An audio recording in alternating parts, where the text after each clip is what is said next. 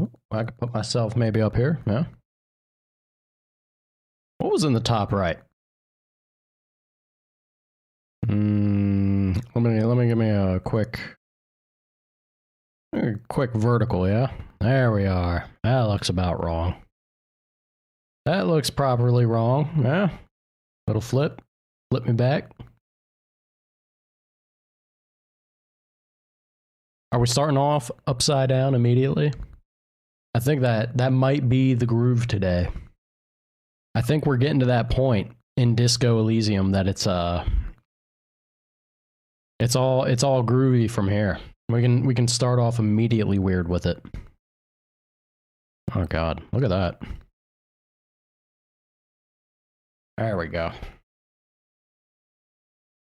Is the capture moving when I click that? It looks like it is on my end. I hope that's not jarring for y'all.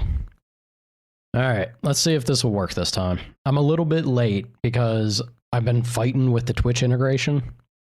I finally gave up and I just like restarted my whole PC. I'm hoping this fixes it. Come on. Hey, look at that. Sometimes, you know, computers, they just need to be restarted, right? Sometimes that be how it be.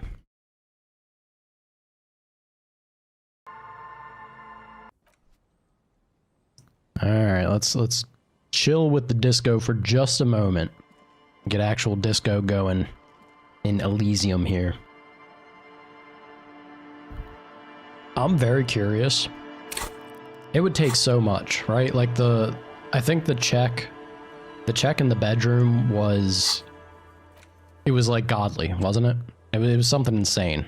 Yeah, the mirror. It's only formidable. Or is it electro? Yeah, I think it might have been actually electrochemistry. If it's electrochemistry, we should be able to manage something with that, even if it's impossible, right? That's our whole shtick. Titus was a godly rhetoric check. Ugh.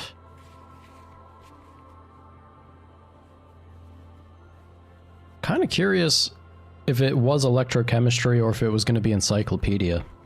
I don't think it's encyclopedia because we needed to like, what was the whole thing? We needed to like trick our body or like force our nervous system to unjank itself to get rid of the expression, as we call it. We'll see. What time is it? It's 3:30. It's 3:30, which means we could send Kim on his way already. I'm kind of worried about the nighttime activities.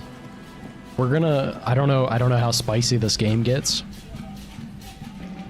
but we're gonna see about if the dancer is, you know, maybe down to boogie. She seems like a party girl. She also seems like something more than what she's letting on. Yeah. We'll see. I want to make my way over here. That's right. This was the potentially communist area, right? I'm curious about the girl that has the gauntlets. Where was it?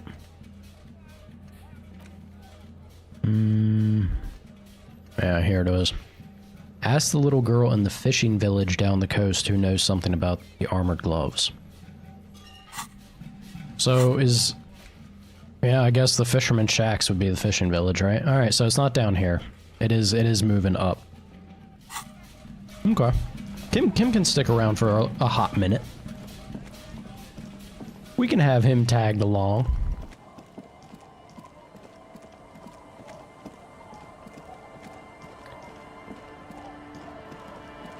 Allez vous en?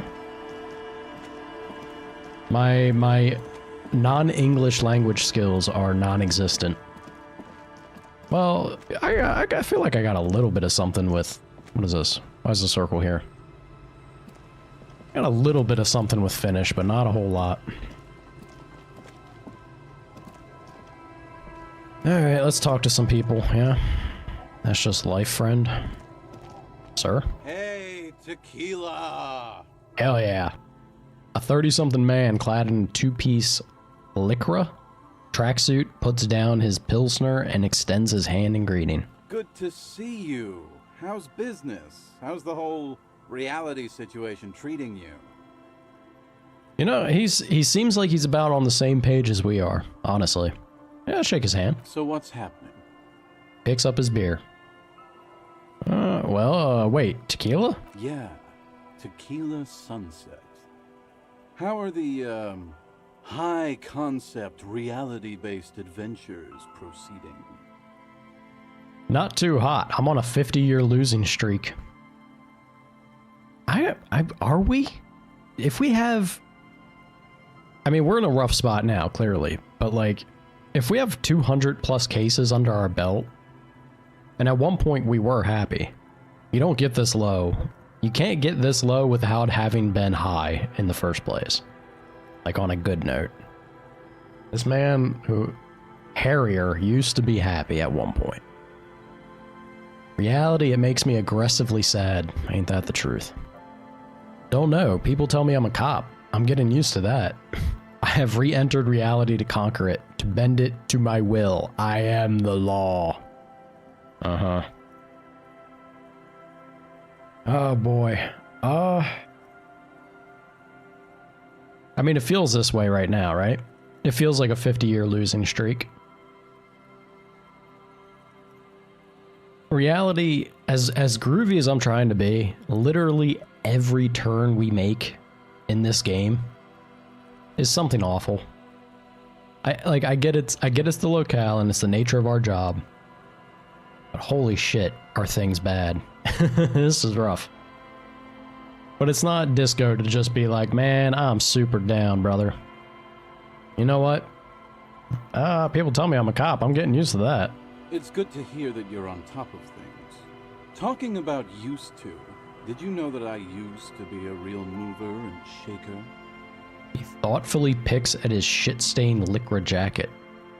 Howdy, Sana. Sadly, things aren't going How you doing? well in Idiot Doom Spiral Land. Haven't found those keys yet, haven't won that great piece of ass back. No word from my business buddies. Takes a sip from his beer. That's a unfortunate position to be in. What do you guys do around here exactly? We are saving the world. He looks at his comrades. Please don't go. Don't go. Begs the man in the pipe. Don't call Abigail. Okay, we're drinking. We're drinking alcohol. That's what we're doing. I tried to save the world once, a long time ago, with enterprise, creativity, and willpower. But that didn't work out. Sometimes a harsh reality check will do this to you. Sounds like he had ideals and he was trying something, but So now, it's a pirate's life for me. yo ho ho.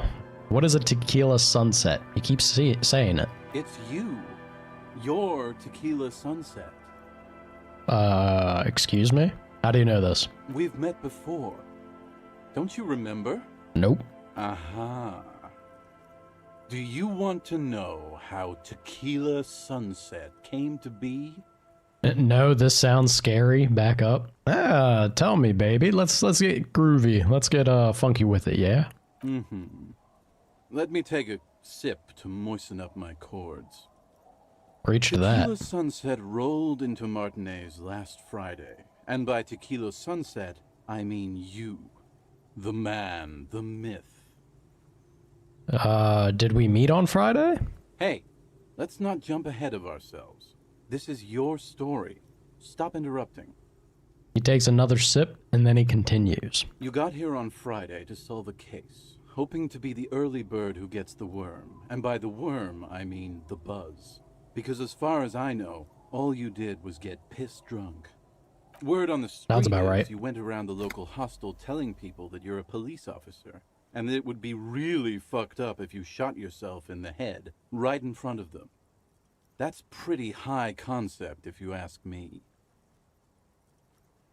You know what? We're blocking text over there. Can't do that. All right, back to the old position. I'm trying things that just ain't working. It's stick with the tried and true, yeah? There we go. Does that sound like something you'd do? Yeah, probably. It absolutely does. The lieutenant's brow is furrowed. He's listening as casually as he can. What happened then? It was a late Saturday night when we, the Union of Moribund Alcoholics, were getting our drink on. Nothing remarkable about this. We get our drink on 24/7. Makes everything warm and glowy. I trust you know the feeling. Yeah, we know it well. One moment we hear the sound of a motor carriage revving up somewhere on the plaza, followed by a series of dings and bangs. Do you remember the sound of wood cracking? The billboard? Naturally, loud noises pique the interest of anybody owning a pair of ears. That's just the reality we're in. Yeah, naturally. Anyway, there was a brief silence. A gasp of silence, if you will. Followed by a real commotion. We heard the carriage careening towards the coast at top speed. Man, what a mess. Sounded like someone jumped the canal. We grabbed our brewskis and rushed to the jetty. Never underestimate the speed of an alcoholic. If they don't trip over themselves, this is a true statement. They surprise you. What we saw was a sight to behold. A beat-up police carriage containing you. Right there on the beach. You revved the engine and screamed at the top of your lungs, "The time hath come!" So, naturally, being the curious cat I am, I asked what time hath come. To which you replied, Oh boy. "The time hath come for tequila sunset, the end of all things." Say nothing. It's more dignified that way. Every word I said was true. Tequila sunset will break the looms of reality. Oh God, what happened next? Your reality contracted. You jammed the pedal, plowed right off the jetty, and through the ice. Your hands cramp on the steering levers. We ran towards the ice, whilst you crawled your way out, miraculously unhurt, covered in seaweed and shit, like some kind of sea monster. Truly just dismal. When we finally got there, you were sitting on the beach crying. You said that your badge and uniform were in the car. It was too late to get in there, though. The carriage had sunk too deep. Recognizing a brother in need, we offered our condolences and invited you to party with us. Of course. Which you naturally agreed to. It's exactly what the belligerent drunk cop who just pulled some inane batshit crazy stunt would need to do. Crawl on out of there and start partying again. We asked about the whole tequila sunset thing, and you told us it was your name now and insisted that we all call you that from then on. Wait, so is Tequila Sunset an event or a name? That's not my name. I'm Raphael Ambrosius Castal. That's what you should call me. My real name is Harry. Tequila Sunset, huh? Sounds pretty good. We didn't accept this in the moment that mattered.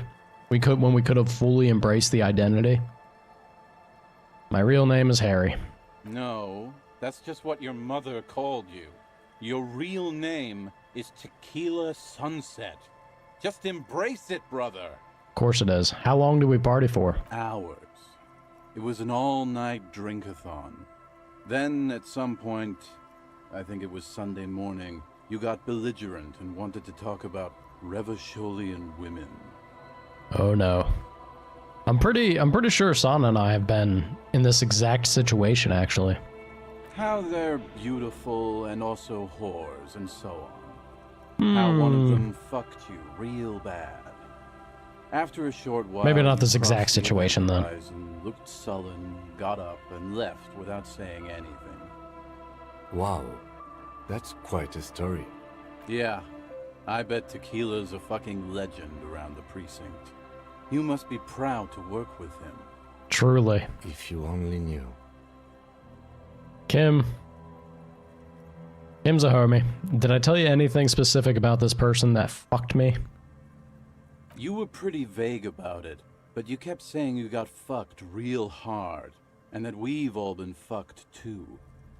No one's fucked me. I do the fucking around here. Well, Rosemary piped up for once. Abigail. It seemed pretty painful, to be honest with you. If I had to guess, I'd say you're still working through some shit. You don't say. Did I mention losing anything else? Beside your gun and your badge, you said something about your hope or heart or something. To be honest, the details are a little hazy. I imagine. In retrospect, I guess you lost your motor carriage too. That's a big one. Did I say anything about my colleagues? You told us that they were a bunch of fucking losers whose main interest was cramping your style. Sounds about right. No specifics, though. It was more about you that night. You were the star of the show. Did I say anything about the case? Yeah, you said it was no biggie and that you'd solve it in no time. And that you didn't need anyone to do it. You're doing it solo now. He takes a strong quaff of his beer. A lot of cops go solo and hermit once they reach that level of alcoholism. Yeah, I wonder why, Kim. Also, I mean, it's purely because they're not all lucky enough to have a Kim by their side. This man's patience and level of professionalism is legendary. Truly. Did we talk about, politics? Yeah, you kept talking about how the coal mine owners were fucking us all over, just like that woman fucked you. I didn't agree with you, by the way.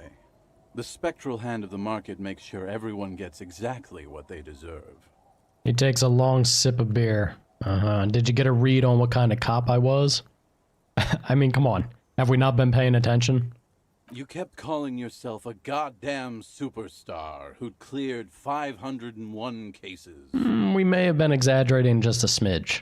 As you've already determined, the actual number is just over 200. But what's a little embellishment between friends? I mean, over 200 is still damn impressive, though. No thanks to the squares at the precinct, as you put it. I don't need to hear anymore. It's a hard thing for a man to confront his past. That's why I avoid mine at all costs. You seem like you're characterized by your storytelling ability. Want to tell me another one sometime? Whoop-de-doo. So now I'm a fucking storyteller. He says, slapping his knee. Why not? Better than a beach bum. It's true. Yeah, you want to tell me how you became an idiot doom spiral? It depends, really. Are you willing to help me out? Depends on what you want help with. The gleam in his eyes and the slouch in his posture is so incredibly familiar. You might get scammed here. I have a feeling that this is going to cost me a lot. No, the reality of the situation requires a rather modest contribution. A little motivational package. You want booze, don't you? I don't want it, man. I need it. Can't tell stories without it. Dry stories are boring, you see? Yeah, I mean, I feel like this would resonate with us. So, have you got anything for good old idiot doom spiral? A bottle for a story. Seems fair to me. I got this special strike brew the Union uses. I don't think any of these are things that... I mean, maybe I'll hold on to this. Right? How about the Commodore Red? Classy. He snatches the bottle and pushes the cork in through the bottleneck. Hey, Spiral Boy, you gonna share that? One of the other bums interjects. Don't call Abigail. Shut up, guys. I'm telling a story here. Something happened to you. Something happened to me, too. My actual name is George. But around here, you already know. I was once a reasonably high net worth individual. A founder/junior partner at a high concept creative services agency. When my story begins, I had just landed a major contract with an insurance firm. Oh boy, is this gonna link to where I think it is? Go on. I used the profits from my agency to finance what I called a cultural incubator. Abstract value generation, value per person, high concept stuff. I developed the paradigm, worked within the paradigm, but the burden of leadership weighed heavily on me. So I went jogging every so often to keep myself sane. Did the jogging help? It did. With my trusty Sansarique tracksuit, I felt like I could conquer the world. But now dreams are worn thin, much like my tracksuit. He says thoughtfully, brushing dust off his shit-stained pants. What happened? One day I left on my evening run. As you may know, it's impossible to clear your head when you're distracted by the sound of keys jangling in your pockets. He shakes the bottle and makes a ringing sound. His eyes are clouded, his dilated blood vessels encircling his irises like stinging brambles. So I removed the key ring and put the keys for the front gate and the apartment into different pockets to stop the jangling, you see? At least, that was the plan. I was halfway done with my usual lap when it started to rain. The reality situation became very wet, very quickly. How wet are we talking exactly? Wet, okay? It was raining really hard. There's a trace of derision in his voice. I made my way back home and discovered that I didn't have the key to the front gate. Yeah. I'd mixed it up with the key to the letterbox, which was useless. Naturally, the situation required me to climb over the gate, which I did. There was no climbing down because I slipped and landed on my ass. I would have landed on my feet. I got feline reflexes. Whatever. The point is, reality was looking rather grim just then. Me lying on my ass in a mud pit in the middle of a heavy shower. But when life knocked me down, I always got up. Cause shit like that happens, and you know, sometimes it's too much for a lesser man. So I made my way across the yard. Standing in front of my apartment door, fumbling with my pockets, I realized that I'd also forgotten my apartment key.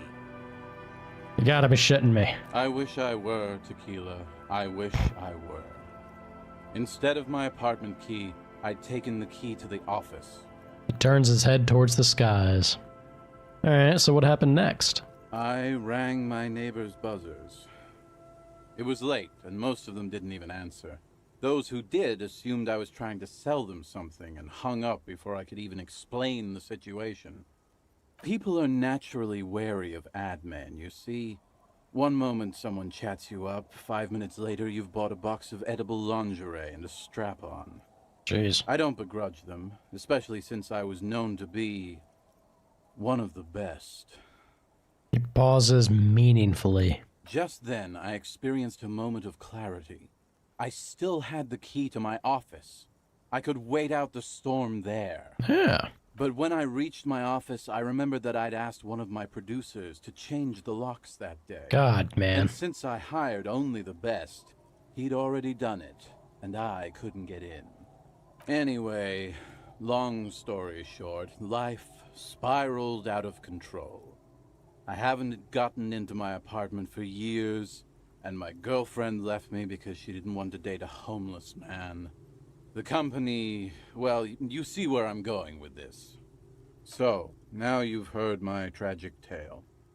What do you think? All of this Like over nothing you've ever heard, huh? being locked out of things, that doesn't... Wait, is that it? I feel like there's some steps missing. Yeah, I agree with that. I'm almost homeless myself. Doesn't seem so bad. Look on the bright side. You got one hell of a story. You do realize all of this is your own fault, right? I literally can't believe it. Yeah, are there some steps missing? Tequila, I've thought about this series of events for a long time. If there was anything else to it, I would have thought of it by now. Why didn't you go to the authorities? Yeah. Well, at one point they came to me, but, you know, I didn't have any ID on me, so they tossed me in jail for 2 days. I can't say it increased my faith in the RCM. No offense, gentlemen. He shakes his head. I mean, Look on the bright side. You got a story. Yeah. Maybe I've exaggerated certain parts over You the don't years. say. When you tell a story too often, it begins to take on a life of its own. But what matters is that it's true to my subjective experience. Anyway, that was all the story one bottle gets you. Almost empty, this one. Okay, subjective experience. There's only so much, like, your subjectiveness versus the reality of what occurs. There's not everything is something you can be subjective and opinionated about. There are things that happen, and those are things that have happened. Why do you keep losing all your stuff? I want to hear the story of your name again. Have you got any more stories? Why do you keep losing all your stuff, man? Good fucking question, Tequila. If I knew the answer, you think I'd be hanging out on a beach in this formerly premium but now extremely dirty two-piece Lycra tracksuit? I used to Probably own not. my reality situation. My business buddies and I had our own creative services agency. I had a nice apartment, an even nicer piece of ass. But somehow it all got away from me. Now I can't hang on to anything. Just last week I stole this nice new jacket, but then I lost it too. The only things I haven't lost are these two drunks. Oh, at least it's something. A lost jacket. Sounds like a mystery you could look into. What was the name of your agency? My agency, man. The Boom Boom Room. Our concept was combining high art with the lowest forms of marketing. The color red, breasts, and oil painting. Honestly, it sounds like it'd be extremely effective. I convinced my partners to reinvest some of our profits in an even more high-concept cultural incubator called Thin Air. The artists were happy, the clients were happy. I was financing a group of poets in East Revachol who were developing a new universal poetic language. But then it all went to shit. He looks toward the bay. Mixing oil painting and breasts to make ads isn't high art, it's just cynical wankery. That's so high concept, I have no idea what it means, baby. Man, mixing high and low, commodifying culture, that is extremely my shit. Right, okay, never mind that I asked. I love the take that, like, because art, if you want to talk about things being subjective, right? Art is obviously the foremost of subjectivity. So to be like, man, mixing oil painting and breasts to make ads isn't high art. It's just cynical wankery. Like, okay, for you, maybe some people enjoy oil paintings and breasts. Just a thought. Doesn't sound terrible to me. That's so high concept, I have no idea what it means. Nah. Man, mixing high and low, commodifying culture. That is extremely my shit. This also doesn't seem very groovy of us, but you know what? I like it. I know! It was fucking awesome! Too bad I went on a jog, unleashing a cascade of doom that washed it all away. Well, what's up with the tracksuit? What? You've never seen 100% Lycra before? Go on, feel that primo material. Primo, man. The man extends his arm. You really shouldn't touch it. I'll just admire it from afar, thanks. That might be the right idea. This here is one of the last of its kind. Should probably be in a museum, honestly. Takes another sip. Can't get it anymore. It was too primo, even for Grodd. Wow, you're lucky. He never lets me feel it. That's because your paws are fucking filthy, Rosemary. We're right next to the bay. You could wash them anytime. Tell like it is. Yeah, what's the deal with your other drunk companions here? My fellow members of the Union of Moribund Alcoholics? Exactly. They're exactly what they look like. Hey, tequila! You want to buy some speed? Maybe. Shut the fuck up, Rosemary. He's a cop, remember? I thought he was a cool cop. I am a cool cop. Don't call Abigail. I like Don't Call Abigail probably the most of the lot. And this is Abs. So yeah, that's basically us. We drink together. What's the deal with that lost jacket? Tequila, it's a verifiable tragedy. It was practically brand new. Sure, it didn't really go with my Lycra threads, but it did itch a lot less. This is a big plus. Say, you're a detective, right? Maybe you can help old Doom Spiral out. Solve the case of the missing jacket. What do you say, Tequila? He looks at you bleary-eyed. Wait, you're asking a police officer to help find a jacket you stole and then lost? Yeah, exactly. You're here to serve, right? Yeah, you're here to serve, isn't that the case, always? Okay, sure. Where'd you lose it? If I knew where I lost it, don't you think I'd have it? I mean, maybe I was up by the boardwalk, or walking along the beach, or checking out the abandoned fish market. That's a lot of places. Somewhere north of here, that's for sure.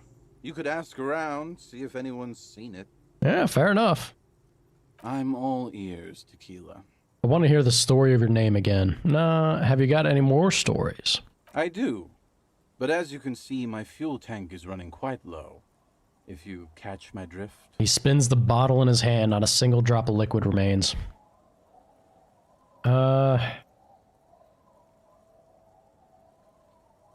Don't do it now. Yeah, I don't want to give him the Union soup yet. Then I can't keep on telling the stories. Be seeing you. You too, Tequila Sunset. Okay.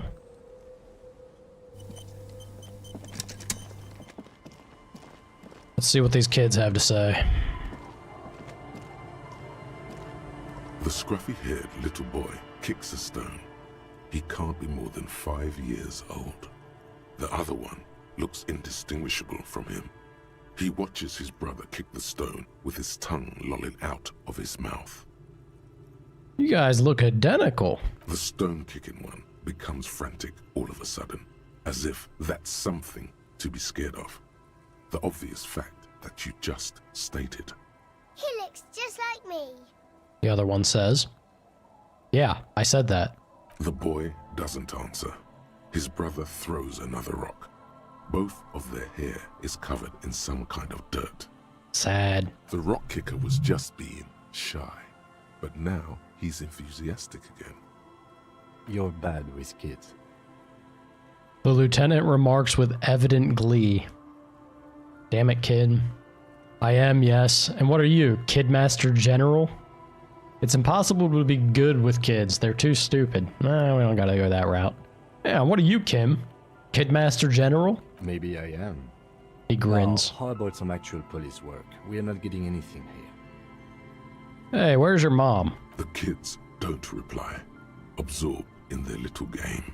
All right. Bye, kids. Take care. I tried. Ma'am?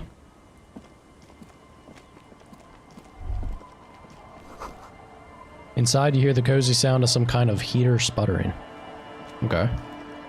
The woman next to a bucket of clothes hums an odd melody. Her eyes are closed. Welcome to the fishing village. Please She opens her lean in eyes. closer. I have cataracts. Then how does she know you're here? If you can't see, then how did... I mean, you can still feel a presence, right? I still have a golden ear. Hmm. Come, come. Yeah, there are other senses. So, let me, real quick. Phone be dying on me. Can't have that. Alright. Let's lean forward. Oh, welcome, police officer. We don't cause any trouble around here. And we don't want any trouble either. We are not here to cause any trouble, madame. We're cops, we're hellraisers, click click, bang bang. What he said, we're cops. We don't cause trouble, we take care of trouble. We clearly are not a good example of that. But we'll say it anyway. Oh, of course. Last time we saw you around here was 12 years ago. You also came to take care of trouble then. Wish you did. But still, in Martinez, you're considered an ill omen. Okay. That's interesting. So we've been here years ago. And it sounds like it would have been long enough before we fell on hard times. Yeah, I've been here before? No, not you personally. Oh, okay. I meant the Lady, you RC. got my hopes up. Some of the men got into a fight. One of them killed another. Locked himself in that woodshed over there. She points to the building behind her. He was brooding, needed some help opening the door. You got it open. I feel you, Sana. It took him to think about One of them what he days. did I mean, you had a hell of a in long one the yesterday, dude. Somewhere more quiet. Did the flies attack your coffee again? What kind of an ill omen are we talking about? Oh, the usual. Dark tidings. Black hound. I am an ill omen, all right. We kind of are. We're a walking disaster. If I'm considered an ill omen, why hasn't anyone told me that? Maybe they are afraid. Why? Because you're an ill omen. Yeah, But kind you're of still obvious there. welcome here, as long as men with guns aren't chasing you. And maybe Snap. even then. Because that's the kind of fishing village we've built. Or you can take it as a good sign that somebody's just trying to provide you with extra protein, Sana. You gotta learn to appreciate these little things. I'm sorry there's not a lot of room to park the motor carriage. And not a lot of houses. Or a lot of people. My kids are long gone, searching for treasure. So are others. Ah, look at me ramble on. What brings you to us? Where could someone stay around here? Stay? Most people here are trying to leave. That said, if lodgings is what you're looking for, I've got a free room in the shack. I mean, she just said it's a free, well, maybe free like available, but how much is it? I won't charge you for it. Take it as a gesture of goodwill from the village to the RCM. Hey, Sana, whose fault is that? I mean, it's good on you to do, but brother, at some point you have to consider yourself. So, hold on, you're just giving it to me? No one is using it, and God knows it's not much anyway. You can stay there. She tilts her head on the side, pondering over something. You know, I've already paid for a night at the Whirling. Kinda regret that I did. There's this guy, Garte, who makes me give him money every night just so I don't die out in the cold. This is true. I'm not sure it's appropriate for the RCM to accept free accommodations. That's not groovy. That's exactly how they get ya. That's why we built our own cinder block houses on the seaside. This washerwoman so knows what's we don't up. have to give money to those crooks.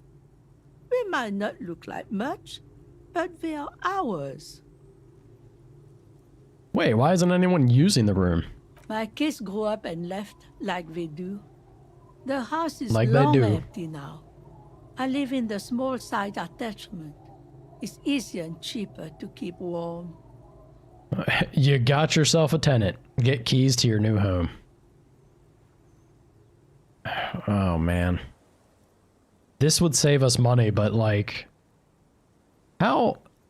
An old washerwoman can't be that malicious, right? Do I trust the old lady? There you go, Ven. And then the world's in trouble. There's gonna be nothing to keep you busy. Everybody be looking out. One more time. I can just have the room? Aye. The room is pretty bare bones, but it's got a bed and roof over it. That's more than some folks have around here. Don't get me wrong, but bare bones isn't usually my style, you dig? Point at herself. It would help me to stay, or it would help me stay in touch with the proletariat. Yeah, this is kind of what I was thinking would end up being the case. Nod, this could be the first chapter of my rags to riches memoir. Now this is real Revacholian hospitality. That Gart must be half Kip or something. Unfortunate that incremental development hasn't elevated this neighborhood yet. I see potential here. I don't need much, this sounds just fine. Oh boy, you know, we have a clear disco cop answer. I gotta play the character. We gotta stick with being disco. Don't get me wrong, but bare bones isn't usually my style. I can see that. Everyone can see you think well of yourself. Now, are you interested or not? She nods, a clever flicker in her eyes. She's a sharp lady. I mean, this is what age does for you, right? Age brings you wisdom. You got yourself a tenant. Get keys to your new home. Oh, man, staying at the Whirling and Rags is so difficult financially on us. All right. You got yourself a new tenant. Don't make an old woman regret opening her house to the police. Then you could not be any further from washerwoman.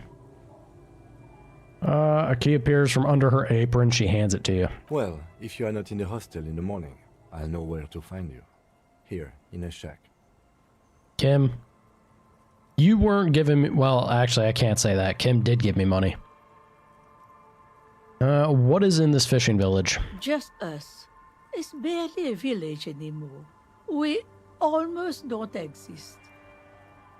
She sounds tired. What do you mean? This is pretty much a non-place. A gap. A blank spot on the map. Just a cluster of nameless shacks on a nameless street. There's got to be something here. Tell me. Over there, you can find more of the same. Shacks and trees growing wild. That's the Pox.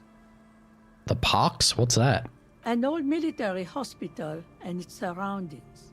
Or it used to be, during the time of the suzerain. She looks toward the buildings to the south. After the war, it was turned into a goodwill hospital for shell-shock veterans and folks looking for some quiet in the old sanatorium gardens. That's where you're gonna find me. I'm just... One of these days, I'll disappear. I'll be lurking and sitting in the middle of some old sanitarium garden. Now the area is crisscrossed with nameless streets. It's my fate. And makeshift cinderblock houses. Shacks as far as the eye can see. Yeah, so what the hell happened to the hospital? The goodwill ran out. The staff left and the place was shut down. It's long gone by now. So who else lives in this village? Well, there's Lillian and her Time kids. for a little drinking pool. If you knew Cheers, folks live in genitals. the house to the east. I just had a drinky poo. But they're away right now. She nods her head across the courtyard. And then there's the drunks. She sighs. Not a pretty sight, but there's little we can do about it. Home is home, even for them. Oh yeah, I met a couple of drunks here. I'm sure you did. Nature keeps them in rotation. A new face pops up every now and then, and an old one disappears and is forgotten. This is who we are. What did I call you? I didn't call you anything, Ben. Is there a way to make a little money around here? This does not look like a place with money, but I guess we can ask. Here, for you? Yeah. No, officer. The only money we have here is some coins the drunks tried hiding from their women and then forgot about. Sounds accurate. Under carts, boats, in little boxes. It's not hard to find. All right. She nods, rinsing another piece of cloth. Yeah, what's further down the coast? Not much. There's the abandoned church, the DeLorean Church of Humanity. Oh no. It's been there since before my time. That's gonna be a bad time for us. There's something about DeLorean, the DeLorean group that does not treat our delusional and broken self very well or kindly. Ah, boy, we'll see what that entails for us. Why is it abandoned? Some things just don't fly, officer. Look around. Who'd go to church here? They built it 300 years ago. Must have been nicer then. So, they don't hold services there anymore? The Ecclesiastes? No, we've tried, but things just keep happening. Crime, accidents, other things. The place never stays open. It's a pity. It used to be such a nice church. She frowns. Oh, anything else around there? Before you get to the church, there's some ruins, an apartment complex, or some kind of electrical plant. Run-down bunch of houses, empty. An electrical plant. What is it then? Apartments or electrical plant? I don't know exactly. A pre-war place. It used to be something. Before the war. I wasn't here then, you know. Was born in Samara. Anything else? Of note, the old fish market up on the boardwalk. But it's closed. I feel like how much are we expecting to hear about this coast? Is there anything else? What? You're one of those real estate people with big plans? If you want a development opportunity, you can check out the abandoned building over at Land's End. Used to be a supply depot, we think, sending goods and ammo across the bay. It's jammed shut though. We tried to get in, see if there was anything to sell or scavenge, but it's impossible. I don't think it'll be impossible for, say, Super Cop. And now you know everything there is to know about this coast. She drops a bar of soap into the bucket with a splash. Tell me about yourself. Who exactly are you? Me? No one. Just an old washerwoman. Mother called me Isabel, if that's what you're asking. And my married name is Sadie. Now it's your turn, Mr. My name is Raphael Ambrosius Costau, Sigh. You can call me Tequila Sunset. Lieutenant Double Ufritor Harrier de Boy. Quite a handle you got there. So many titles. One of them double. The old woman nods with evident respect. She's got a couple of ranks herself. Honored chief and so on. Do you know anything about a lost jacket? What do you want with a lost jacket? That's an excellent question, man. That's for me to know and you to find out, wink at her. Ugh. There's honor in retrieving lost things. One of the drunks lost his and I agreed to look for it. It's not for me. I'm on a philosophical journey to fetch it for someone. You know, yeah, the disco answer here. It's for me to know and you to find out. You're trying to wink at me, aren't you? I can't see. Or did you forget that part? I didn't forget, but it doesn't make it any less groovy of us. Are you getting a reward for it at least? No. What? You're fetching someone's missing laundry free of charge? Do you not have anything better to do? We kinda do. In fact, he does. The lieutenant glances at his watch. None of my business, either way. How you spend your hours is up to Ma'am, you. do you know anything or not? Anyhow, you might ask Lillian if she's seen anything lately. That girl's got a way of attracting lost and broken things. Alright, I'm off. Lillian. The scruffy-haired little boy kicks a stone while the other... The No? scruffy-haired... It's the same. Okay, maybe she's in here.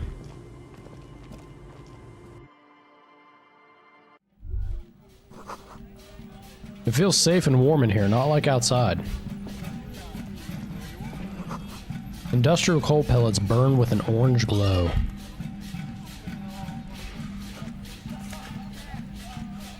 A ruffed grouse taxidermy? Why am I stealing that from these poor people? Hello, mister. Hey, there's Lily. A young girl, barely 4 or 5 years old, sits on the sofa. She is looking at you with frank curiosity. She clutches a small stuffed animal. Occasionally, she twirls it around. I heard there was a girl here who has armored gloves. Is that you? Oh, I had gloves. Very big ones. Heavy, too. Where did you get these gloves? Found them when Lemmy and I were playing hide and seek. In an empty house. Where no one lives. I think someone hid them there. She doesn't want you to think she stole them. Mm-hmm. And where are the gloves now? I hid them. She pouts. The twins were gonna take them. They're stupid. She lifts her stuffed toy up and looks into its one remaining eye, as though searching for confirmation. We're going to need those gloves. It's for important police business. He enunciates the last 2 words carefully. Oh. She doesn't seem to understand, but the lieutenant's tone has conveyed to her the important part. They're in my sandcastle. Behind our house. Under the sand. You can break the castle. It's not very good. Thank you, Lily. Kim, good on you. Where are your parents, kid? My mom's outside. And I don't really know about my dad. She gives you a bright smile like it's a good thing. Are the twins outside your brothers? Yes. They don't want to play with me. They're older and play outside. She frowns. That's so sad. They look the same. Sometimes I can't tell them apart. They look identical, right? I said the same thing. They look identical. She slowly processes the word, then snickers with laughter. Ugh. What's this? Show her the stuffed bird you took from the ceiling. It's a grouse. She yelps, smiling broadly. You might be able to get on Garth's good side if you replace the broken skewer you almost certainly broke. Yes, but what's it for? I don't know. Can I have it? I know someone who really likes stuffed birds. Sure. I mean, you already took it. I don't like it anyway. It looks angry. At least we had the chance to ask, right? What's that thing you're holding? Point at her toy. It's Lammy. He's my friend. Sort of. Like... She holds the fuzzy beast up to demonstrate. Lambie is a stuffed lamb that, admittedly, has seen better days. One of the eye buttons is missing, and the fur is tattered in several parts. Lambie looks soft. Yes. Very soft. Suddenly, she pushes the stuffed animal toward your face. I don't deserve it. I'm scum. This is a little girl. Come on. Let's not kill the moment of genuine innocence and kindness that we're having for once in this horrible world. Press your cheek against Lambie. Isn't he soft? +1 morale. She's right. Lambie is very soft. She rubs the white fur against your cheek, then returns the lamb into her lap, cuddling it. Ah, it's too cute. The girl's large, curious eyes remain fixed on you. This is the one ray of sunshine. Child, I want nothing but the best for you. Alright. Alright, Lily. Thank you for the gloves. Weather And the has bird, not been honestly. kind to Lily's little sandcastle. The once mighty towers are quickly eroding away. You can see something shining back to you from what must have been a vast underground catacomb network. Reach in the catacombs and pull out this shiny object. The walls and floors give way to the giant's greed, collapse and present you with a pair of ceramic gauntlets. Hell yeah. Congratulations. That's the gauntlets down then.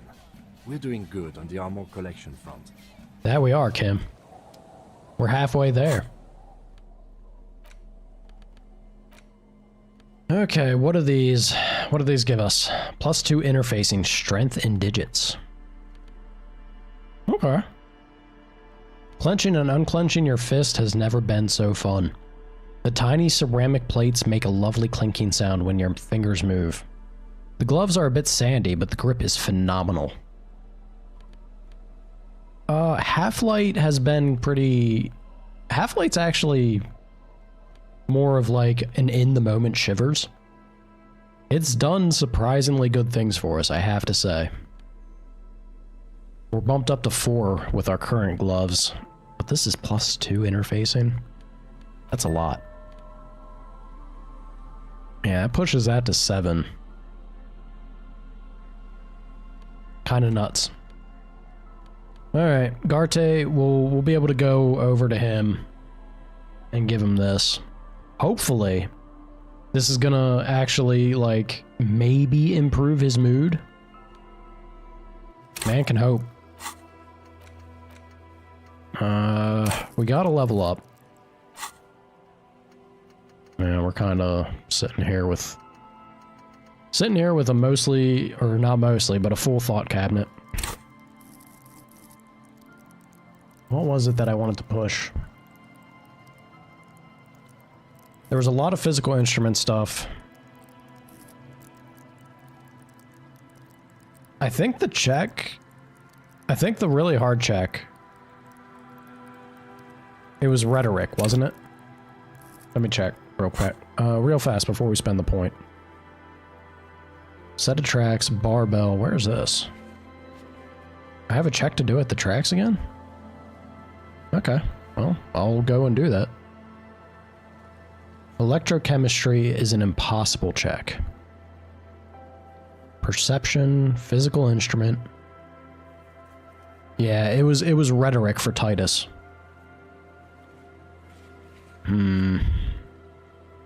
Volition for the dancer. Shit. There's so many that are physical instrument.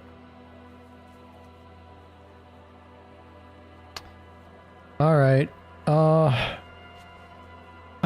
You know, the thing that's driving me crazy is I really, really want to get the mirror to go through. Backyard wall's impossible for us. Is impossible the hardest? I think it might be.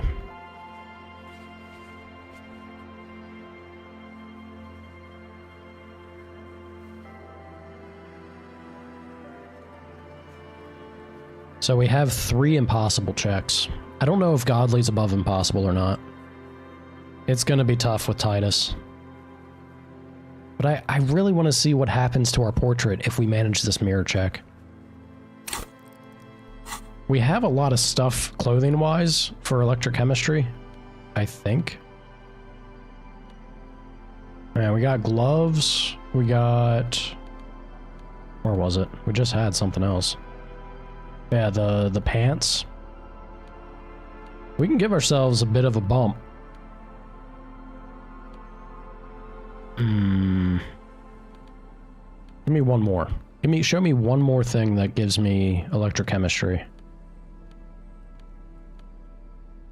And we don't have anything currently equipped.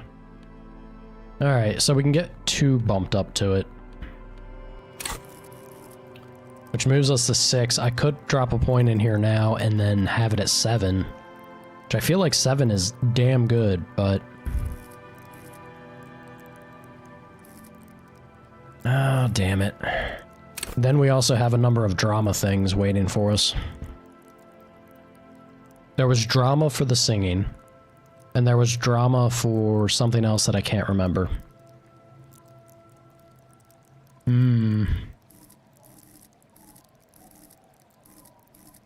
Decisions, or we just, again, physical instrument is really hurting for us. There's a lot of checks involving this. Damn it, shoulder devil it is. Electrochemistry. 14-hour day. Holy shit. Good luck, man. Buckle up for burning yourself out, I guess. Oh boy.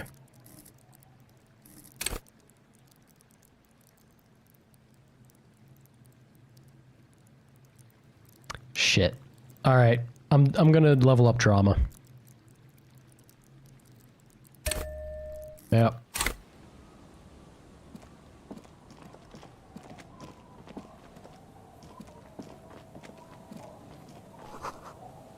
Rust-eaten letters read Mazoot.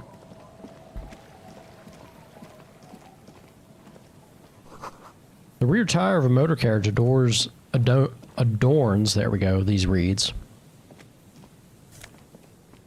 Take money. Money, money, money.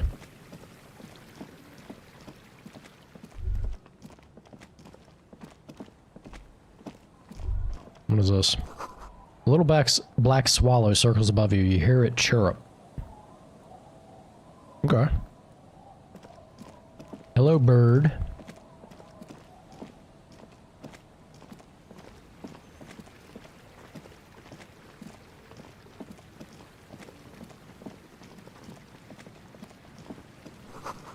Looking back at you from the rust-colored water.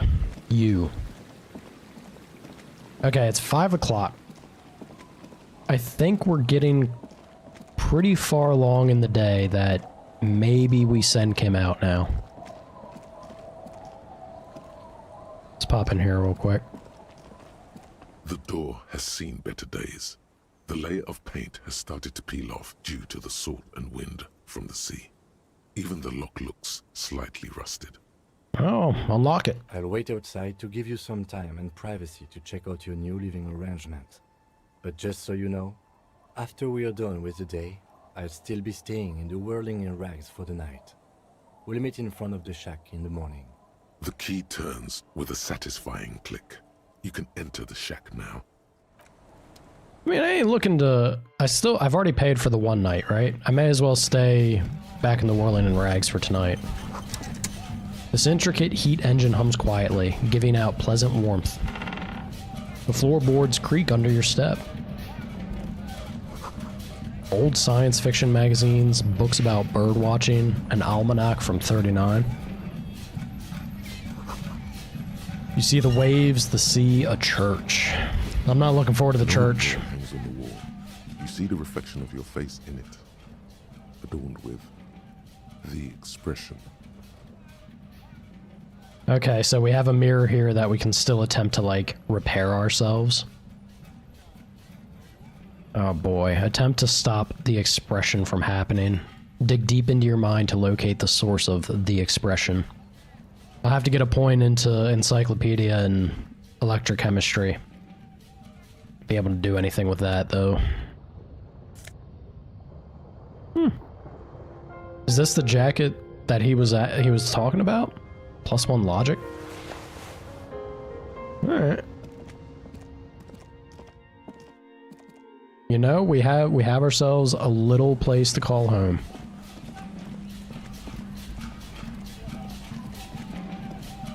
I don't think it's the jacket he was talking about because it didn't update. Tequila sunset. He nods in appreciation. You know what? If it ain't the jacket, then I ain't got much to do with you, sir.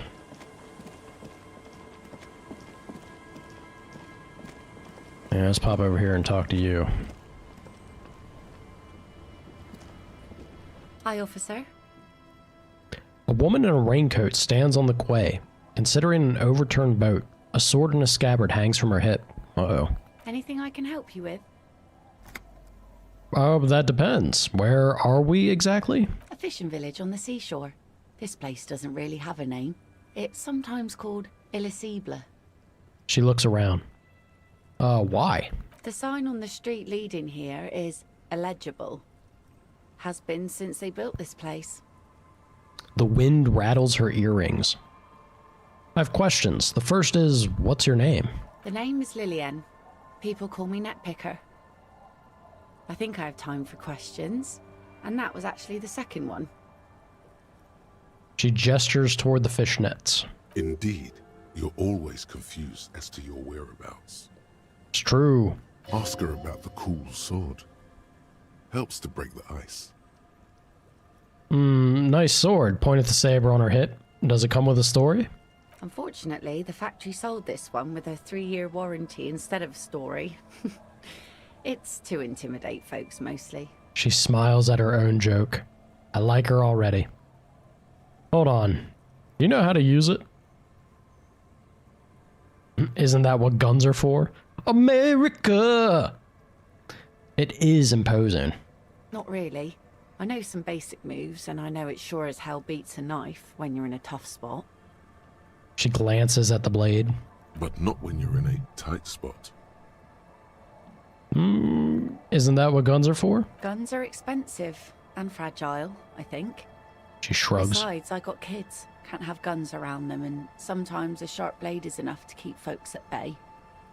Why do you need intimidation tactics? From time to time, people need a lesson in respect. That's just the way it is. Back in the day, I caught the eyes of many men. And believe me, men need a lesson in manners from time to time. Yeah, not every man is, well enough off to listen to manners over impulse, we'll say. Can I borrow that sword? Why don't more women arm themselves if it's so effective? Weird question, but sure. What makes you think we haven't? The truth is that almost everyone in this life is scared and tired and stupid and too dull for that. True. That goes for men too. But they put on an act for us. Pretend like everything's good and living in shit doesn't bother them. Like anyone falls for that. I think more people than you would expect, Lillian, fall for that. That does not go for real men. It does not go for you. Show her. Show her the wonder. The hell is the wonder physical instrument? Coach means the expression. Oh God. Behold, point to the expression on your face. We want to point to our face while we're looking like this at her? Oh, man. All right. Behold!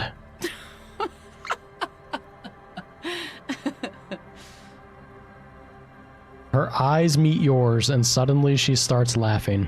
It's hoarse, as if she hasn't laughed in a while. Do you like it? Sure.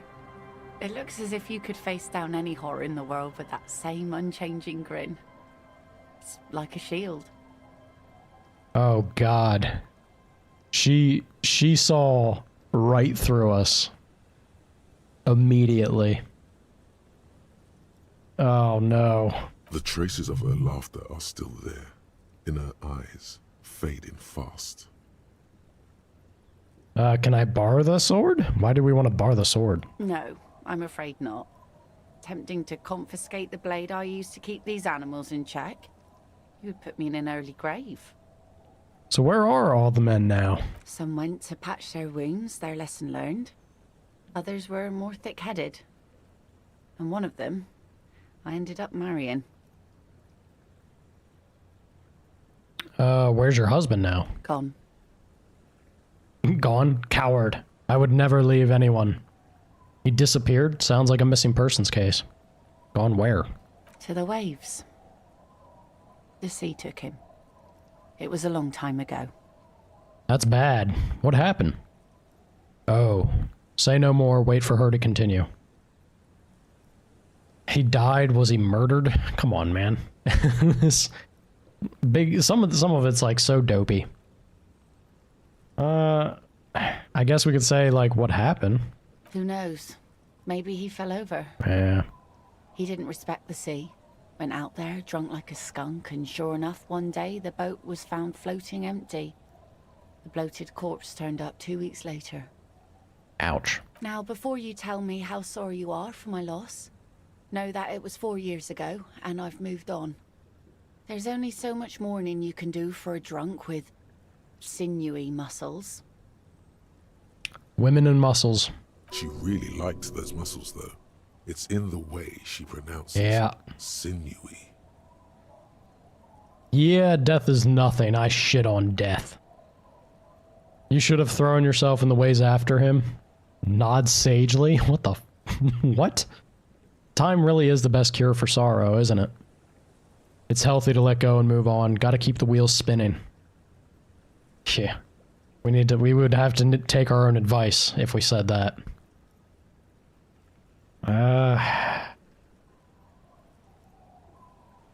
Time really is the best cure for sorrow, isn't it?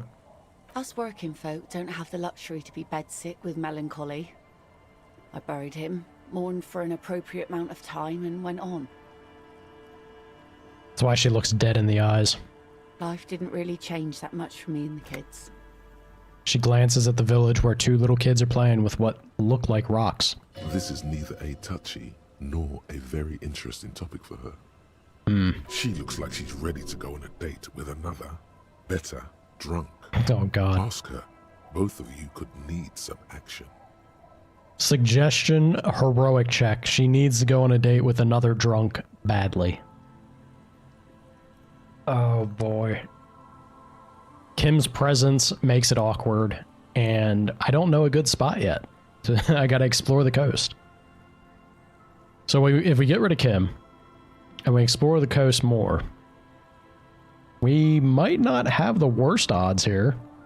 Well, actually, it's still pretty bad, honestly. God, man, there's so many checks in this game.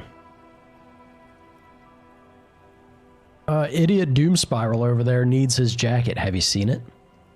Remarkable. That one already lost everything else, and now his jacket too. It's a good thing, too, that he has an actual police officer looking for it. Good old Doom Spiral. Upper management to the core. I'm just trying to help out a stranger in need. No one plays Johnny Jacket. I find it, I keep it. I'm collecting evidence to charge him with petty theft. I don't really know why I do things. Everything just happens to me.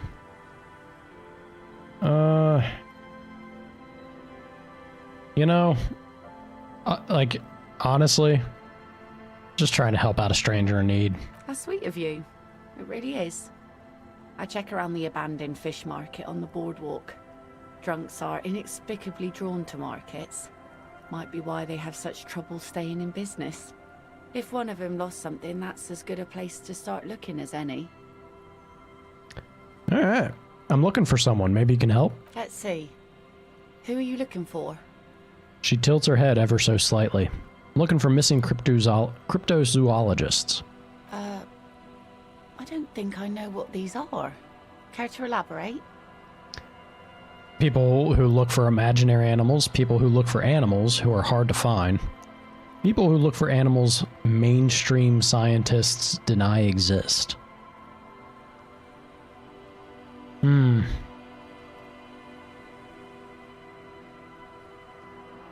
Yeah, I guess. Aha! Like snowmen. Snowmen? I haven't heard about those. 2 odd guys have been wandering around here, nose in sand, talking nonsense about snowmen and the like. Wait, the like? Right. Not only snowmen, also green men, monkey men burning rhinos. You get the picture. And where'd they go? Don't really know. Further down the peninsula, I guess. I mean, that's where they were heading.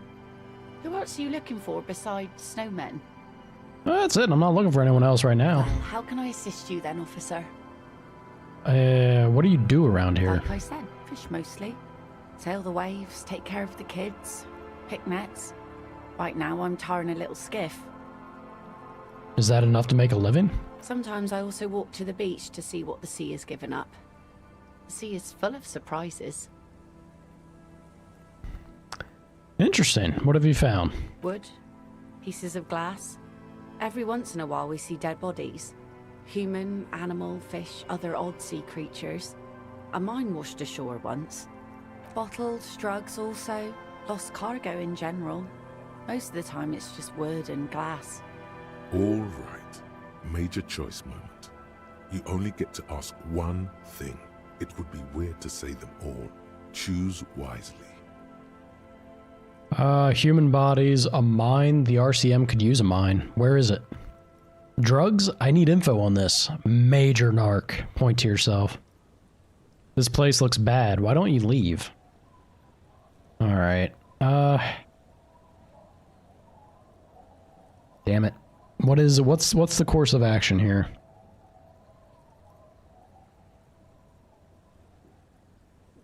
Yeah, tell me about them drugs, maybe. Don't have any. Those get cleaned out so fast even the local bums can only stand by and watch with watery mouths. Always by strangers too. Union folk don't stand this kind of stuff around here. You could use a hit right about now. Any hit, really. Feel that itch in your hands? The stiffness in your neck? That strange restlessness in your bones? Shoulder devil be doing shoulder devil things. So I take it that's your skiff? Point at the overturned boat. Sure is. The Sun, I call her. Coated with a fresh layer of tar just yesterday. It'll take some time for it to dry, assuming the sunny days continue. Sunny days? Catch a snowflake in your palm. Aye. Sunny days. You got a problem with that? No. We have no quarrel with sunny days. Good. 'Twould have been bad news had it turned out it wasn't a sunny day. Bad news for the skiff, bad news for the nets, bad news for the kids. There's a moment's silence. She looks at the slushy snow melt on the yellow belly of the boat. When do you think the boat will be ready? In time, when the sea turns and the winds settle, she will be ready. Alright, well, I'll be seeing you. We might have ourselves a date. Maybe. Maybe. We'll see. Alright, Kim, you're stuck with me a little longer. We gotta go further up to find a date spot.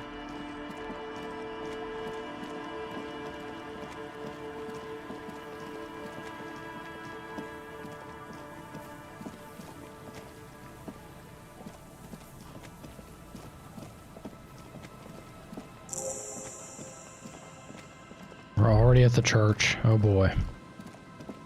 Do not imagine that's going to play well for us. A kick drum pulse. The music is coming from somewhere on the ice. Full of holes. Could the post be... could the post hide treasure? Look inside. Money. And booze. More money. And more money. And more money. Hell yeah. Magnesium. I didn't think I'd end up in the situation where I'm swimming in magnesium, but I could really use some health. Big change.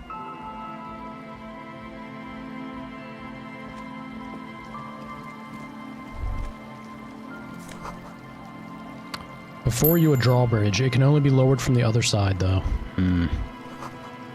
A school of fish huddle around the fence post, then scatter into the dark.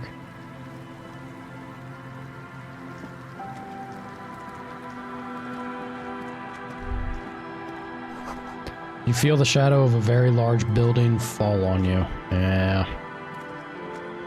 This is not going to be good for us. Not going to be good for us at all. Dusty pews in the shadows. Many seem to be missing.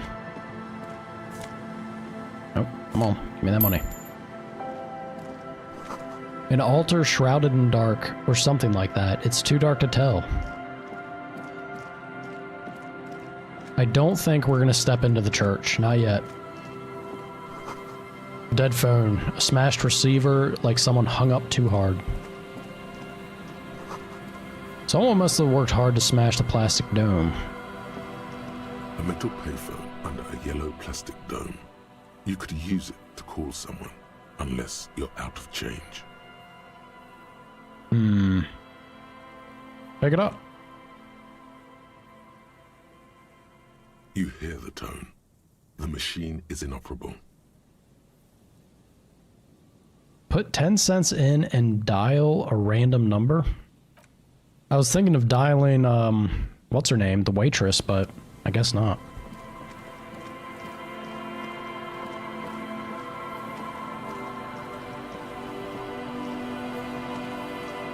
Someone has left an unidentifiable article of clothing on this railing. It smells really bad. Take a closer It's look. streaked with dried seagull shit and tangled with pieces of seaweed. A dangling arm suggests that there might be a jacket beneath the crust of filth. Please tell me you're not taking that with you. I think this is the jacket the idiot Doom Spiral guy wanted me to find. I'm sure he'll be thrilled to have it returned. A filthy jacket.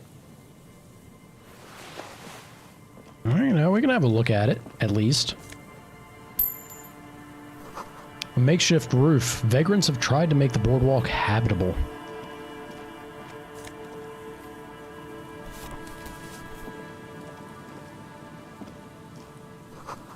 Coin-operated weighing machine. Hasn't been used for a decade. Vagrants have recently painted the tarp red. Water drips from it. Mega Bino's prescription lenses. +2 encyclopedia, -1 perception. That's not terrible for us. I feel like that's something we can make use of. We can take the hit to perception. We got good motorics.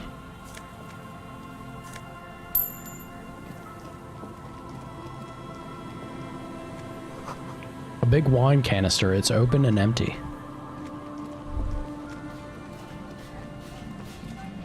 The smell. It's awful and familiar. Hold on, that is awful. Cover your nose. What is it? Don't you recognize it? That hideous pungency. That faintly cloying sweetness. Only death smells like that. Something cold wakes in the pit of your stomach. Fear. Heads up, Lieutenant. Something's not right here. The lieutenant has already brought a handkerchief to his nose. Careful there. The floorboards look rotten and weak. Uh-oh. Where? Oh, literally where I was standing. Lovely. There's some tear, an empty cigarette package, and a crumpled kebab wrapper in the trash bin. Examine the tear. 2 empty bottles of Tallulah vodka and a can of black potent porter is all you find. No, there's more in there.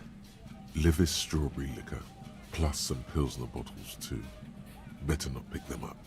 They seem unhygienic. A tragedy. The lieutenant looks in the can, eyes watering from the smell. Examine the cigarette package. Whoever tossed it here was a heavy smoker. The brand name reads Red Astra. The kebab? You see traces of mayonnaise and ketchup on it, as well as a tomato wedge. The wrapper reads Shish Kebab Revachol. It's hard to concentrate in the smell. The sea air brings some relief. Alright, dead body. I guess you just froze to death out here. This coin-operated viewer has been out of order for years. Stop messing with the coin viewer and hold on to something. The wind is so strong. Well, let's look at this body. A man lies on the boardwalk, his limbs bent and neck turned at an unnatural angle. Right next to him is an empty bottle of spirits. In his cramped hand, a chewing gum wrapper. Half of his body has slipped between the cracked boardwalk, starting with the right leg. The fall has left him broken, contorted like a sad puppet. The smell is not as bad as a 2-week-old corpse, but it's definitely heading there. Hold on. The lieutenant squats next to the corpse and examines his face. 2 bulging eyes stare back at him, void of any signs of life. Lividity is faintly pronounced. Whoever this is, he's been dead for 2 days. No longer. We need He to stands investigate. up. He stands up and shivers as a gust of wind blows through his bomber jacket. Another dead body. This is your job. Steel yourself. Calm Yep. now. Carefully. Just another day. Just another dead body. Breathe. Study the man's clothes. He's wearing mud-caked boots, beige trousers, and an old brown leather jacket with a bright blue lining. There are traces of kebab sauce on his chest. The leather jacket suits him well. It must be custom-made. Search them pockets. Find some sunflower seeds and a rain-soaked library card folded into two. His jacket feels sodden and heavy under your hand. Good. We should take a look at that library card after this is done. Study the man himself. The man has fallen through a crack in the boardwalk and hit his head against the metal bench. Coagulated blood covers his black hair. One of his feet is still dangling through the hole.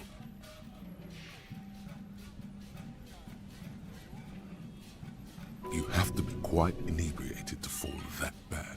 Well over a liter of pure ethanol. 3 bottles of wine, or 1.5 of spirits.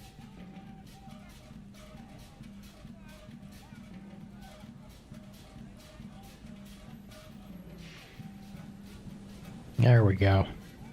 When Yeesh. tapped, these boards are really slippery. Even a sober man could lose their balance here. Examine his face. His expression is dull, like the sea behind him. Drops of water shining on his mustache. His eyes, empty and wide, look frightening in their frozen gaze. Height, 170 to 175 centimeters. Curly hair, stout build. Age, approximately 50 to 60 years. Study the surroundings. There's some dried blood on the metal bench, right where the corpse's head rests. The floorboards are rotten and slippery wet around the hole. An empty bottle lies Hey, Jet. nearby. Good to see you, brother. A chewing gum wrapper is How you been, clutched man? in his fist. I was missing you. Thought about you the past couple days. Everything good, dude? Be very, very careful where you step there. Oh boy. Yeah, let's look at his A head. dried chunk of blood covers the hair at the back of his head. An open wound. It's sticky and cold to your touch. I don't see any other major wounds, do you? Let's just, yeah, it's hard to say. Seems like the head wound was fatal. It's exactly the shape of the bench. Yeah, I get, like, we can try to step on the floorboards. This might be bad. We're already injured is the problem. The boards screech under the weight of the T500 Uh-oh. ceramic sabatons. It's a good thing they're so light, because it's hard to determine whether it was the dead man's weight that caused the boardwalk to break. It definitely looks fragile. You see waves churning below.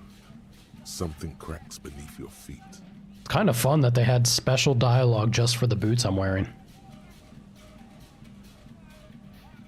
Oh, you're in the hospital, dude? I'm sorry to hear that. Are you okay? You doing good? Shit, man. Examine the bottle. A .75 liter Tallulah vodka with its cap missing. There's hardly anything left inside. It's mid-market spirits with a slight touch of menthol. The man meant to enjoy himself, have a good time. Tear all around us. He looks at 2 other bottles forgotten near the coin-operated viewer. Examine the chewing gum wrapper. Lebowski spearmint chewing gum. Green leaves on the cover. The man's mouth is half agape from the terror of the fall. Oh, God. All right. Take a look in. The blackness of death. Stench. You think you see white chewing gum too. Confirmed. Nearly the whole pack is there. Solidified on his lower rear teeth. He ate the whole pack, right? It's to cover the smell of alcohol before going home. The worst thing is, I've seen it before. Almost the same scenario. Even the chewing gum. It's always the same. The entire boardwalk creaks in the wind as you take a step back.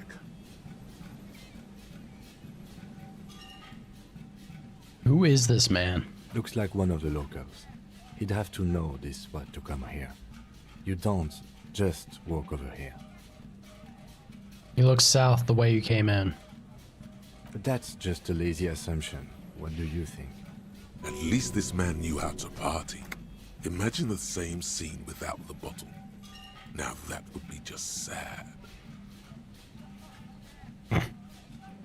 What we're witnessing here is a demise of a great party beast. That leather jacket and an empty vodka bottle. Kiss your fingers. Looks like just another old drunkard to me. I think labeling him as an alcoholic is a bit premature. We don't know anything yet.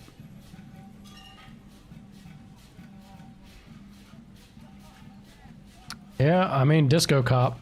He'd be groovy with it. The wedding ring. The lieutenant points at the ring on the man's left hand, the flesh around it swollen and gray.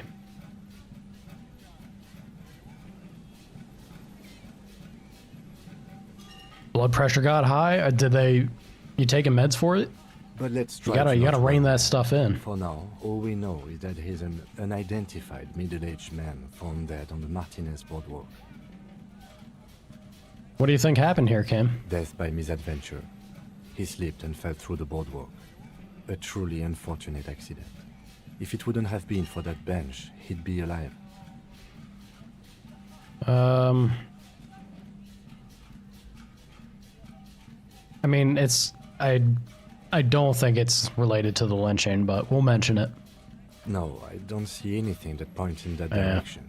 For now, let's treat this case as a simple, albeit sad, accident, unrelated to the murder case.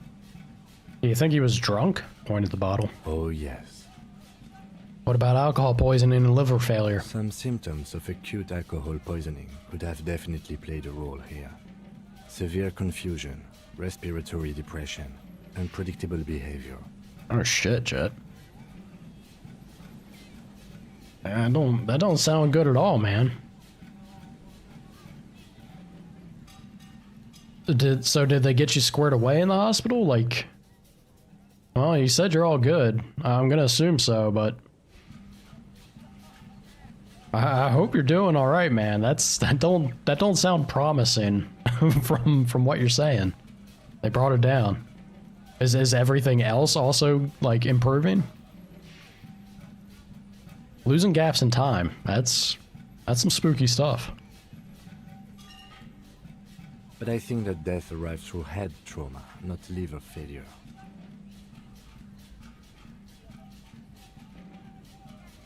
What about the kebab? What about it? The deceased ate some kebab. It's probably from a nearby place, maybe in the box. Someone should be held responsible for this broken boardwalk. It's dangerous. We'll seal this place off after the news reaches the coalition officials. I doubt that they have enough resources to actually repair the boardwalk. I mean, that's promising. Hopefully. Like, if them bringing down your blood pressure is making the other things subside and you're alright, then that's a good sign. You be on top of it though, yeah? Anything keeps happening. If they weren't able to determine stuff, you should definitely be proactive. Get it like checked out again. They can always do a double take, and you definitely want to figure that shit out than not. Not that sealing it off would keep anyone away. All it does is keep the city Spooky, man. council's hands Spooky. clean. Fingers crossed for you, brother. It does seem to be a pretty straightforward misadventure, although there's still a question of identifying the body. Yeah, what should we do with them? From where I stand, I can see two options. We either take the case and follow the leads to identify the body on our own, or we report back to the station and leave this for our colleagues to handle.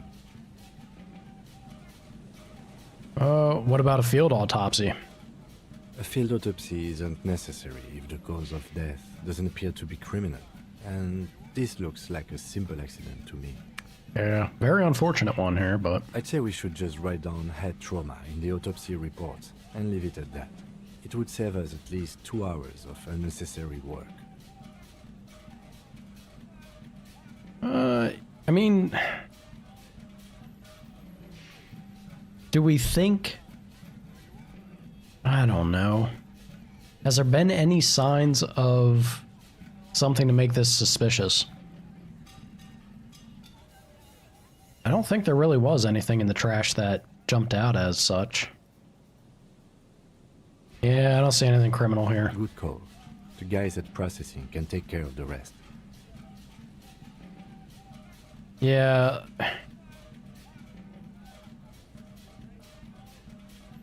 We found him. We should finish this. Let's leave this case for the station. I don't want to spend time on it.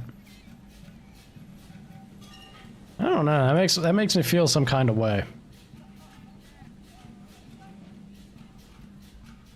It does make me feel some kind of way to just like back off from this.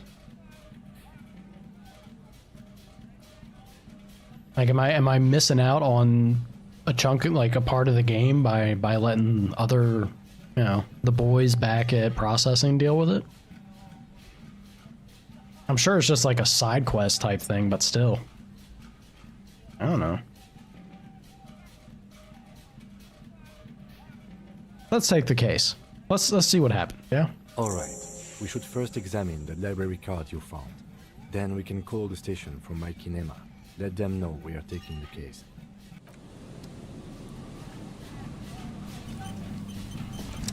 There's some tear. An empty Yeah, cigarette there was a and bunch of crumpled bottles, tobacco wrapper a in the cigarette trash package, bin. and a kebab.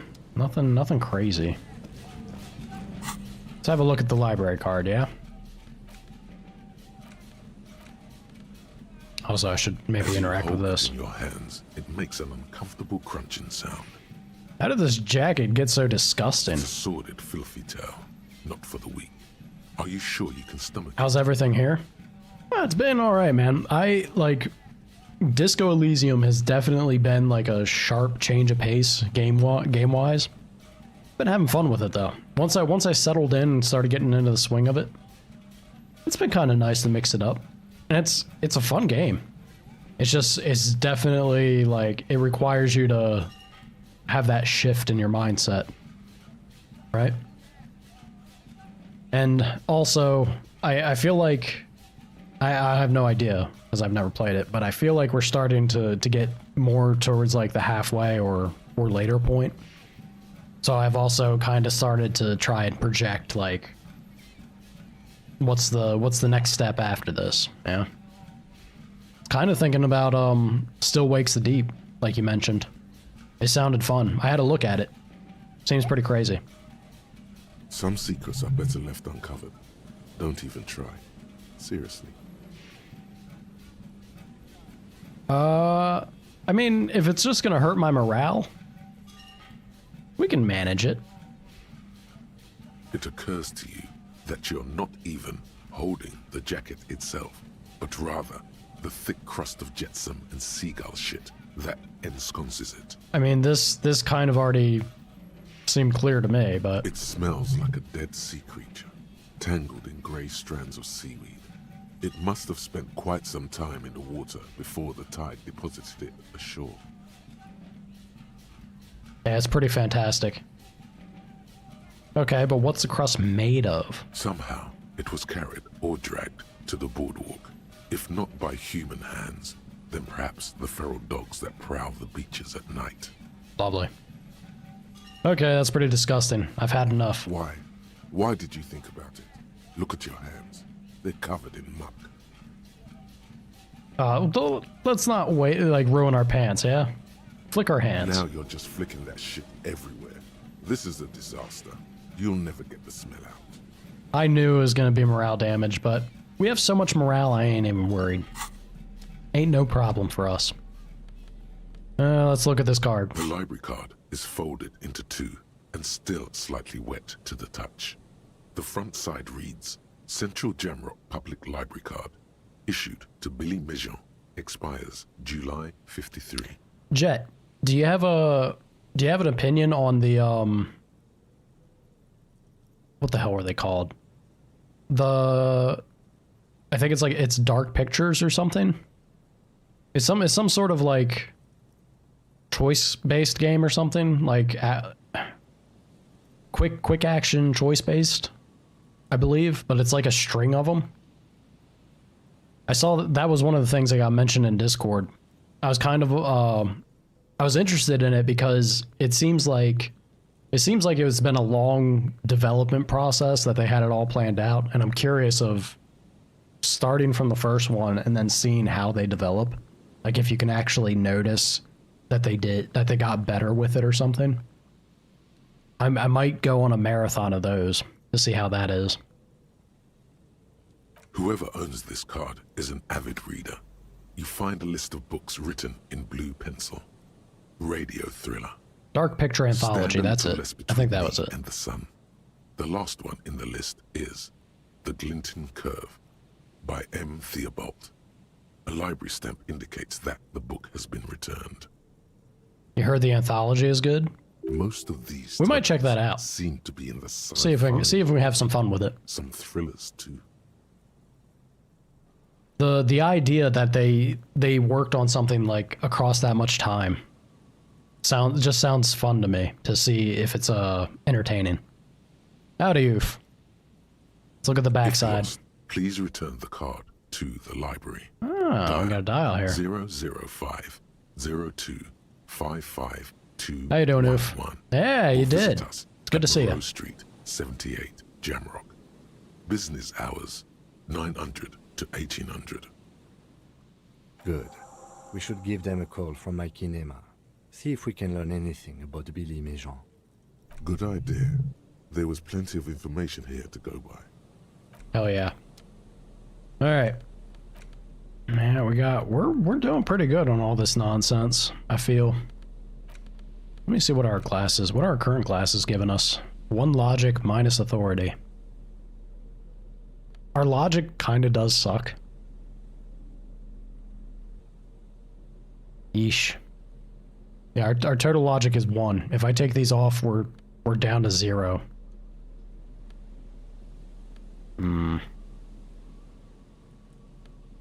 God, that's brutal. Alright. What does the encyclopedia bump us to, though? 4? We maybe have some 4 action. Maybe. Alright. Moonshine probably smells like tasty fermentation. Aha. I wonder. That might pop up later.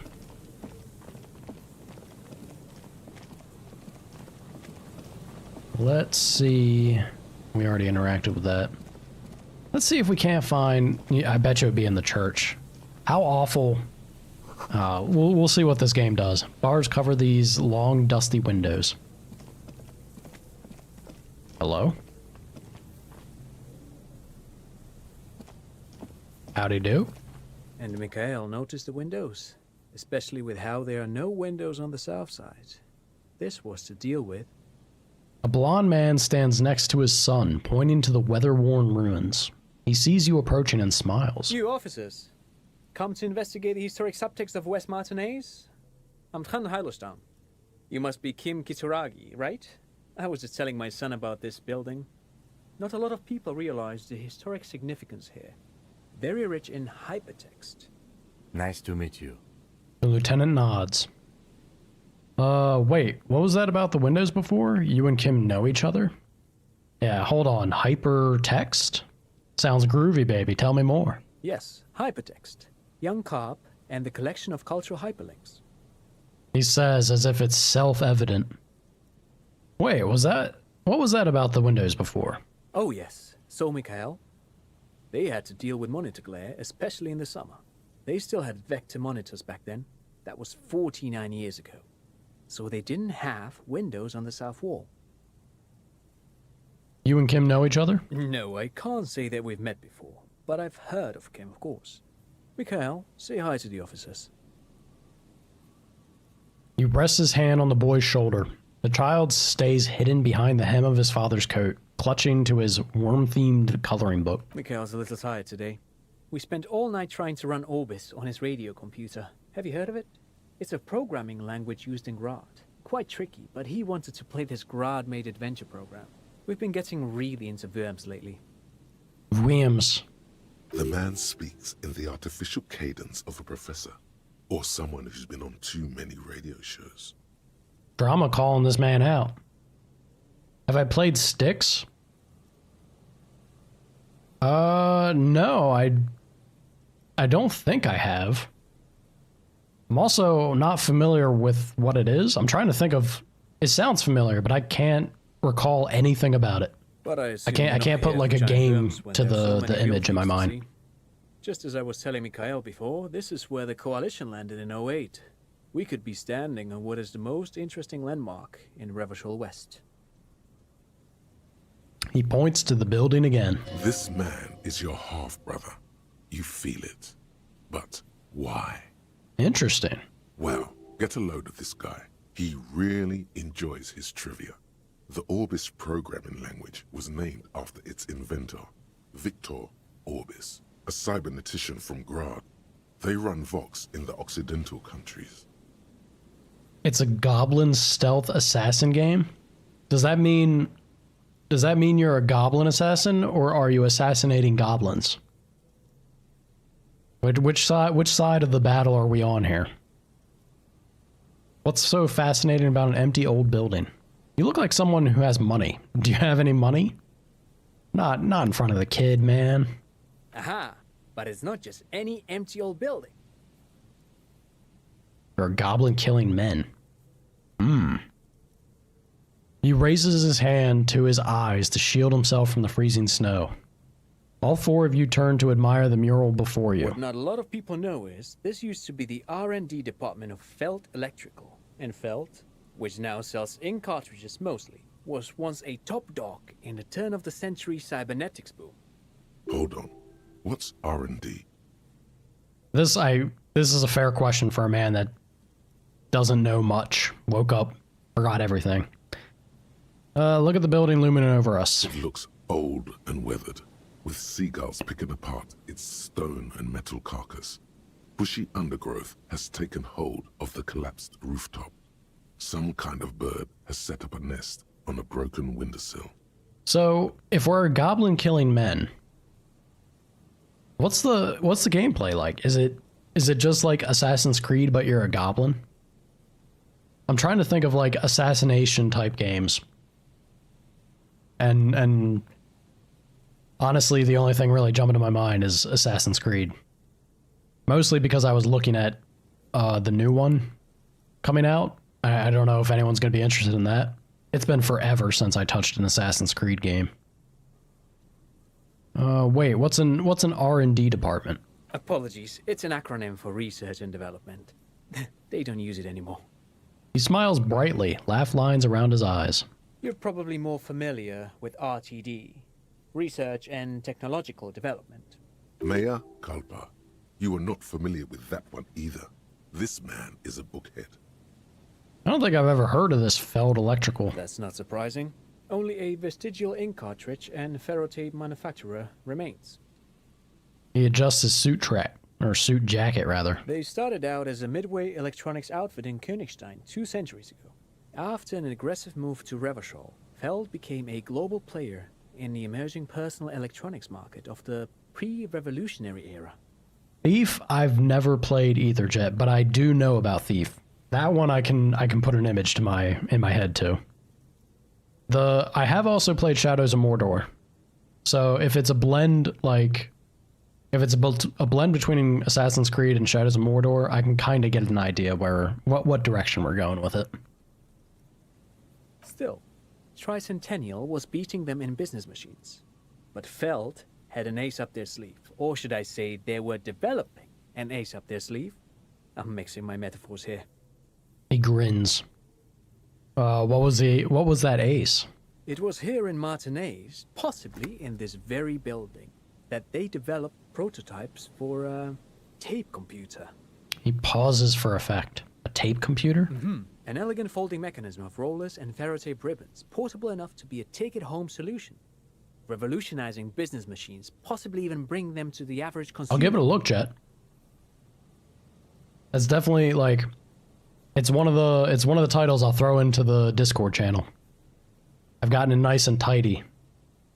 Ever since we had a little bickering episode in that Discord channel for stream suggestions. Had to clean that up, and now that's the one channel we have the rule about. Don't bicker. Just put game titles in here and let me have a list. Make my life easy and let me see a list of things to look at. Which is a feat of engineering even today's giants, Rehm, ICN, and ZAM, haven't achieved yet. He grins, admiring the sentence he just produced. He assumes something like a combat stance, facing the wind. What happened? Indeed. What? The revolution! The boy wipes his nose on his sleeve. Unfortunately, Their moonshot project never made it to the market. Feld's move to Revachol backfired. The revolutionary government liquefied their assets and expropriated those very advanced prototypes. Possibly from this very building, or one of the adjacent ruins. He pauses, pointing to the other building, then continues. All of this was built by Feld, even the boardwalk. Wild Pines built Martinez proper as a resort for their middle management. Feld built this side of town for R&D. You're saying that Feld Electrical built this boardwalk? Look under our feet. Yeah. Yes, they even built a pleasure wheel, but that got destroyed in the war. Of course it did. A pleasure wheel? The lieutenant looks wistfully at the horizon as if picturing gondolas rising to the sky. Yes, to lure in their star engineers. This part of Martinez was nothing but reeds before Feld arrived. They had to make the prospect of living here attractive. It was supposed to become a global center for innovation in cybernetics. But history had other plans. And what happened to the engineers, the company people? Oh, I'm afraid it didn't end well for the boys. But this story is a bit too dark for little Mikhail here. Now, if you were to ask about tape computers... He smiles again as if he's somehow personally responsible for this bleak turn of events. Uh-huh. What did the revolutionaries do with those advanced tape computers? They used them for military communications, but also to write and send out press releases. The most notorious example being Le Décret de Mars. He says while his son looks up, idly chewing on the corner of his worm-themed coloring book. Boy, it's not meant to be chewed on. What's the Mars Decree? I mean the radio transmission sent out to news agencies and world governments by the newly created Commune of Revachol on the 7th of March in the year 02. A short-lived legislative foundation for a short-lived utopia. It's a beautiful piece of text, actually. A singer-songwriter I know, Charette, called it a love poem to Revachol on her political concept album, Bon Baiser dans ce Lind. You should read it. Every local library in Revachol stocks a copy of the decree. This game, so like, I wouldn't even know what to compare this game to in recent years yet. It's super cerebral, and the way that the writing in this game is something else. The voice acting and the characters in the world is one thing, which has been superb. But the world building, like the game writers, holy shit, dude. These guys cooked. they went crazy when they were making, and it's a very contained area. Like we actually aren't running around in a giant, massive area of the world, but there's so much political context and history and just information provided to you because you wake up with amnesia, essentially. So you're trying to learn about yourself, but as you're learning about yourself, you're also a police officer. So you need to learn about the world at large. It's nuts, man. Absolutely nuts. I'm gonna love this. Jet, that's exactly why I got that game. Because I saw, when I was looking into it, I saw that people were going crazy about the sound design and the voice acting. I'm really, really gonna dig it, I think. Really am. I tried to get Mikhail to memorize it. Tried to. Someone was much too interested in worms to be paying any attention. It's and it's next on the list. I think that's what we're jumping into after this one wraps up. Kid takes a peek at the green and silver worm on the cover of the book, already forgetting about this part of the discussion. Didn't they have, like, they actually got a full, I think it was like Scottish cast or something for that game? So it sounds like the cast sounds how, you know, proper it should. How do those tape computers work? Do they work like radio computers? Actually, no one knows. No one even knows what So a computer Scottish. made entirely of tape would look like. Sign me up. But word Sign has me it, up. They were very elegant, exquisite, alien-looking turn-of-the-century hardware. He raises his finger, remembering something. Buckle up. Yeah, here we go. 10 years ago, I did a little freelancing, I guess you could say. I was Smacking a the special lips there. consultant for an exhibition at the Wompty Dumpty Dum Center in Vredefort, Oranje. It raised the same questions, and we had lengthy discussions with Paul Ockerman, who was head curator at the time. This was before the twins Keith and Guy Juice joined the team, trying to... Wait, did he just say Wumpty Dumpty Dum Center? He did it. He said Wumpty Dumpty Dum Center, like it's the most natural thing in the world. MC is very human with his reactions. I kind of like that. So I didn't like, I tried not to, at least. I tried not to spoil myself too much. But I saw that I won't call it like a spoiler because it's just the context of the game in general, right? But I saw that it's like this kind of supernatural cosmic horror type stuff. Having the main character react in a very human way to that kind of terror and horror can be so good.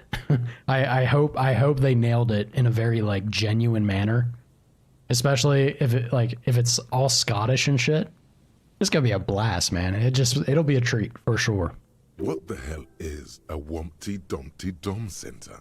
And who the hell are Keith and Guy Juiced? Asking the hard-hitting questions. Okay, the Wumpty Dumpty Dom Center. Paul Ockerman, Keith, and Guy Juice. What are you talking about, man? The Wumpty Dumpty Dum Center for Contemporary Arts. The exhibition itself drew on Lagerman's notion of memory, and so there were some parallels. That's why the head curator, Paul Ockerman, chose to... It broke your heart? Yeah, don't spoil me, Jet. I hear it's short, though. Like, isn't it... It's something around 4 hours or something? I think Kayla said.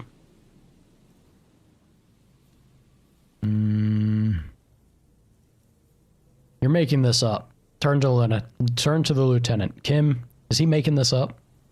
In fact, I'm not. The Wumpty Dumpty Dum Center is a place you can visit if you're ever in Vredefort and are ever in the market for an exhibition space / contemporary art research center. He clears his throat. Also, Jet, our partner here, Kim is like the biggest homie. This man's ride or die. I can't believe he puts up with our drunken ass. We're a human train wreck. As you can tell with our expression. Like, our face is actually permanently stuck this way from all the alcohol and drugs. Because apparently we're on hard times. We cannot distort our face from what it's locked into. Like, Kim puts up with so much bullshit from us. But he's a homie. But perhaps I should return to the tape computers. As I was saying, the device itself was very elegant, fragile even. 4 to 5 hours. Write directly on the tape using a special chemical solution. That'd be good for a one and done stream, then. Would then analyze the handwriting, perform operations, and project output onto a white screen. It was a beautiful, delicate thing. Groovy, baby. Very, very cool. Though I understand the socio-economic causes of the revolution, it pains me to imagine the revolutionaries setting fire to this precious device. But so they did. The felt playback experiment vanished into the fires of '07. The Feld playback experiment? Yes, the official name of the prototype. Some sources report it as the Feld playback experience, but those are incorrect. Why did the revolutionaries destroy it? Who knows? Maybe it was an accident, or maybe they didn't want the technology to end up in the wrong hands. Either way, they're all gone now. All 3 versions of the prototype. Nothing but debris and ashes remain inside that building. He takes a step back. The boardwalk creaks mournfully in the wind. I wanted to ask something else. But of course. What else? He smiles and ruffles his kid's head. You look like someone... I don't want to hassle this guy for money in front of his kid. Alright. No, thanks to you for having me and little Mikhail here to pick your brain. A very interesting conversation indeed.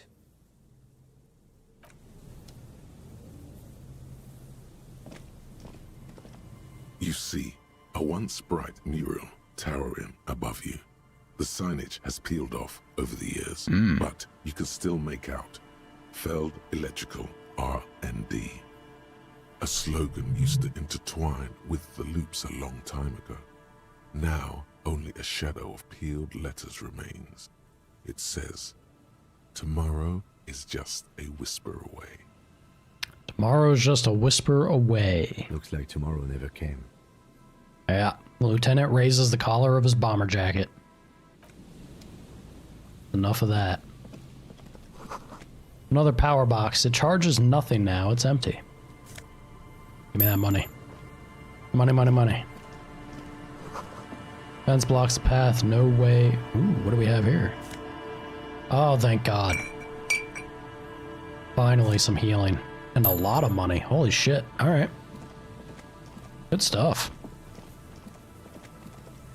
Okay, it's 6:15. The remaining windows rattle from a strong gust of wind. They're covered in a thick layer of grime. They must have been like this for 40 years. Yeah, try to see inside. Dripping water falls from a high place. All you can see is the shadow of a collapsing staircase. Lieutenant, can you make out what's inside? No. I won't even try. You know, Yeah, that's exactly what I was thinking. We know Kim's eyes aren't that good for him. I had a partner once. They called him Eyes, because he had to show me things. It's that bad. Can you still shoot though? Well enough, actually. It's odd how that works. I'm no sharpshooter, but I passed my shooting courses 7 out of 10. That's not bad if his eyes are shit. His hands lead the way when it comes to that. And his shoulders. Yeah. It's reflex. Alright. Good to know. If things get bad or hairy, Kim might be able to jump in for us. I hope we get a hold of our firearm at some point. I don't want to have to work with Evart in order to do so, but it might be what I'm forced to do, right? Nothing here. Let's zoom out, get our eyes in the sky. Stepping into this church seems like a bad idea. But we're here. We're here and let's do it. Heavy wooden doors, more than twice your height, stand shut in front of you. The rectangular sea-worn ornamentation appears in stark contrast to the padlock, carelessly drilled into the wood. Rattle them doors. Nothing happens, only the sound of the padlock rattling against the door. I don't think that's going to work. Inspect the carpentry. The carving on the door is block-like and angular, like the church itself. 2 large beams shoot downwards, sinking into the wood before they reach the threshold. Run your hand over the beam. The surface is smooth from the wind, but moist to the touch. Feels exceptional. 300 tons of pine would fit together seamlessly. It's old too, cut and carved many centuries ago. Yeah, let's look at that padlock a little closer. This cheap-looking padlock is sturdily built. It shackles together a hasp and a staple screwed into the wooden door. The lock is adorned with a yellow sticker. It'll be easier to break the staple than the lock. Also, that sticker is interesting, somehow. Alright, what's up with the sticker? You see a yellow circle with 2 X's and a big curve below them that looks like a mouth. You're pretty sure you haven't seen it before, but what the symbol depicts is clear enough. A smiling dead guy. The curve makes it smile, and the X's make it dead. Yeah, have you seen this before? He takes off his glasses and uses a blue handkerchief to thoroughly wipe them clean before inspecting the sticker. Then he looks up, pauses, and replies. No. Alright, thank you, narrator. What does it look like to you? Looks like a dead man smiling. Suggests junior delinquency. What is junior delinquency? For Revachol ZOC, the moral intern defined junior delinquents as minors between the ages of 10 and 16 who have committed an act in violation of the law. These acts aren't called crimes as they would be for adults. Crimes committed by minors are called delinquent acts. This was part of your officer's exams. He puts his handkerchief in his coat pocket. What is suggestive of junior delinquency I here? haven't seen that sticker before, and I'm not a youth. Try to peel off the sticker without ripping it? There's no way we fail this. There's nothing like the sound Hell of yeah. a sticker unpeeling. Now it's stuck to your thumb. Put the sticker in your ledger after the last entry where it belongs. Put the sticker on your ledger, right on the cover. Oh boy. Alright. I have no idea if you boys are on mobile or actual devices, but where's the sticker going? Is it going in the ledger or on the ledger? Make use of that extension. Yeah?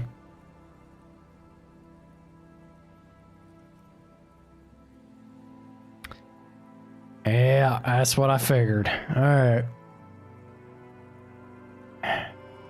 Not on the cover. Looks We'll like put it in. today was a gold star day. Yeah. Inspect the staple. The padlock passes through a staple that's been hastily attached to the wood. Closer inspection reveals that one of the screws is not a screw at all, but a nail. The work has been done recently and is unprofessional, to say the least. Might be easy to remove. Should you want to get through, it might be easier to just pry the whole thing off. This is where Mr. Prybar comes in handy. Maybe we should circle the building first and look for another way. The building has seen enough mistreatment. Should we start with that kick drum coming from the ice? I heard a sound before. Yes, the pulsing bass. A sure sign of junior delinquency, somewhere east of here. Or I just apply some official force on the padlock. I'm worried that this is going to cause damage, which is what we want to avoid, right?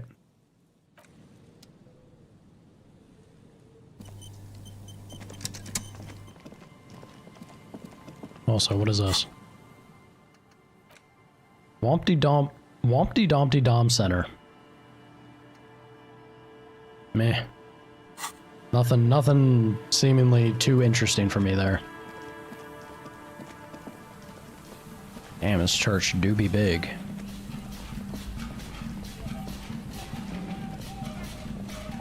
What we got here? These rusty gears used to turn the whole machine.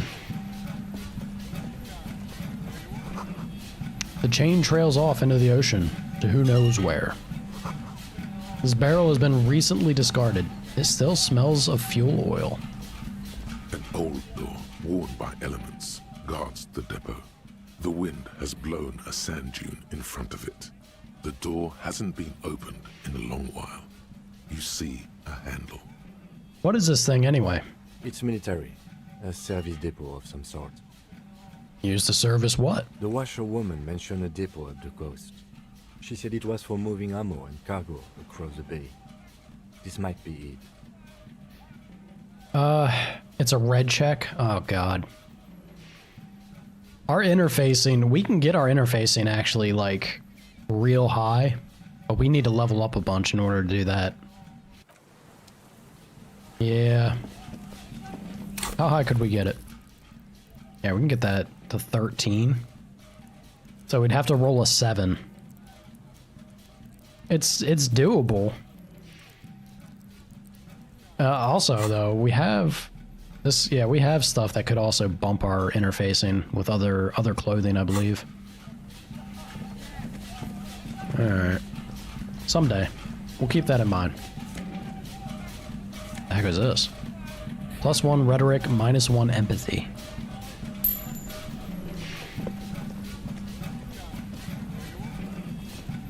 What is our empathy looking like? Only 2. Not great. Not great at all. Cigarette butts cleaned away under a rock. Brand Tiomotiri? Someone's made a campfire here a long time ago. A rusted, broken control box for the radio relay tower. And this ladder is too rusty to climb. The sea air has eaten away at it. Scented scarf. +1 shivers, -2 physical instrument. That is awful. Tiny inlets there, off in the far distance where the posts trail toward... Trail toward what? Something. Take a mental note. Yeah. Different brand of cigarette seems important somehow. Yes, it does. I had that same thought.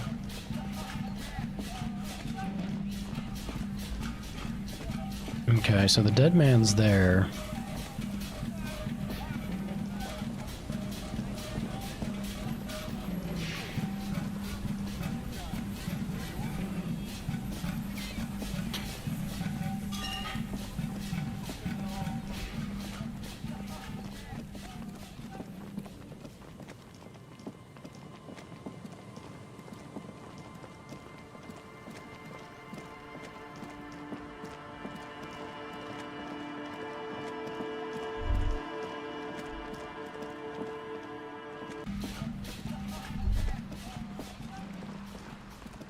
Hell yeah, Jet.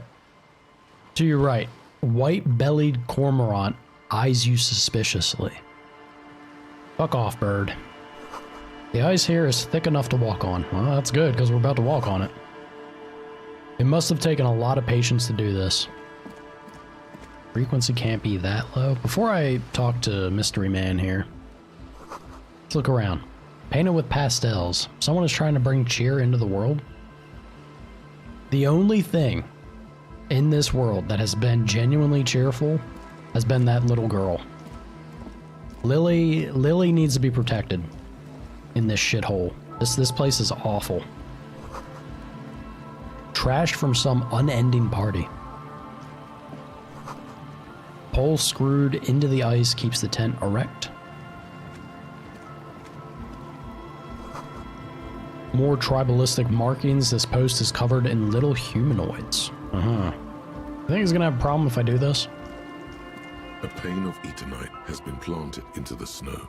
2 poles are holding it up. Barely holding it up. It could fall over any minute. A stronger gust of wind might be enough. Yeah, what is this? It looks like a makeshift bridge. Could be convenient. The lieutenant adjusts his collar against a cool breeze. Alright, I would normally, like, immediately push this over. Let's go talk to this man, though, right? Let's not make enemies before we can maybe make friends. A shaggy-looking girl in Oh, her late lady. teens or early 20s kneels on the ice with an electronic contraption in her hand. Hearing you approach, she looks up. Oh, hello there. Howdy. Everyone knows drugs make you invulnerable to cold. You bet this one likes to party. Oh boy, this is creepy. Dear child, it's freezing. Where's your hat? Huh? She looks up at you distracted. I said you should have a hat on. So should you. Fair enough. Come to think of it, I should. Where would I get one around here? I don't know, some kind of a store? Maybe a general store? Look, man, fuck the hat. Damn, girl. What did she just say? That's not how a civilian is supposed to address an officer of the law. Try to regain authority in her eyes. Oh boy. Oh boy, it's a red check too. Alright, Jet. Are you on mobile? You're on mobile or TV, I imagine? Yes, sir. Damn. I need someone to pad my weakness here. Sana. Sana. I'm calling on you. I know you have me on your computer off to the side somewhere. Bring me up, damn it. Probably muted. Bet you $10 a knot. His supervisor is right next to him. Alright. let's roll them bones. We've gotten lucky. Past 2 days, we've been extremely lucky with our rolls. Let's see if it sticks. Lots of Shit. feeling. Feel it up. Way up. Oh my god. Fuck the hat? Is that what you just said to me? I can't believe you told me to fuck the hat. You're saying it really loud, but it's not coming out right. Maybe add more indignation. So I should just get a hat and fuck it, right? Point at your head where the hat should be. Engage in sexual intercourse with a hat right here in front of you because you told me so? On the sea of ice? More. Right here on the sea ice. More. Give you a little ice cop hat fuck show? Puff your cheeks as if you can't even breathe from the sheer indignity of the affront. I didn't mean to. I'm sorry. Oh god, now I feel bad. The lieutenant is watching the scene unfold before his eyes. Stop this. Stop this, crazy man. Is that how you see me? The girl looks down, slowly curling into a ball. Start crying? Anyway, I can't believe you use obscenities like that in front of a police officer. And you should... Oh, God. I feel so bad. I feel so bad. We made her curl into a frickin' ball, man. Start crying. This is not Disco Cop. We know this is not Disco Cop. The young woman has kept her eyes trained on her wires, waiting for the sorry spectacle to end. But it's gone awful quiet up there. Then, the sound of sobbing. Looking up, she sees a grown man on the wrong side of 40. His face bloated from alcohol and God knows what else. Not so quietly, crying. Oh god, we continue to hit new lows. We constantly continue to hit new lows every day. Yeah, this game is full of dice rolls, Jet. Why is it giving you Cthulhu vibes? I wish Cthulhu was a factor in this. This is just the depravity of humanity, man. This is how low we can go. This isn't really about the hat, is it? It is. It so is. No. Wipe away tears. Anyway, no. Just say no. You know, you're not the only one with issues. Oh, I got some bad ones, girl. You don't even know. Life's a horror, you know? Hey, don't I know it? Crying helps, though. Get it out your system. And then maybe we can talk. Okay? I'll be here. We are being out-adulted by a druggy teenage girl. Holy shit, guys. Alright, you know what? Oh god, Kim. What do you want, Kim? Having looked away during the final phase of your little episode, the lieutenant now addresses you. Do you want to talk about what just happened? You know what? That's probably a good idea. Normally, I'm opposed to discussing one's feelings, especially on duty. But I think this is an exceptional case. You're finally getting it, Kim. So, what do you think happened? 'Tis possible thou couldst persuade the lieutenant 'twas all a part of thy unorthodox method. But can thou persuade thyself? I honestly, I don't know if we can at this point. A crygasm? Ugh. I experienced a minor malfunction. I'm okay now. Convince yourself that you didn't melt down just now. It was nothing. You know, I'm gonna do this. Not because we have a good chance of succeeding here, but because if we fail, I get $1.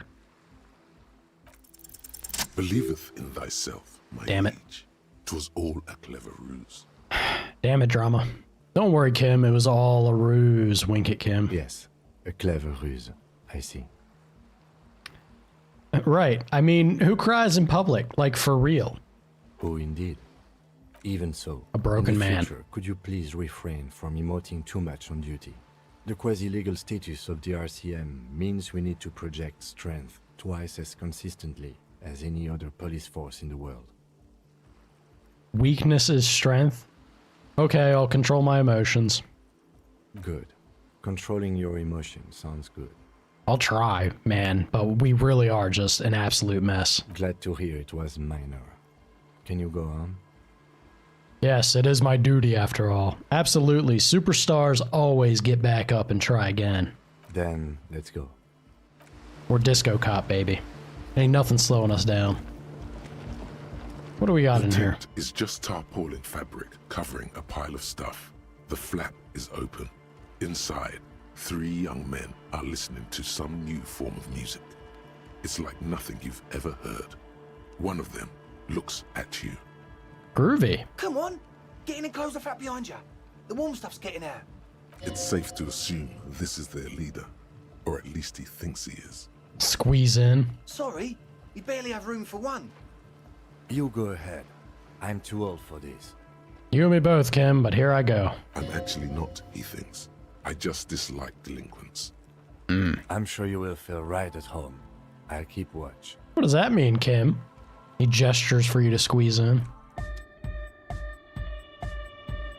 Gentlemen. Canisters filled with what appears to be water. The label says distilled. A speaker, the big kind they use for live music. A pile of nasal sprays, brand name Nosifed Ultra. Alright, A boys. young man with peroxide blonde hair holds up a Harman Welshi tape player, nodding along to the music. He looks at you with a knowing smile and says, Hardcore! Yeah, we'll say nothing. Hardcore! Still say nothing. Hardcore to the mega! Alright. Here comes the night! could there have been a right way out of this garden of forking paths, you think?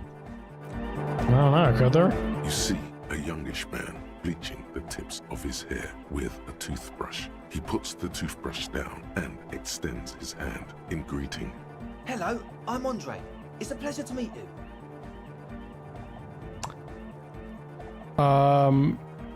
I guess we'll shake his hand. His grip is strong, sweaty, and warm. He's trying to project and inspire confidence. This is my posse, Noid. The young man with earrings looks at you suspiciously. And Egghead. Egg!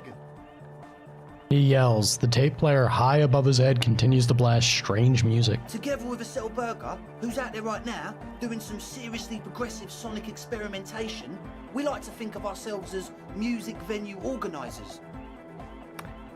How many music venues have you We organized? have many in the pipeline, officer. Why are you You here? see, we've been all over Jamrock North, prospecting for real estate to establish a new venue in. Also for talent.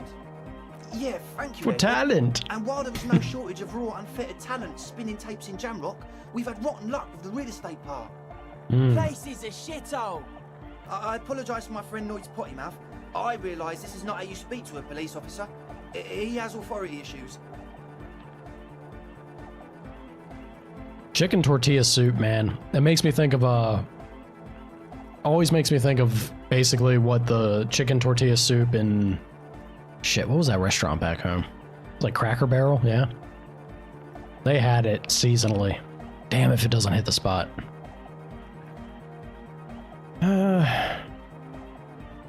There's no need. The place is pretty bad. Which brings me to the problem of occupied ecclesiastical property. I bet you've noticed the derelict hive of narcomania on the coast. What are you talking about? I'm talking about the church, and I'm not exaggerating. Even a place of spiritual refuge can become a magnet for all sorts of dopeheads and burnouts if left unattended. Dopeheads. Burnouts. He angrily spits on a screw, then starts cleaning it. Well, I'm sad to say, that's exactly what happened.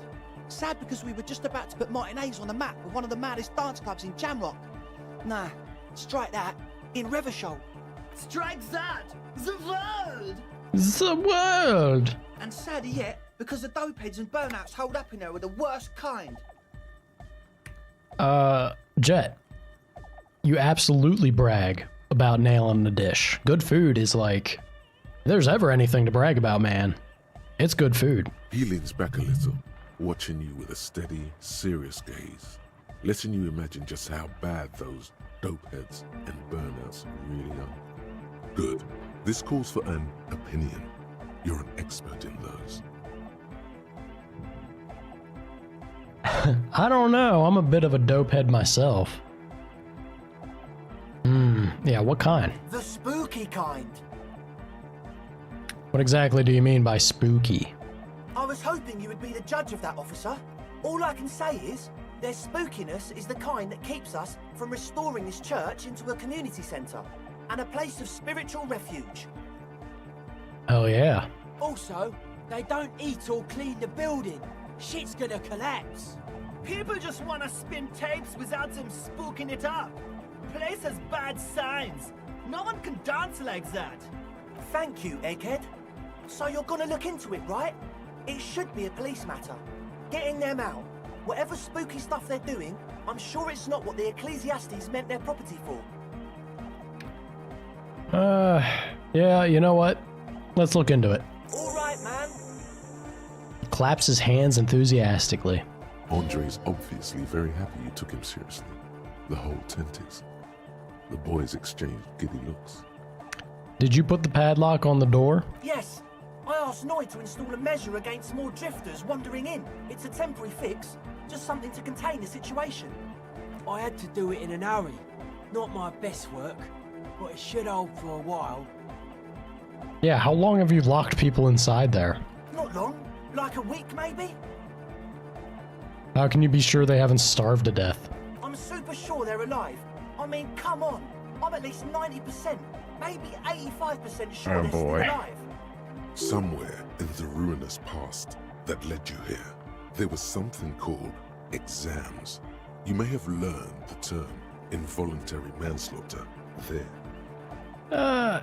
Andre, do you know what involuntary manslaughter means? Yes, I do. I listen to Channel 8 all the time. I know about crime stuff, and I assure you, officer, this is not what's happening here. I'm at least 80% sure they're alive. I mean, come on. Most people aren't ever that alive in their entire lives. What does that even mean? I don't know. What does anything mean, really? Oh, yeah. He looks at his friend with an expression of profound understanding. Disco cop. Hey, we catch a drift, brother. I knew you'd get it. You're one smart cop. I get by. Now, where was I with that padlock? He nods attentively, ready to answer the questions of one smart cop. Yeah, give me the key. Of course. Noid, give the officer the key. All right. The speed freak dips into his belt pocket and produces a yellow key. He then makes a sudden cool infused move, tossing it in your general direction. Be the cool cop. Catch the key as it flies towards you. You sense the trajectory of the little Hell piece yeah. of metal and plastic. The object makes a small ringing sound as it approaches. Just the tiniest chime to your left.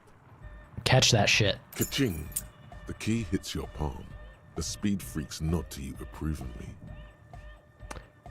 Yeah, thanks, man. Play it cool. Hey, Lava. Good to see you. Unfortunately, that means you're not my favorite viewer today. Them's the breaks, Lava. I hate to be that guy, but you're welcome. Just know that you're not at the top of the totem pole. Not today. Yeah, thanks, man. Play it cool. The speed freak nods to you.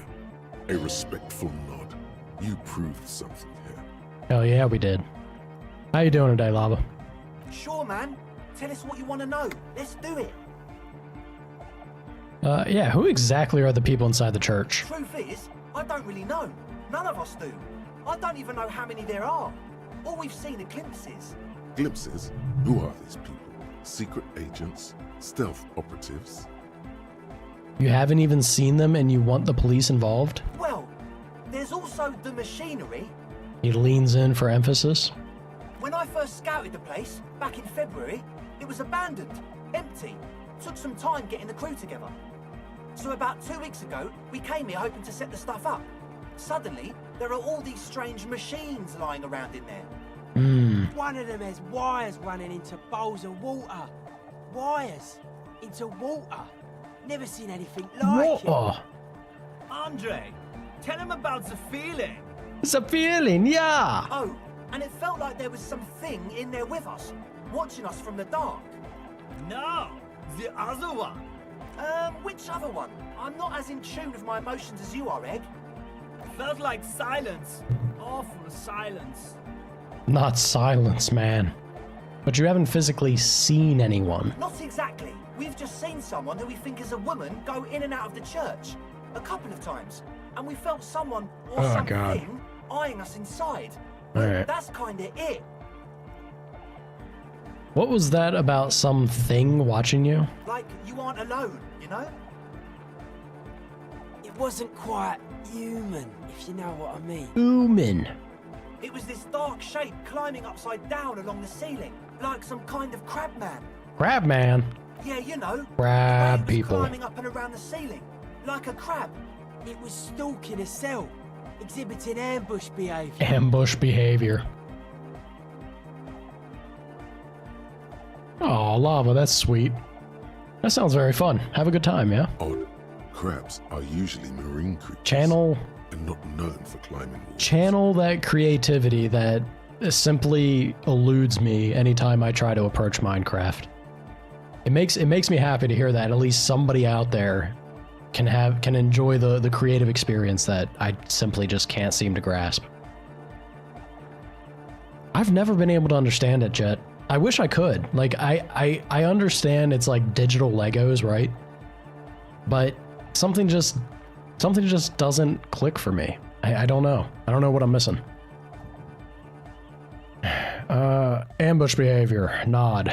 Crab man. Crab man! Crab man! Yeah, totally. I mean, I didn't personally see it.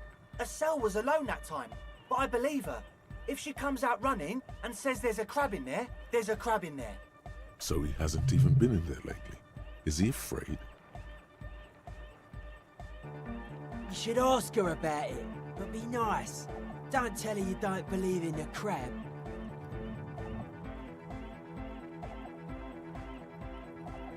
That dude's hair is kinda the only like degree of normalcy compared to the rest of the crazy shit we've encountered in this game, Jet. You like exploring and not building, Lava? Is that like the natural forger instinct? Yeah, nothing wrong with that. Can you tell me more about this machinery? You should talk to Noid about that. I just got a distinct burnout and dopehead sign from them. Probably jacked up to some snuff station too.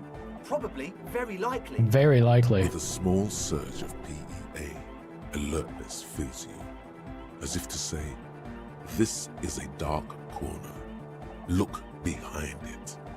Jacked up to some snuff station? It means like one of those rich boy private radio stations, where you can listen to people getting killed on, then jerk off to it. Sick shit. Must be. Even Kuno knew that. Not that we would know anything about that. Noid just likes to relay stuff. He appears sincere enough, sire. You could, of course, be wrong. We're getting derailed here. In short, you can tell to Noid about the machines. He'll tell you more. So how can you be sure they're burnouts and dopeheads if you haven't even seen them? Well, honestly, I can't. And also But I that they're am. crabmen. Why not? Let's go with that. I don't see a single thing wrong with that I'm argument. 70% sure they're substance users. Don't let the technology fool you. He makes little quotation marks with his fingers when he says technology. Alright. Sure. What? Yeah, what's the deal with Egghead? I want to talk to him. He's a quiet man. Mostly communicates through music and by being a master of ceremonies. Yeah, how do you communicate with him? Well, he's just kind of here. I don't really know how to communicate with him. Have you ever really talked to him? Yeah, sometimes. When I stumble and find my way into his center, you have to hear a lot of hardcore to the mega first though. The man smiles mysteriously, choosing to let the beat speak for itself. I get it. He's a puzzle. Very good interfacing. You mentioned some kind of, or some kind, ecclesiastes, whatever. Oh god, I'm gonna butcher that word every time. Own the church. Who are these church people? Oh yeah, that's a meteor and name for the founding party. Thought it'd be cool to use it. It's awful. Never use it again, please. Don't torture me with that. Before we go on, what do you mean by Meteoran? You know, of Meteo, concerning Meteo. Meteo? Meteo, a country on Muindi, on the Muindi Isla. He looks at us, squinting his eyes to see if we're kidding. One of the poorest of the first world nations today, but once a great ancient civilization. Capital, Tilakos by Percentic. The founding party. I do know them. But can you refresh my memory? Come to think of it, I've never really looked them up, you know. I can't give you a precise definition, but they're a very powerful religious organization. And they have roots in ancient mass society. And they're the custodians of the Pericarnassian church. Plus, they anoint the innocents. They, like, made the Innocentic system, no? it doesn't sound like they would appreciate a dance club in their church. They sound like exactly the kind of people who would want loud dance music in their church. I mean, we're disco cop, but at the same time, we are a little bit like, sometimes reality is there, right? You're totally wrong about that. Shakes his head. Pericarnassian church is about love. And Nordic music is about love. I got love for my Pericarnassian posse. Love is the relay out of death. We dance. He violently shakes the tape player as if to see if he can break it. We dance! Yeah! Love is hardcore. Unity. Unity. Make some noise for my Insulindian posse. He turns the volume up, then looks at you with a knowing nod, as if it's obvious you will now break into dance. You feel it. The anodes and the cathodes coursing through you. Your big toe starts tapping along to the base, as if testing the waters. I guess love can be pretty hardcore. I don't quite understand what you're talking about. What's a posse? No words, enjoy the beat. You know, this fits. Feels good. Yeah. I guess love can be pretty hardcore. Oh yeah, it can. He's coming around. You're getting it. He nods at his friend, then turns to you with a mischievous grin. What are you talking about? I don't think we need to do this. I now understand it was lame of me to suggest otherwise. Anodic music is about love, and so is the Pericarnassian church. Yeah, let's keep, playing along with them. Yeah! Yakokata, the place to be. Do it for the masses. Do it for the crew. His friend forms a fist with a screwdriver still in his hand, approvingly so. I didn't want to say it, but it was pretty lame of you to imply otherwise. Anyway, you got more questions? The one with the large head is still looking at you, nodding his head, waiting for your body to start moving. You feel like you could go for a little disco when, or if they get this club going. You've got it in you. Hell yeah, we do. I wanted to ask you about this tent full of equipment. Yes. What? What's with all the Nosafed? The what now? He leans in to hear you better, pointing at the bottles of nasal spray in the corner. You have a lot of the Nosafed Ultra. But whatever, I wanted to know about the other thing. No. Oh, the old Ultra. We, He's like an actor, looking to the souffleur for his line. I have a major sinus infection, stuffy nose. We all do. Shit's all blasted up. Winter, can't even breathe. You sound fine to me. Yes, that's all Nosafed's doing. Without the Noser, I'd be drowning in shit right now. Nosafed is the shit. Can I have some? I have some nose problems too. Sure. Here you go, officer. The Thank Noser. you Blast away. so much. We are hurting for the healing. Yeah, you brought your own water? Yeah. Good to have, bitch to carry. When I first scouted the place, I did some reconnaissance. I'm not sure the church even has running water. And it's distilled too. Oh, Doesn't know what to say. it's the one they sell at the fuel station. It's like he's lying to you, my liege. But he's slippery enough that there's nothing for you to grab hold of. Yeah. Alright, enough of He this. nods enthusiastically, no doubt a little relieved. Maybe everything isn't quite as you've been told. Take a moment to analyze it. Convinced we're a smart cop, so we get -2. Plus it's logic, and our logic is about as dog shit as it gets. Heartbreaking. Absolutely heartbreaking, but roll them bones, because if we fail it, that's still $1. Well, first of all, you're Got a $1. smart cop, and a smart cop like you would understand if something wasn't quite right. So this should be easy. Rub our chin. What's the gist of it? The gist of it is, they want to turn the church into a club, but a suspicious element has overtaken the building. It's very important to understand what the gist of things is. Always consult the gist before making up your mind. This is going well. Truly. Plus, and it has to be considered, you can't invent the future of dance music in this smelly old tent. Imagine if you had the church. That settles it. Analysis complete. Their story checks out. Of course it does. That's it for As now. always, we'll be right here, waiting patiently for the news. Yeah. Oh boy. Okay. I mean, look, these dollars are adding up. All right, we're making some money.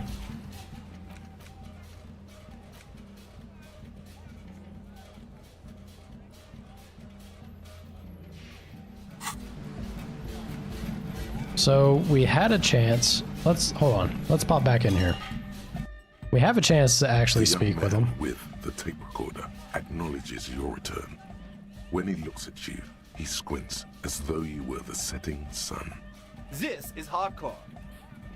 Hardcore! Say nothing. Still say nothing. Hardcore to the mega. Say nothing. Internally coherent. I was wondering if you knew who killed the mercenary hanging behind the Whirling in Rags hostel. Still say nothing. Hardcore! All right! Yeah! Please tell me, what exactly are you doing? Gotta get the people going. Why? I'm the party boy. It's my job. I'm the party boy. I think I'm also a party boy. 2 on a track. Watch your back. Watch out for the heart attack. Is that not? Heavyweight jam. Says the young man with the tape player and the large boedero boots. Lung-shaped trees sprout on his silver belt buckle. Hardcore! Hardcore! Still say nothing. Hardcore to the mega. Say nothing. Internally coherent. Still say nothing. Hardcore! All right! Yeah! Say nothing? He furrows his brow as his very large head traces the sublime invisible movement of the music in the very real air of the stuffy tent. Hardcore! Ah! He lets out an agonized roar over the feeblish, obviously not too hardcore beat below. So hardcore. Is it though? Oh. He stops dead in his tracks, tilting his head to the side. I was just thinking that a moment ago. One mind, one spirit. There's no other world. There's no other life. Shit. We had a moment. We had a moment. Is this 30s or 40s? That's a good question. I want to say it's like actually the 50s. It's the ledger you found in the trash. A cabbage of papers hanging from the board, with the permeables drawer inside. It's barely held together by a clip, then made complete by the faint smell of urinal cleaner. Where could I see? I'm trying to find Trying to find that info. I have a bunch of things that are tied to the past, is the thing, right? Why is the music so intense? Because these guys are all about the jam. Yeah, so we have a postcard from 46. I want to say it's in the 50s. I think. Yeah, this is 51 here.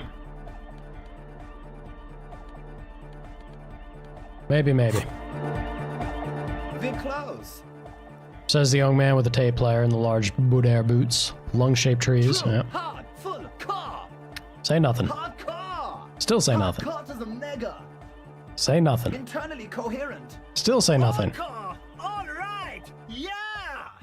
Say He nothing. furrows his brow as his very large head Hard car. Ah. No, but seriously, I'm a little worried it isn't. The question is, what is the question? That would have been good if I had asked you a question, but I didn't. Now it's just idiotic. I don't know, is roasting the guy? But there was a question? Was there? Vikla, true. God Hard car. damn it, we'll do it Hard car again. to the internally coherent. All car. he furrows Hard. The question is... Just what answer is the it? question. But there was no question. Oh, you suck. Alright, Vikla, true. we'll try again. Hard. Yeah. This young Oops. man adds a capital G before the H in his yergs and args. This produces a guttural, Gotwaldian accent and makes him sound more... I misclicked, but we got a drama response here. Or maybe it's not Gotwaldian. Maybe it's Oranese. Probably an homage to Oranje, where Arno van Eyck is from. Judging by his name, could you be listening to an Arno van Eyck creation right now? Alright. Is this a famous Von Eyck I'm hearing? You know about him? He moves his mouth, but sound doesn't come out. His eyes are the size of saucers. Looks like you've rendered him speechless. Look at Disco Cop being You know groovy. Van Eyck? Yeah, I'm a major egghead. Wow. The skinny wraith looks at you with some disbelief. So am I. So am I. He begins to shake his head so everyone would understand. Oh, is that why they call you Egghead? Because Andre almost falls over backward from... the K became the G, the boy became the man. The Advent?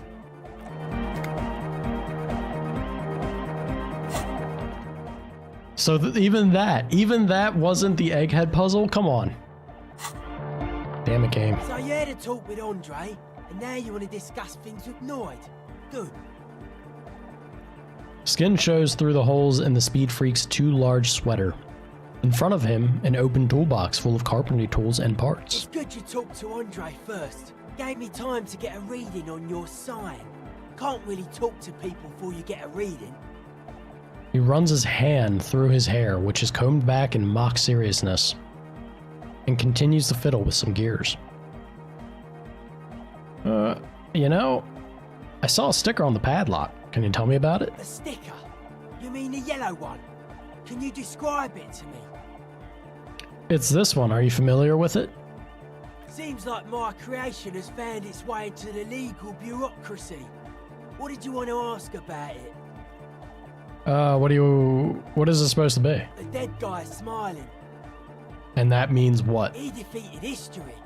We are living in the age of history, and in the eyes of history, we are always already dead. How can we ever smile then? Because history is a lie, and so are its deaths. The present moment and life are the hardcore. The hardcore expels death. Or maybe he's not dead. Maybe he's just really ecstatic about the beats. Maybe. Or drugged out of his mind, come to think of it. You know, he could also be drugged out of his Or mind. drunk, or in a clinical coma, or glad to be dead. But those versions suck. Fair enough, Noid. I guess one could write an entire treatise on the thing. But what Tell me- for? Tell me about the machines you saw in the church. Weird stuff. Specialised. There was a data processor and some sort of long-wave machinery. Wires going into water. gives off a spy sign. Or some fucked up Samaran science sign. You know, the kind that goes head first into the supernatural. What's wrong with the supernatural? Nothing's wrong with it. You should definitely be researched. You can still do sick shit with it though. So the supernatural, you think it's real, that it actually exists? Most of it doesn't exist. But there's also stuff that isn't allowed to exist. Because the moralists think it's too dangerous for the plebs. Psionic powers, pale-related diseases, pretenders pretending to be human, folk rights, that kind of stuff. Uh-huh. Alright, you know, that's enough of that. I'm giving up on Egg. I gotta get out of that tent. The music's driving me crazy. Let's talk to her. So, like, seriously, what's eating you, man? Her hair is dyed I wish I knew. with dark roots showing, and she wears thick black eyeliner. Most men wouldn't call her pretty. There is a manliness to her, a coarseness. Yeah, can we talk for a minute? I was wondering when you would come around. What's up? Yeah, I guess there is something that's been making my life hell. We don't even know what it is, though. What is it? Well, I guess we have some idea. I think it's the plight of the working class. Everyone's just mooching off the entrepreneurial class, shackling the doers. I think it's all these foreign people taking our jobs. Oh boy. People just keep putting their selfish interest ahead of the greater good.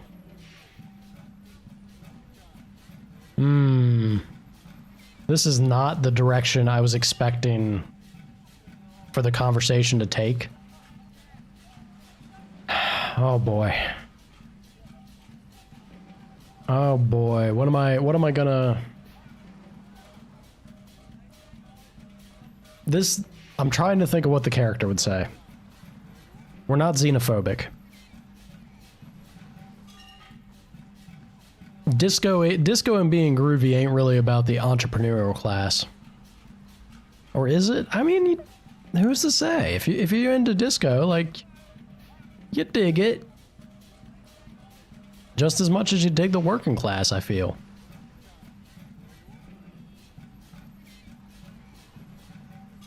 People just keep putting their selfish interests ahead of the greater good, damn it. Oh, really?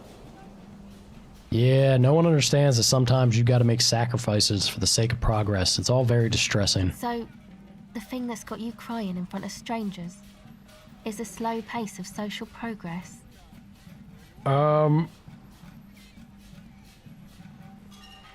No, that's probably not it. Is it? No, it sounds like you just got chick issues. There you go. Now that you mention it, I found these letters I'd thrown in the trash. They might have something to do with it. Okay. Why'd you think that? First, they had just the faintest scent of chewing gum on them. I could still smell it under the shit. They were written in a woman's hand, and oh boy, did reading them make me not feel good. Yeah, we had an anxiety attack that fucked us up so bad we passed out, and Kim was about to drag us. He did drag us to his car, was about to drive us to the hospital. Oh god. Both of these apply. There you have it then, chick trouble.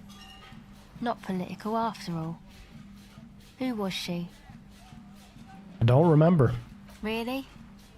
You seem to be pretty upset about this chica. Are you sure you don't remember anything about her?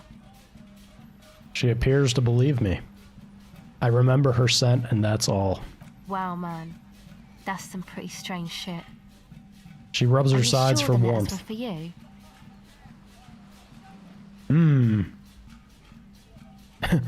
Oh boy. Yeah, I'm sure. Why would I have reacted so strongly otherwise? How come you don't remember, though? Is it like some selective memory thing? What do you mean by selective memory? Man, when I get hurt, I just want to forget that shit, you know? That kind of selective memory. I think it's more about me getting so unbelievably drunk I completely erased all memory of this world. Yeah, or it might be that. This one time I did so much booze that I forgot too. It's obvious she's done more than booze. Yeah. Or it might just be some psych bullshit, you know? Königstein wank. What is this Königstein wank? You know, the psych thing they've got going on there. Rich people like it. People in Königstein are mostly rich. Thanks for the bullshit psych thing then. You're welcome. Might be for the best to keep that shit forgotten though. Just my opinion. If it itches, don't scratch. Given what it's done to us in the past, not bad advice. Yes, but it itches really, really bad. It sure as hell does. I really want to find out more about that whole situation. The others told me you went inside the church. What did you see in there? Oh, that. You're not gonna believe me. Crab There's no man? point in me telling you. Come on. Okay. I went in and I saw a woman next to one of those machines there. Noid calls it a mainframe. She was dressed like someone who's been raised by their grandmother, you know, strange old clothes. Had this absent expression, didn't say anything, just stood still. Go on. And then, you know, right behind her, a man crawled down the wall. Upside down like a crab. down the Crab church people. wall. I think the woman didn't even know he was there. He was completely silent. He stopped right before he got to the floor, then just hung there like that, looking at me. Right at me. I fucking turned around and walked out. End of story. I mean, fair reaction, honestly. If you see some shit like that, just turned around and walked out. I wasn't, yep, I'm done. Like All right. a crab, you say? The lieutenant nods. His face is stone. What did this crab man look like? It was too dark. I couldn't tell exactly. Come on, she obviously could. She already went into detail. Come on, quit stalling. What did he look like? He looked like a banger, okay? He was all muscular and stuff. Had a mesh tank top. I know it sounds ridiculous, but that only made it scarier in a way. A crab and a banger? The lieutenant raises an eyebrow. Yes, a banger. As in a mess gang member. I know what it sounds like, but that's what I saw. A gangster crab man. I mean, she's... we know she's been doing some drugs. Do we think she's on stuff now, or when she went into the church? I don't know. Why not? Disco cop, I believe you. It's all gravy. It's all groovy, baby. Let's go check it out. Why? She raises a brow.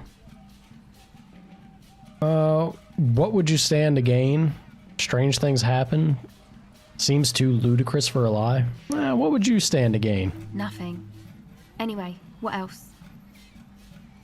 I'd like to know more about your associates. My associates? I haven't got much to say about them. What do you mean? You must know something about them. Of course I do.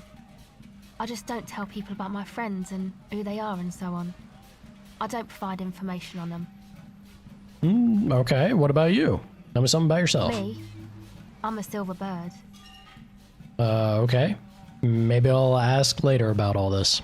Don't know what makes you think it'll be any different later, but What's that device you have? this is a portable recording device. It's for field recording. Low quality, but still. And the wires? Actually, just one wire. I picked on it till the braiding came loose. The wire leads to a contact microphone. And what's a contact microphone? Contact mic records sounds from inside things, like this ice. Your mangled brain would like you to know there is a boxer called Contact Mike. Yeah. Any news on my wife's name? How about my mother? No, Nope. All right, you're encyclopedia. welcome. Does this have anything to do with Contact Mike? Yeah, I record stuff with it.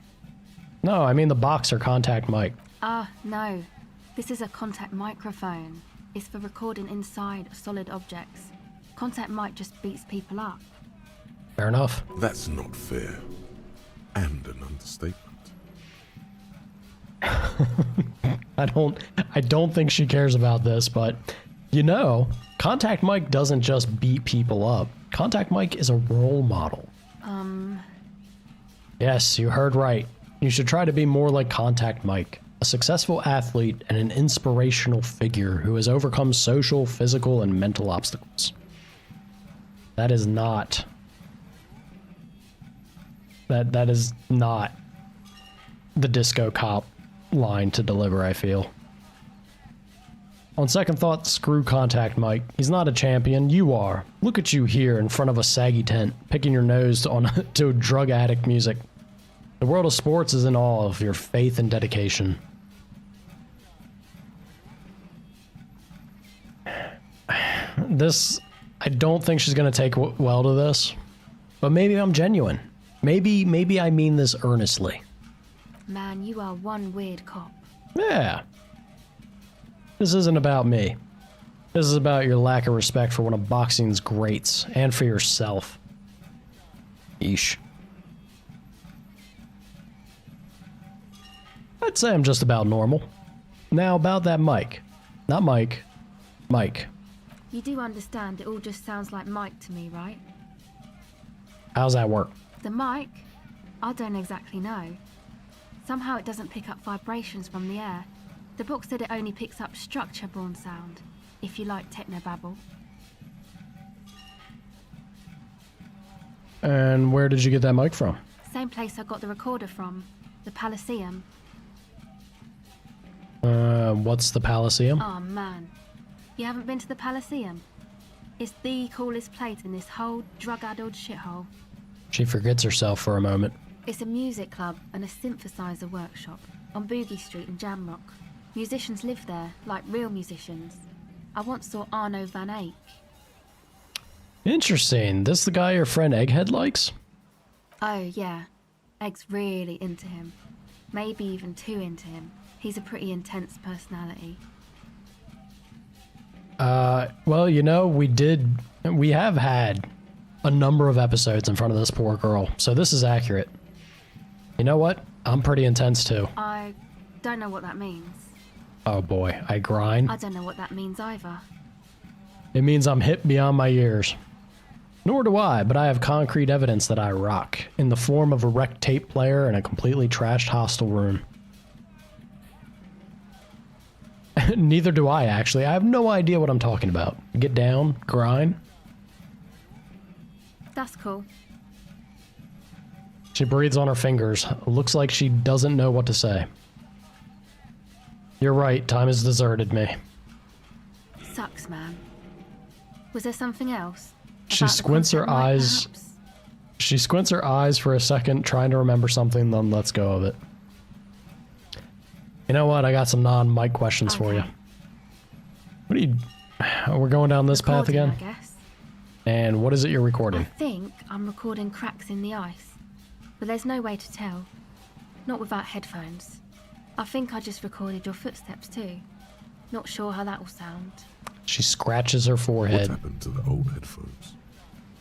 Yeah, what happened to the old headphones? My boyfriend sold them. What for? I don't know, man. Things. Just stuff you need for life. A lie. They were probably pawned off for something suspicious. And what are these recordings for? The cracks, the footsteps. The musicians in the Elysium used them for making music. They looped the stuff, cutting the tapes together. They make music out of cracks in the ice and keys jangling. Crazy sounds like that. It's hard to explain. Just nod. Anyway, I thought I'd make some too. It's supposed to be, like, a music place anyway. She rubs her shoulders and looks around. I don't really know what I'm doing. They use synthesizers too. I don't have a synthesizer. The sharp drop in endorphins is almost visible, like a warm blanket has fallen off her shoulders. The wave of chill, the quivering jaw, indications of a drug high. Take this, you're cold. The lieutenant begins to take off his jacket. No man, fuck that, I'm cool. I'm sorry I said that. I'm sorry about the fuck. It's okay. The lieutenant backs up, he throws you a glance. Now this is where a hat would come in handy. Oh god. You said it's supposed to be a music place. Did you mean the one Andre's got planned, the church? Yeah, the boys think it could be a place, like the Elysium or something. Stupid.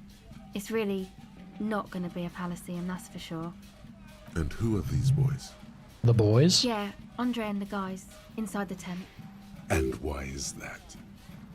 Why are you freezing out here while the boys are inside? They got too much stuff crammed in there. No room. Stuff like what? Didn't you see it yourself? It's mostly music stuff, like this tape recorder, but bigger. You mean like those headphones your boyfriend sold? Yep, they were pretty. I'm sorry we sold those. Why not just leave some of it outside so you don't have to freeze? That stuff is more expensive than I am. More expensive than any of us, really. Doesn't matter. I can take the cold. You know what? Let's go back down this awful rabbit hole. Now this is where a hat would come in handy. Yeah, maybe you were right about the hat. Ah, look at that. Alright, we didn't have to go down a total, like, more morality or moral damage system here. Go ahead. The tape recorder lies on the ice like a discarded toy. Pick it up. Tell me more about this music place you've been planning in the church. It's supposed to become, like, a club for anodic dance music, like that new style of synthesizer stuff they play at the Elysium. Except that, yeah. She looks at the old wooden church up on the poles. As a mean wind comes bellowing in, the 6-story structure lets out a doleful shriek. Yeah, what is this dance music? You know, anodic, cathodic, music that's made with electronic instruments. Electronic instruments like what? Synthesizers and tape consoles.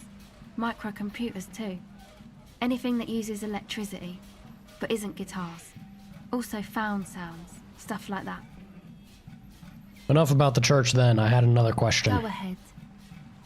This is a white check. We could see if we get stupid lucky. Let's give it a try. The device is cold to the touch. An angular Omicron logo adorns the yellow plastic cover. Underneath you see a reel of tape rolling. You put the device back on the ice. Yeah, that's it for now. Okay, bye. Alright. Yeah, there's...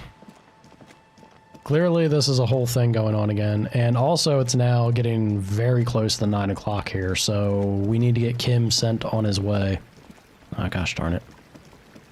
Forgot about the bridge. I'm over here running around. Let's get this taken care of.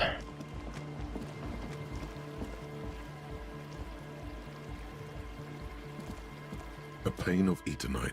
Barely, the pane falls into the icy snow with a soft thunk. There we go. Alright, let's boogie back. Well, also it said there was a quick travel, right? Yeah, there we go. That makes life easy. Alright, Kim. I'm gonna need you to go ahead and take this body. Get rid of It's it. decomposing visibly now. The lieutenant adjusts his glasses and takes a deep breath. Let's bag him. Take him away. All right.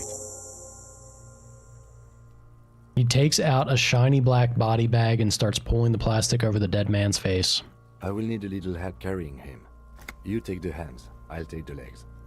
Bag the corpse and drag it to the motor carriage.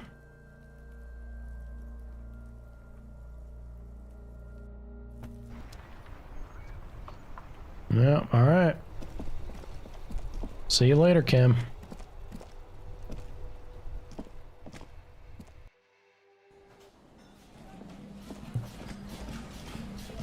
Well, there's more people here now. Oh, hold on now. What is this? A woman's hand wrote yesterday's menu. Today's starts in a man's handwriting. Can I help you? I found a new bird for the whirling. What is this thing? The man takes the stuffed bird. Uh-oh. He doesn't sound thrilled. It's no biggie, I just thought it would look nice on the wall. I'm that kind of cop. What, the interior decorating kind? You know, I'm sorry. This is actually a nice bird. A competent piece of taxidermy. Alright. I can fix it to the plaque and have a new bird in the establishment, I guess. So, I don't know. Thank you. I'm gonna go with thank you. You know, look at that. Garte, or Gart. Making a little bit of headway. Feels good. We got ourselves a skill point to spend. Do I bank hard on drama? We are. What was also I should check real quick.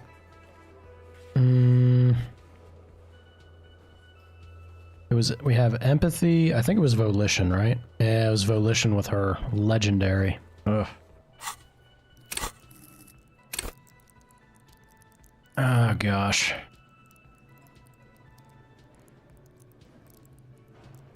This is -3 because of damage. So volition also drops due to damage.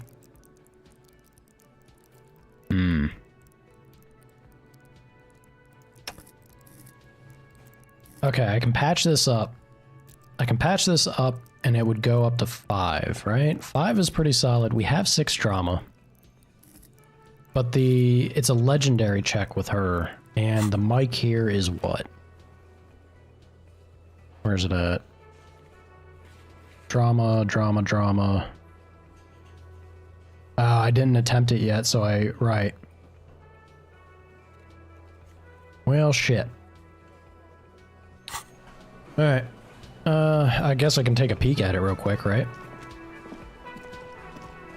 The stage is all set up for your performance. You feel a little dizzy. So, are you ready for your thing now?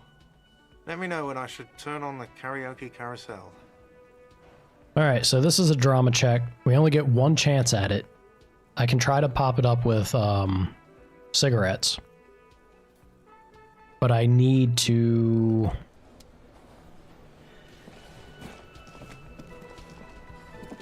Hey, you and me both, Lava. Let me tell you. That's a dream, ain't it? Level this up.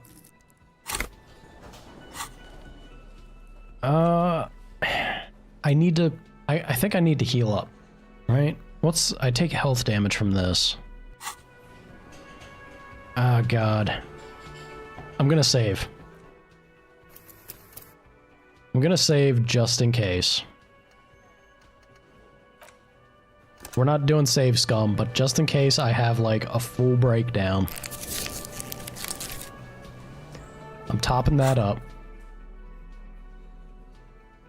And I'm gonna have a cigarette.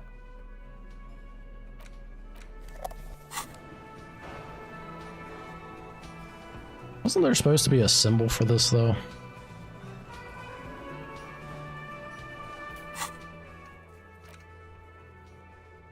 There's supposed to be, but I don't see where.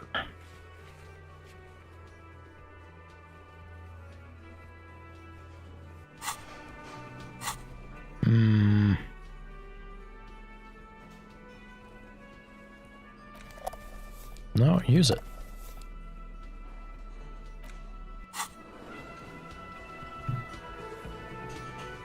There we go. Now it popped. Why wasn't it there before? Game. Game, what are you doing to me?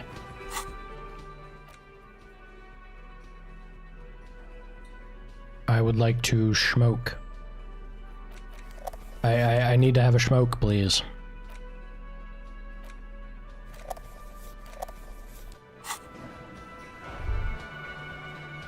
Oh gosh. Or it doesn't mean...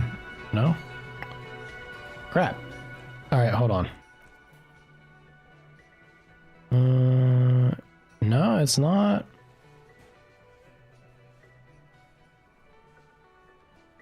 Oh, so maybe as long as I have it equipped. Oh, let's find out. Back! My back! My back? The stage is all set up Posture for check. your performance. Feels silent. You ain't wrong, You can hear Lava. the pellets creak under your feet. Get me sitting up proper here. You feel a little dizzy. So, are you ready for your thing now? Let me know when I should turn on the karaoke carousel. I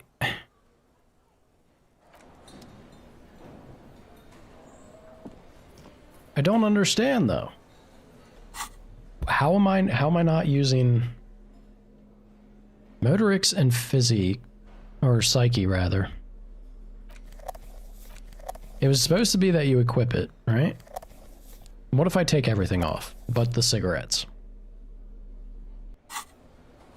You ain't wrong, Jet.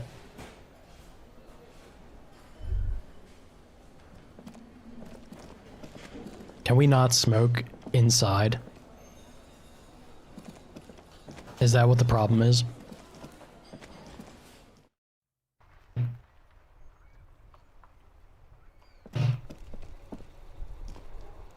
No, it's still not working.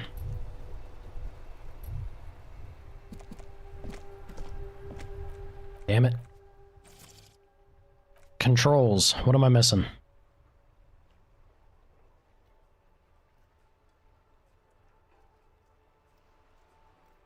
Yeah, I don't see, like, I'm crazy. I feel like I'm going crazy. Why can I not get bonuses from items? Why can I not use my smokes? Let me smoke. Please, game, let me smoke. Do I really have to pop a heal? I wasted a heal.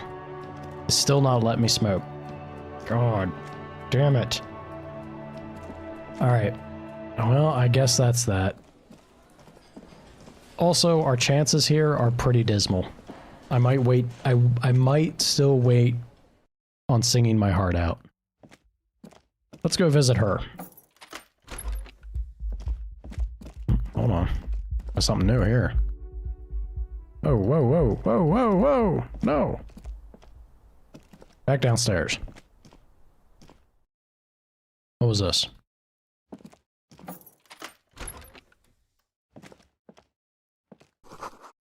You see the yard below, the corpse is no longer... Well, yeah. We just took care of that, didn't we? Or Kim did. Alright, lady dancer.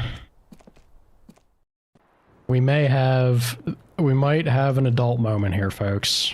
I assume you all are of age and mature enough to handle this in case it happens. What a nice day for questions. Pertaining Look her in to the a eye. murder investigation. See how this goes. Soft, light brown eyes look back at you, directly into the space behind your eye sockets. You see the smoke rise from between her painted red lips. Uh-oh. She's beautiful. I have bad news for you. What's that? You know these guys? Who? Me? Yes, you.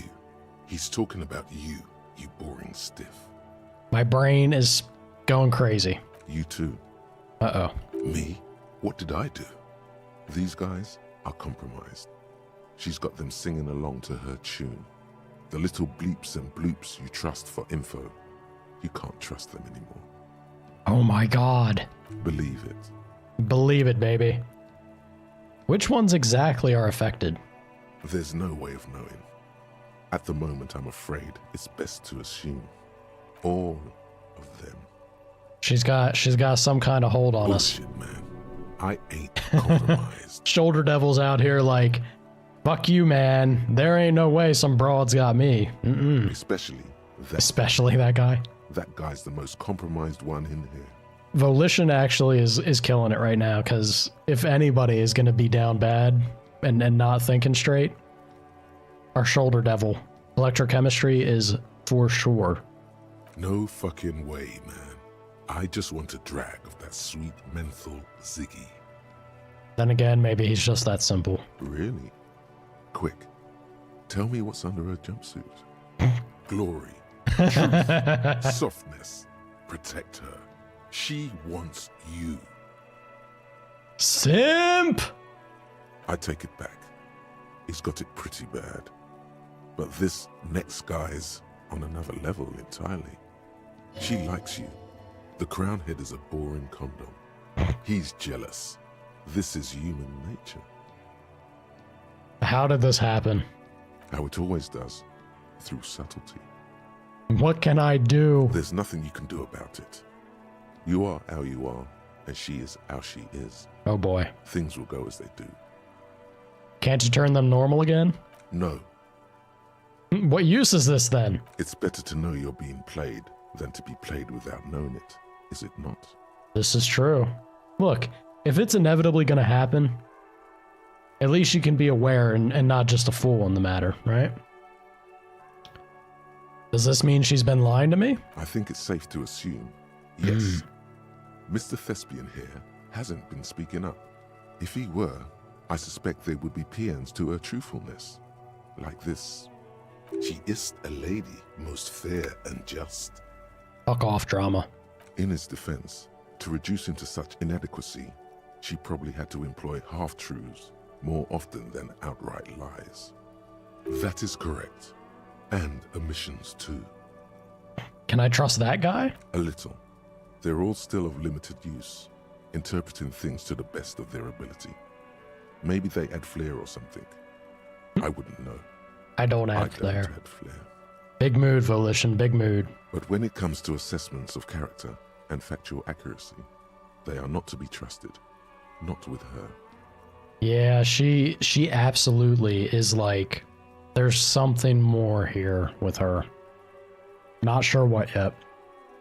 Can I trust any of them ever again? Don't be melodramatic. You can trust them. Just not with Miss Orange Disco Dancer here. What is her plan? You can't draw a sound conclusion. The one who usually does says, she may want to control the information rollout, not to become a suspect. She may have a past she's escaping, unrelated to this case. You doubt it's something truly insidious. I mean, there's clearly a past that is the case for her, but I wouldn't write it off as being whether or not it's insidious or not, right? See? It's oddly moderate. Probably compromised. Yeah. Kinda compromised, ain't it? I've been talking to myself long enough. Let's get back to it. Don't worry. It's only been 4 or 5 seconds. You've got this. Say it out loud. Miss, are you manipulating me? Don't say anything. Just close your eyes and let the moment pass. Chat. Which is it?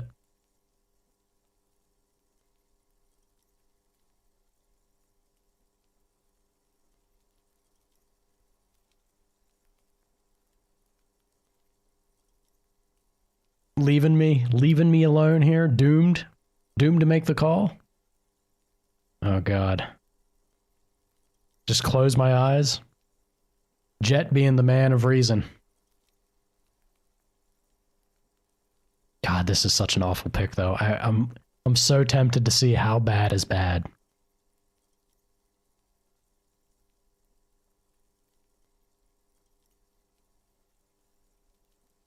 Ven.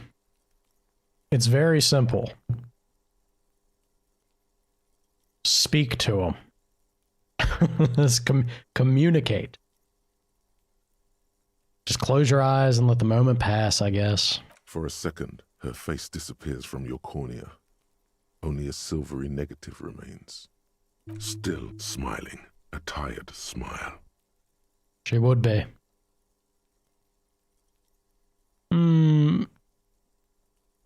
Now that Kim isn't here, yeah, let's talk about Sunday night. Ah, yes. The night before I saw you in the hallway and reminded you're a police officer. One of the first things I remember doing in Elysium. Wow. Elysium. You don't hear that term often. It very rarely is, Ven.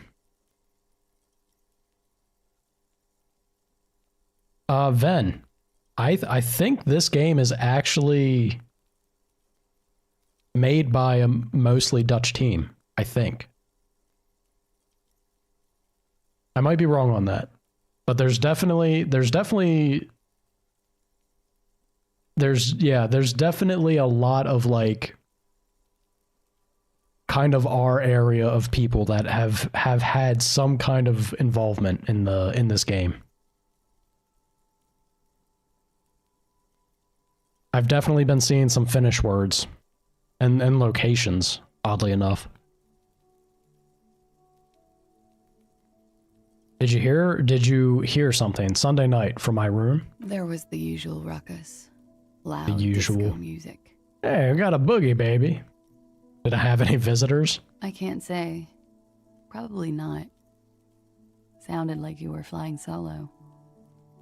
I didn't see it, Jet, but I heard about it. You mentioned loud disco music? Oh, yes. Various artists. Ostentatious orchestrations prime among them. Yeah, I mean, look, man, the times have always been crazy. it's not super outlandish, is it? Unfortunately. Oh, that? Yeah. Whoa.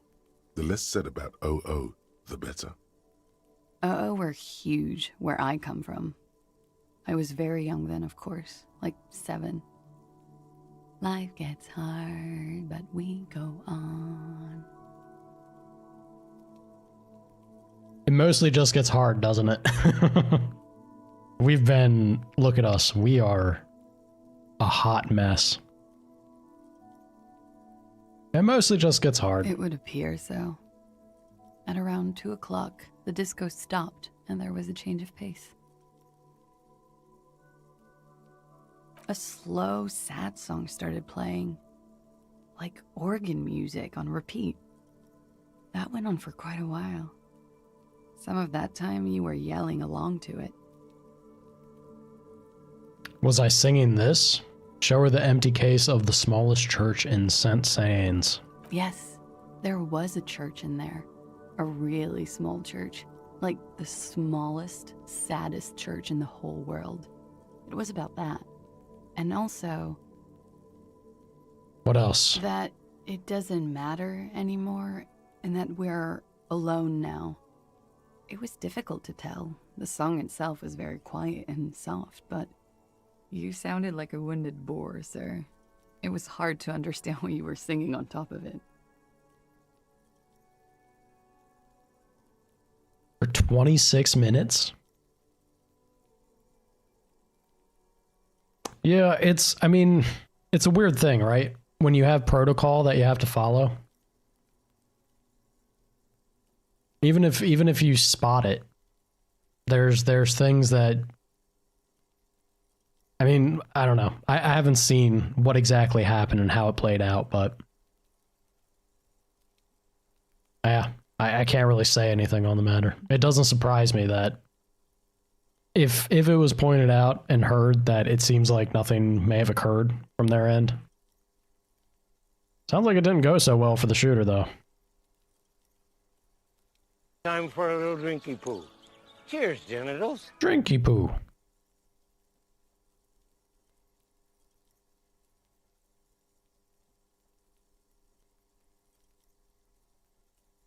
What kind of dates do guys like? That depends on the guy, then. It depends on the guy. It depends on how long, like, what kind of relationship you have between each other. How much do you know each other beforehand? There's so many things. So many things involved in that. That's not an easy thing to answer, just like that generally applies. When you say wounded, do you mean that in a cool way? Like a wild beast? Yes, it was very cool. She's full of shit. Then what happened? Then you started screaming and trashed the place. Are you sure I wasn't being assaulted? That's so me. What did I do? A window was smashed. The tape player, probably. The song stopped. And furniture, too. A real destructathon. There was screaming. Then I think you passed out.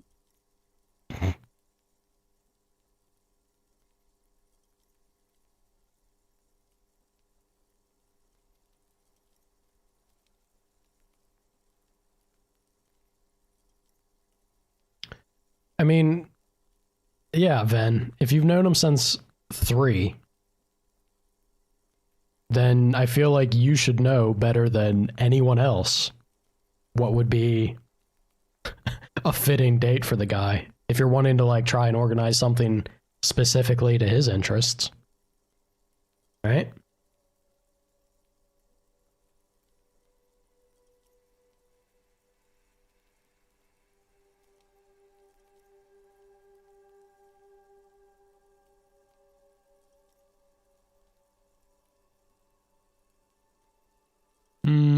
It prides me to hear this. Tell me there was more.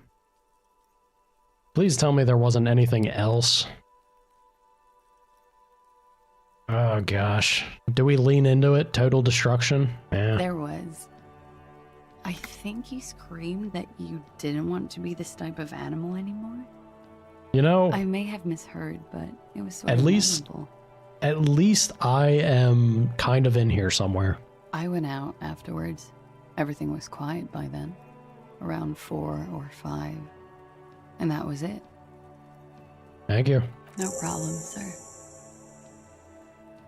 She feeds herself another cigarette.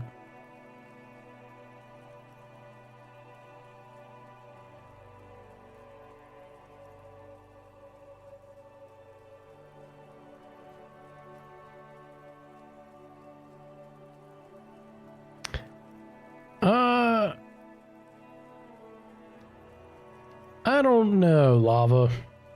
I think if we can say anything about Trump, is the man thrives off being a showman. If he got shot in the ear, and that feels like what? A sharp bee sting? Because you could take a shot in the ear and not be like totally freaked out. I think his innate like knee-jerk reaction would be to play it up. He's not no Teddy Roosevelt. He's not the bull moose, but he's definitely a showman. I think he'd lean into it. If it was anywhere serious or like an actual wound, I think we'd see a very different reaction from him. But the ear of all places, the stars could not have aligned better for him. That's the pinnacle moment for him to be like, well, this is my time to shine, right? Now that you've had some time, can you tell me more about him? Sure, I can try. What do you need? His name? Actually, officer, I didn't know his name. I just called him Lely. How in the hell, Lely? How is that a manly name? Ven, is this a manly Dutch name? Lely? That sounds like the girliest shit I've ever heard.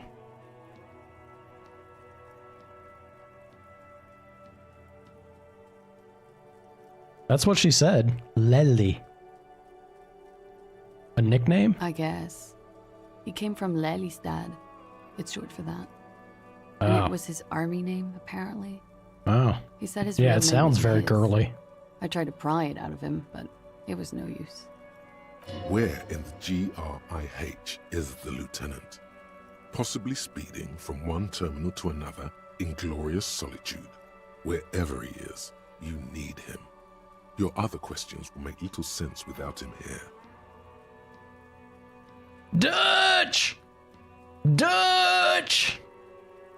Yeah, there's lots of Dutch in this game, no doubt.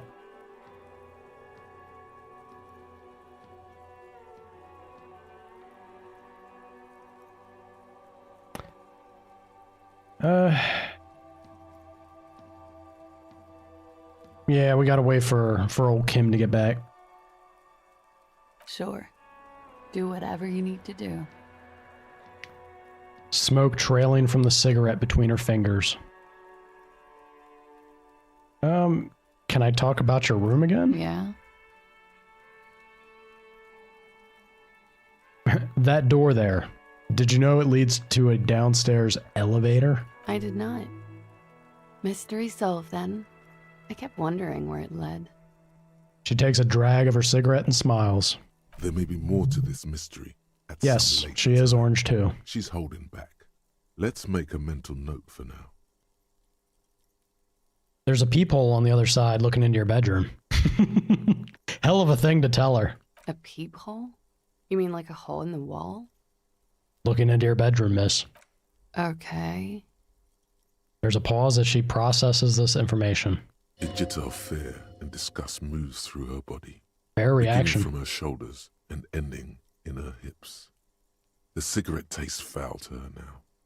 Do you think this is somehow connected to me? This is actually a great thing. Like, this might actually shake her a bit in regards to, is she concerned about what's happening in this exact moment with the murder? Or is it her past? It could just be a coincidence. Okay. Do you have any way of knowing how long it has been there? Yeah, see, this is what I'm talking about. If I'd make a guess, let's not make a guess. There's no way of telling. God. Where is it? I think I need to cover it up. The perforation should be under your bookcase in your bedroom. Thank you. She looks toward the window. Cold wind blows in from the sea. Yeah, if it is recent, who do you think made it? Shit. I don't know. Maybe it's been there for a long time. Maybe the local kids use it or something. I don't know. I'll be fucking covering it up with a lot of tape, that's for sure. Was there anything else back there? Yeah, there's tracks on the floor and they're recent. Huh. This isn't good. She's starting to panic. She's straight as a stick, suddenly. Yeah. It's an old pinball workshop. The room back there. This place used to be a pinball arcade. Okay. I'm glad someone's had fun. Yeah, that's all for now. Quite the collection of prescription drugs. Thank you. I've put a lot of time and effort into it. She says without any discernible irony. Technically, possession of narcotics is legal in Revachol, but you should still reprimand her. I ain't gonna reprimand her. I literally stole the drugs and have used them. we're down to party. It was quite impressive. How did you amass such a hoard? With money, sir. Takes a drag. It's not exactly the anti-star size caboodle I intend for it to be one day, but it's getting there. The anti-star is, or was, a Vespertine rock and roll star who liked to do drugs. He did so many drugs, he eventually mutated into a corpse. The collection includes Nacra, an opioid antagonist. Comes in handy when you've done too many opioids. Does that happen to you often? Better safe than sorry. Takes a drag and smiles. Preptide. Oh, yes. One of my favorites. It cures many ailments. Like what? Like not being able to stay up for 36 hours. It's an annoying one. Happy. It Also cures annoying. Those ailments. It's just a merit speed molecule, basically. Cool. I took some for personal use. Show her the preptide. Huh? Motherfucker took my preptide? Looks like you owe me one, officer. I'm talking serious corruption here. I'm just looking out for your health, miss. I was undergoing a massive speed hangover. I needed to prop myself up. Let's be honest. Wow. A hardened, callous highwayman. Don't think this won't come up again during what will be an opportune moment for me, Officer Disco. She smiles. She's not angry, but it's true.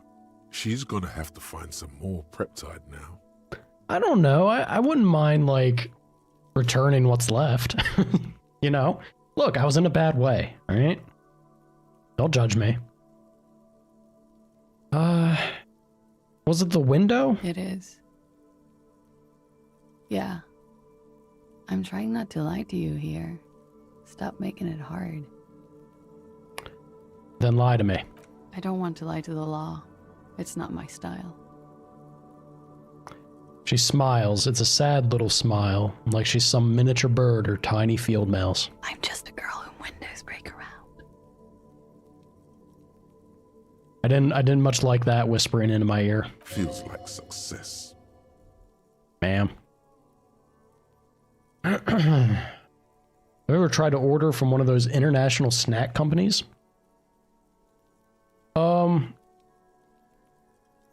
Then, Doritos are literally an American snack. I don't need to... Well, it depends on what I would be after, Jet. They actually have, like, an American food aisle in some of the grocery stores out here. The shit is stupid expensive. Oh, they actually opened up an American shop in the city recently. It's got a crazy amount of American things. But again, stupid expensive. Import tax is a bitch. Over here saying Doritos aren't... Yeah. Oopsie. I had a few more comments about what's behind... No. I thought there was another... I guess not. All right. Not my favorite topic, but okay. Are you sure you weren't raped? I'm 89% sure. Does that mean you're 11% not sure? You know how it is. Do you? Do I? Maybe you don't. Ouch. There are numerous cigarette burns on those silvery scales. Easy to see now that you're closer. In conclusion, officer, I'm gonna go with a mild to medium not raped here.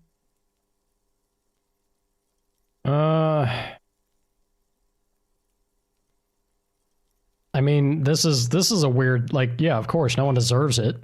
I don't think that's what was in question.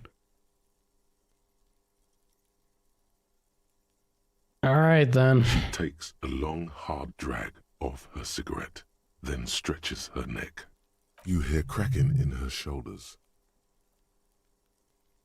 Nothing else to really talk about there. You know. All right.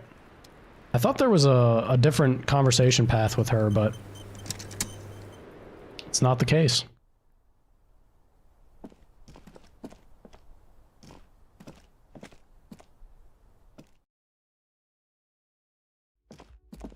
American food is all that, then. When it comes to flavor, it cannot be beat. It's garbage, but it's tasty garbage. For sure. Am I gonna let you rent my couch? The situation still stands. We have to wait for space to open up. It is a full living quarters at the moment. So maybe another, like, I don't know, 6 to 8 weeks or something? Ballpark? I have no idea when they're gonna get shit fixed. The man ponders his cooking utensils and gives you a little nod, acknowledging your presence. Hey, you know what behind that door? He looks up at you, then looks away quickly, shrugging and muttering something to himself. Shrugging is an international sign for, no, I don't know what's behind that door. Composure do know. Sounds good, man. Will do, will do. You didn't have issues with cats, right? Because that would be a problem. It's you again. What is it? Anything on to say, Titus? I don't think there's anything more to follow up on Titus other than this check. And there's no way I'm making this check. I can try. I don't know what went wrong the last time. You have so many good ideas here. Make them all see they're puppets on a string. Oh, God. What the hell are you talking about? As I awakened into this world, something came with me. An ancient sadness. Oh, that shadow. A man your age. The hangover must be lethal. I never thought I'd say this, but maybe you should cut back on the drink. Yeah, plenty of walks. Like, if you dig walks in nature, Jet, Finland's got it in spades. Maybe. You should cut forward on the drink. These working class oafs don't know how to talk about feelings. You shouldn't have opened up to them, or anyone. Ouch. Alright, that's that. We tried. We took morale damage for it. What can you do?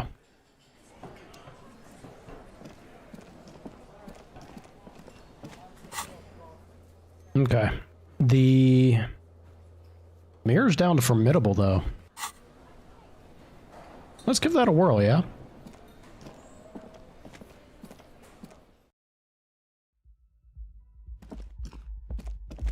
Pop this open. Also, when is Thailand not hot? Isn't it always cooking over there? A mirror hangs on the bathroom wall. It's barely covered in steam anymore. It's your face in the mirror, adorned with the expression. You know, we have a decent chance on this. It belongs in the new, the third decade of the current century. Enough time had passed from the failure of Amsterdam's actually not a bad suggestion either. Like, if you want to, like, walk around and have a good time, ultimate, uncontested that's way our of life face. for our species. This is who we are. It belongs in the third decade of the current century. Enough time had passed from the failure of the revolution that, for a fleeting moment, free market economy seemed like the ultimate uncontested way of life for our species.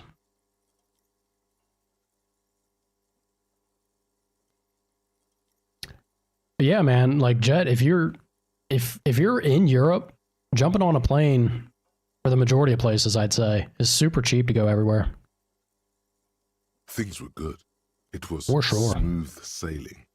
People made like the idea of backpacking it, and facades very much still a thing. The times, calling this the new style, but more importantly, disco happened. Disco, baby. Forget about ostentatious orchestrations. For Revachol, your city, that meant only one thing: Guillaume le Million. If it doesn't rhyme, you're not pronouncing it right. Out of the dazzling swirl of disco music, in an open-air boîte de nuit somewhere in Revachol West, Guillaume's blonde mane appeared on the screen. He sang some bullshit. Then he made the expression. And we practiced this we just stole this from someone famous? Oh gosh. I thought it was a little more like at least special to our character. I feel the need to add a clicking sound when I make it. Click, click. How long ago was the new? Anything else? Like, who am I? Why did I become a cop? Why did I drink myself into oblivion? You have some understanding of the near history of disco, plus the trivia you've picked up along the way. Jet, I've been craving steak. I've been craving steak and ribs for like you should prepare yourself for that. Weeks now. It's been torture. Yeah, should have prepared herself for that for sure. Now, how long ago was the new? There is a vast ocean of time between right now and the expression. Looking good on you, or anyone. 2 decades, if the calendar is to be trusted.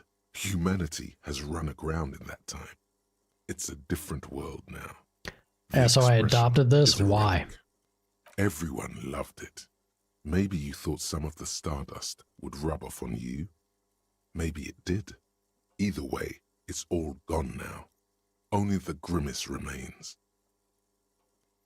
Yeah, click, click. Is used to spur on a horse. It also features heavily in Guillaume le Million's regional mega hit, Don't Worry, Your Pretty Little Head. Steak does not suck, Ben. If you think steak sucks, you have not had a well-cooked one. Sometimes you like to add finger pistols to the mix, because, unlike Guillaume le Million, you are a police officer. It's your nifty little way to say, I'm armed and dangerous. Does this have anything to do with ostentatious orchestrations? Not really. Oh must have just stirred your mind. They're more like a disco rock band anyway. Well, I guess that's that. It doesn't have to be. You can swoon over Guillaume and his champagne-corked smile whenever you want to. Maybe some of the stardust will return. Can we get electrochemistry pushed up at all? I can't go to my inventory, damn it. Well, yes I can. What am I saying? Just back out and do it now. Yeah.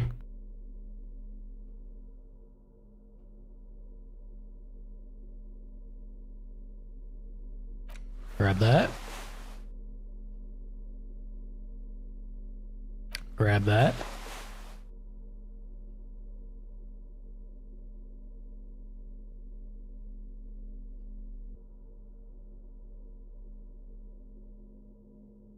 Yeah, I think that's it. Alright, see if this works. The pockets of these new jeans are perfect for sticking your hand into. Makes you look cool, calm, and collected. Oh. As your hand enters the pocket, your fingers brush against something, soft, yet crinkly. Take the item out. Hey, it's a chewing gum wrapper. It reminds you of the fruity juice of apricots. You should inspect it closer if you have time. Something about the wrapper's texture is familiar. By the way, the raw materials were most likely exported from Seaguy, the apricot suzerainty, and processed in Sur-le-Clay into the apricot-flavored chewing gum loved by kids of today and yesterday. Something about it is familiar, and not only to your fingers. Weird. All right. Well, we could have it. Let's look at the mirror real quick first. A mirror hangs on the bathroom wall. It's barely covered in steam. 42% is not terrible. We have a chance here. Is there if anyone's around to buff my physique, please give us that nudge. Strength, physique. Make us have the push we need. Or I'm stuck with everyone on mobile. Yeah. Damn it. All right, let's roll them bones. It's like something. Hey, look at that. We got it. A nerve ending, a thought, a sadness. Your face in the mirror is suddenly clean of the layer that had distorted it for God knows how long. Just like that, it's over. The running gag that your life had become. A sad old man looks back at you. Oh. Oh, that makes me feel even worse. I didn't think it could, but I like... I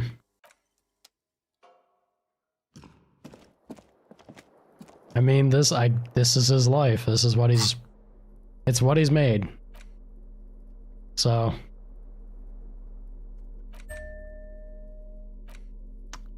Alright. Was it Composure that I wanted to run with? I have been enjoying Composure.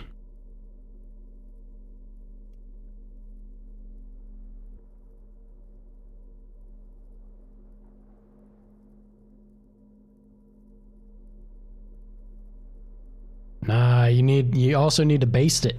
You need a ton of butter. Garlic crushed into the butter. And fresh rosemary? Yeah, rosemary or thyme. I might be thinking of thyme. Mix that in. Get that butter sauce going. Salt, pepper.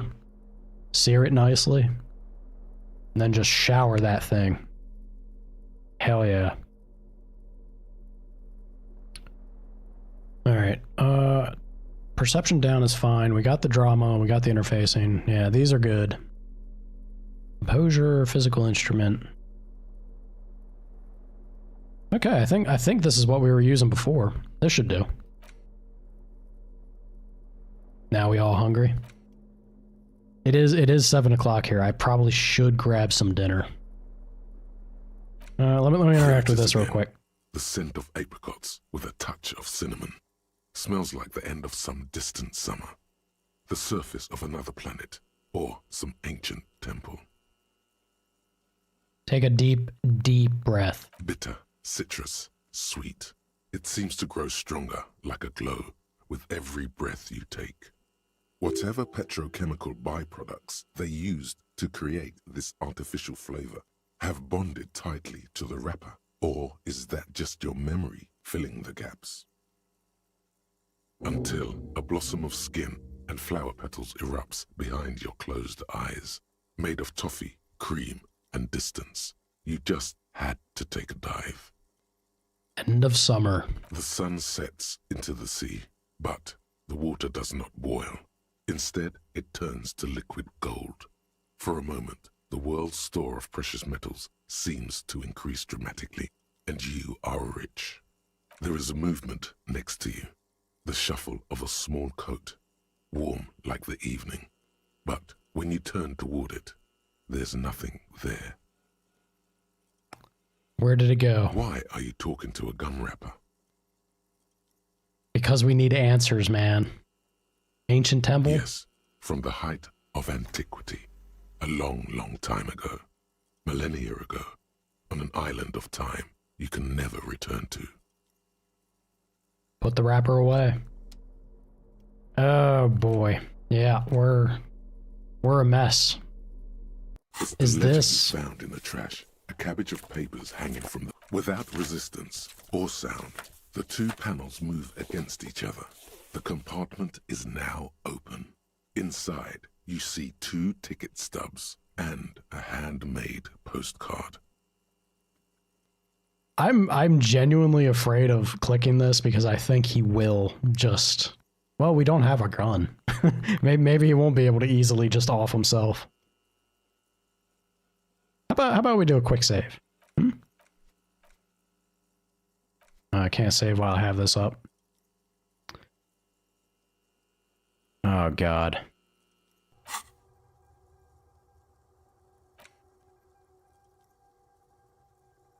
-1 reaction speed for living in the past. You have found a trace of entity who's been stalking you across the plains.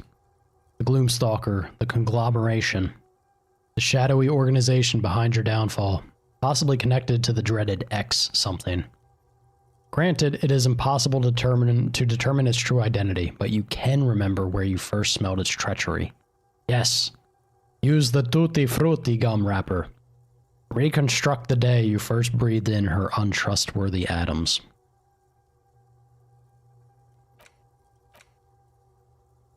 Fun fact. Tutti Frutti, or Frutti Tutti. That's a candy from Finland.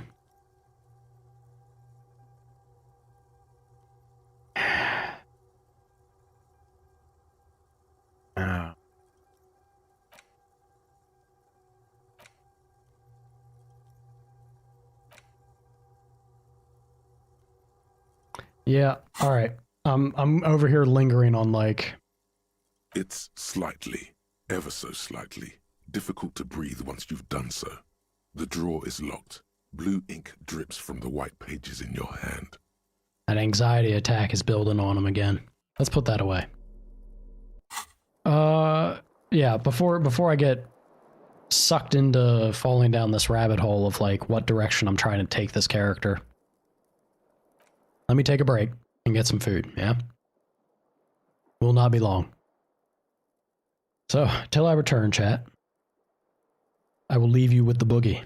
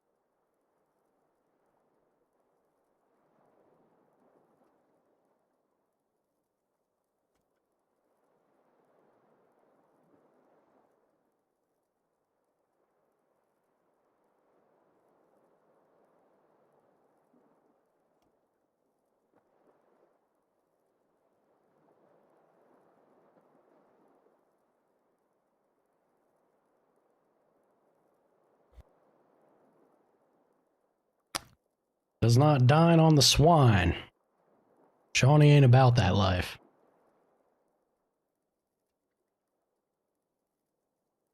Pig is a filthy animal.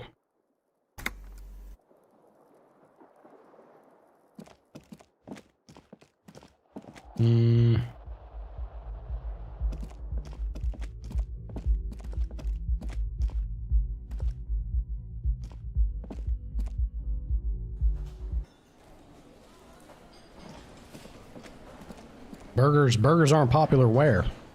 We talking about Finland? Yeah, burgers are out here. For sure.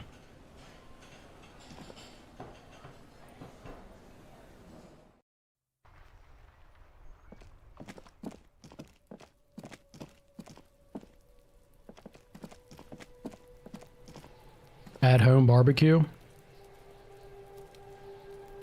I mean, some people have grills set up. But, like, there's so much... The style of housing...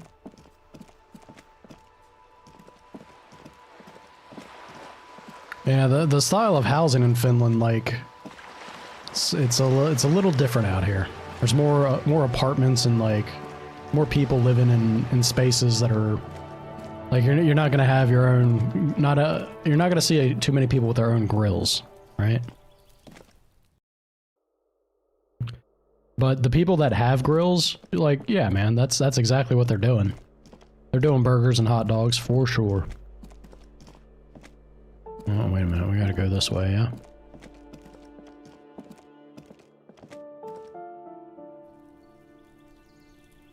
Oh, there he is. Alright. Let's speak with the twink. Yeah? Gotta let him know that we're serious. Whip the boombox.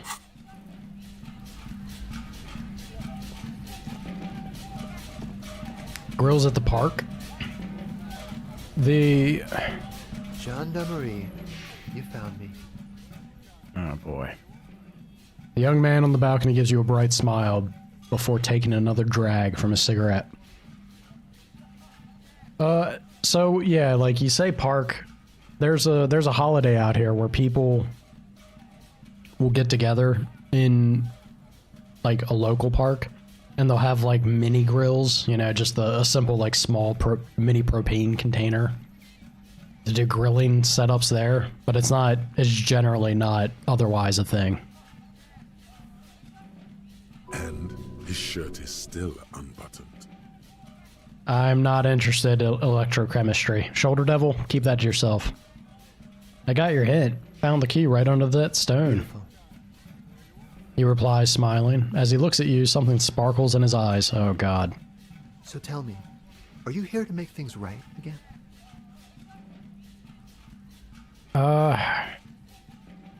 Honestly, I'm just trying not to screw anything up. I'm not gonna make things just right. I'm gonna make them spectacular. That's disco there. A summer? No, it's like it's a wood cabin.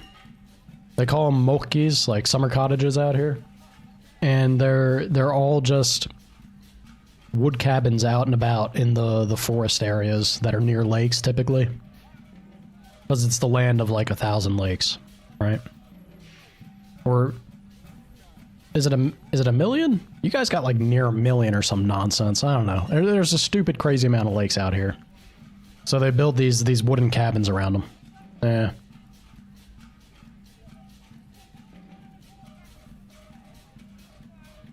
Yeah, there you go. Almost 200,000 lakes. It's crazy. I was hoping to talk to a possible witness. Your balcony overlooks the murder scene. This is the disco answer. I'm gonna make him spectacular, baby. Beautiful. He says again. A nearby street lamp casts shadows on his chin, drawing out the slender cheekbones. Game, I don't like the direction you're I have going. some good news for you. My Sunday friend is visiting me tonight. I told him about you and he'd like to say hello. Step in. He's already waiting.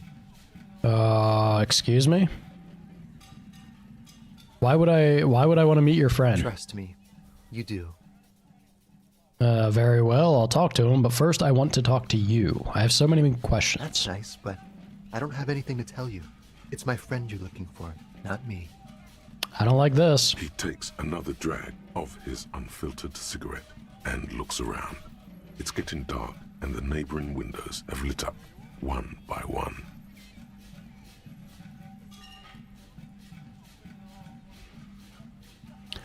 No, so what she means, Jet, you do need a fishing license.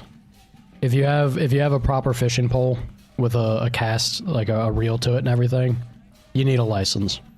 Finland is very like they got a lot of regulations and control on things. Like the country is well maintained and taken care of as well as it is because they like their rules, they like their structure, and they follow and adhere to it.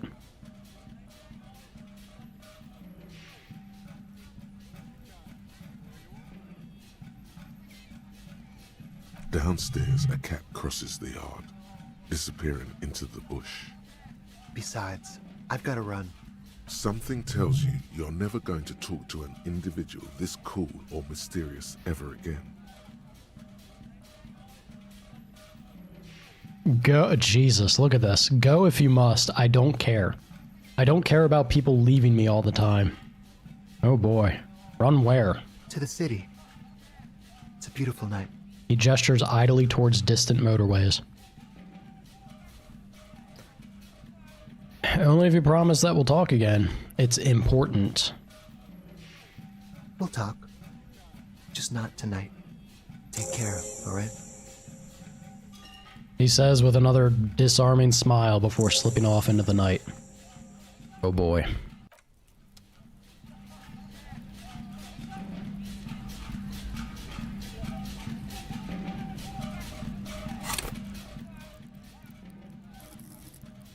We got us a level, and I'm very tempted to actually spend the skill point to remove this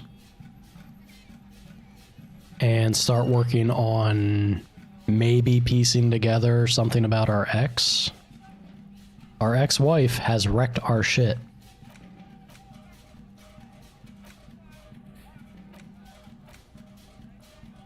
Yeah.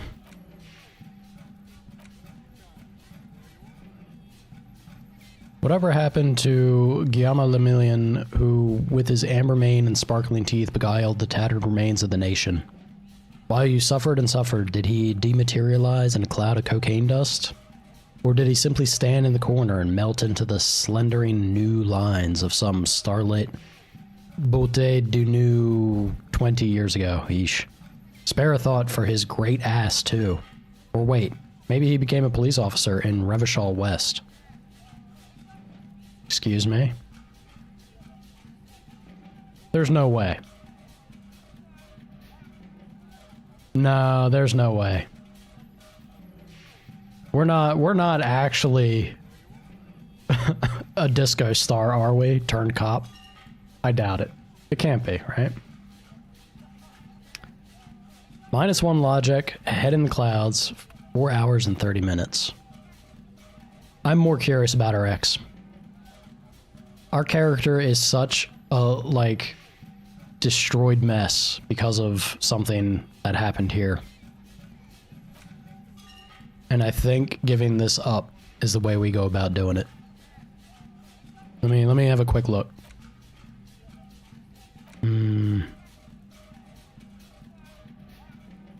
This is all... You know, this one was really disappointing, honestly. We get 20% zoom out distance. Fine, whatever. And then all Motorix learning caps are raised, but I haven't been pouring points into the skills.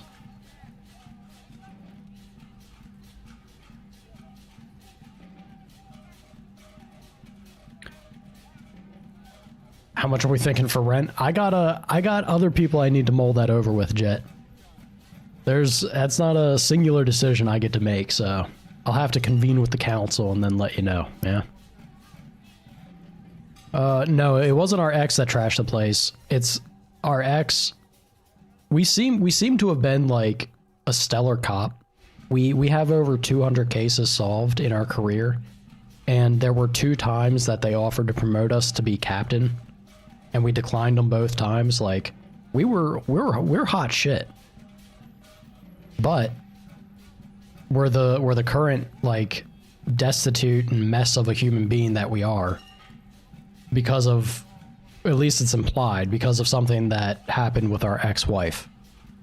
And anytime we try to piece together stuff about our ex-wife, like when we first approached it, it was when we got our police like pad back. There's a secret compartment and it had a piece of like bubblegum wrapper in it. The smell on the gum wrapper was enough to make us black out and go into like an anxiety attack that our current partner, Kim, police partner, was dragging our unconscious body to his car to get us to a hospital.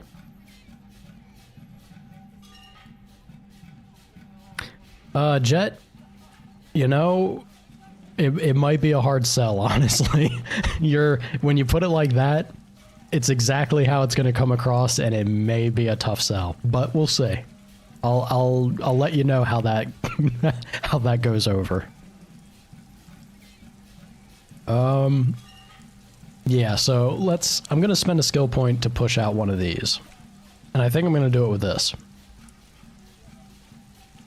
Yeah, I'm going to do it with this. This is gone.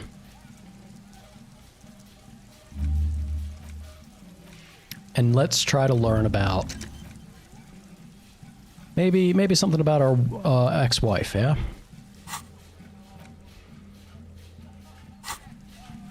Oh boy. Alright, Sunday friend. Oh wait, are we actually smoking currently? Got a cigarette in our hand.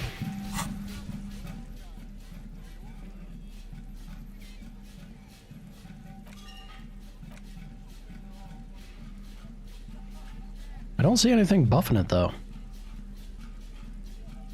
Yeah, I don't know. Alright, whatever. Let's go see who this is. Quarterly Business Magazine. An old photo of the same apartment dated year 1. Expensive men's perfume lingers in the air. Buckets of paint on a layer of old newspapers. Uh-huh. Yoink. An exquisite canopy bed made of metal. Dishes soaked up in a pot.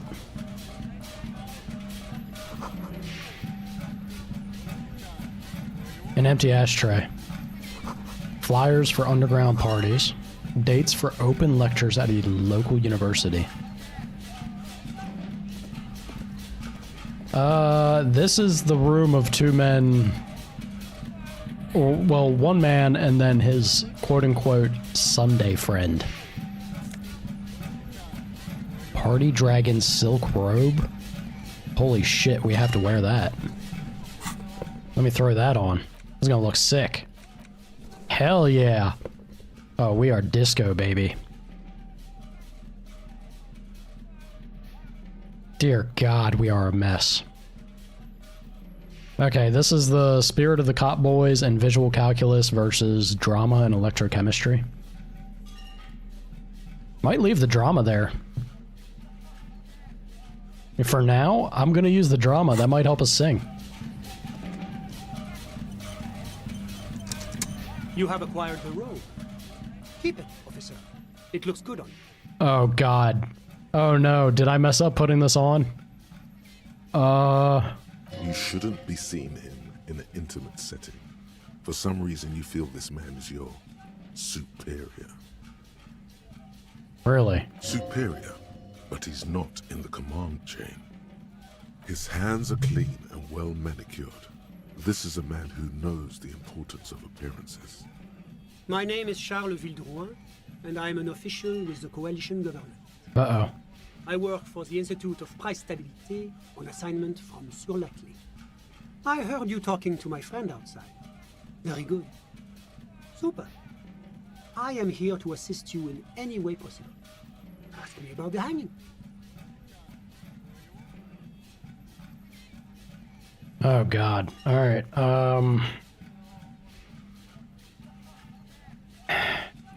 we'll get to that right after you tell me the story behind the Black Samaran hat.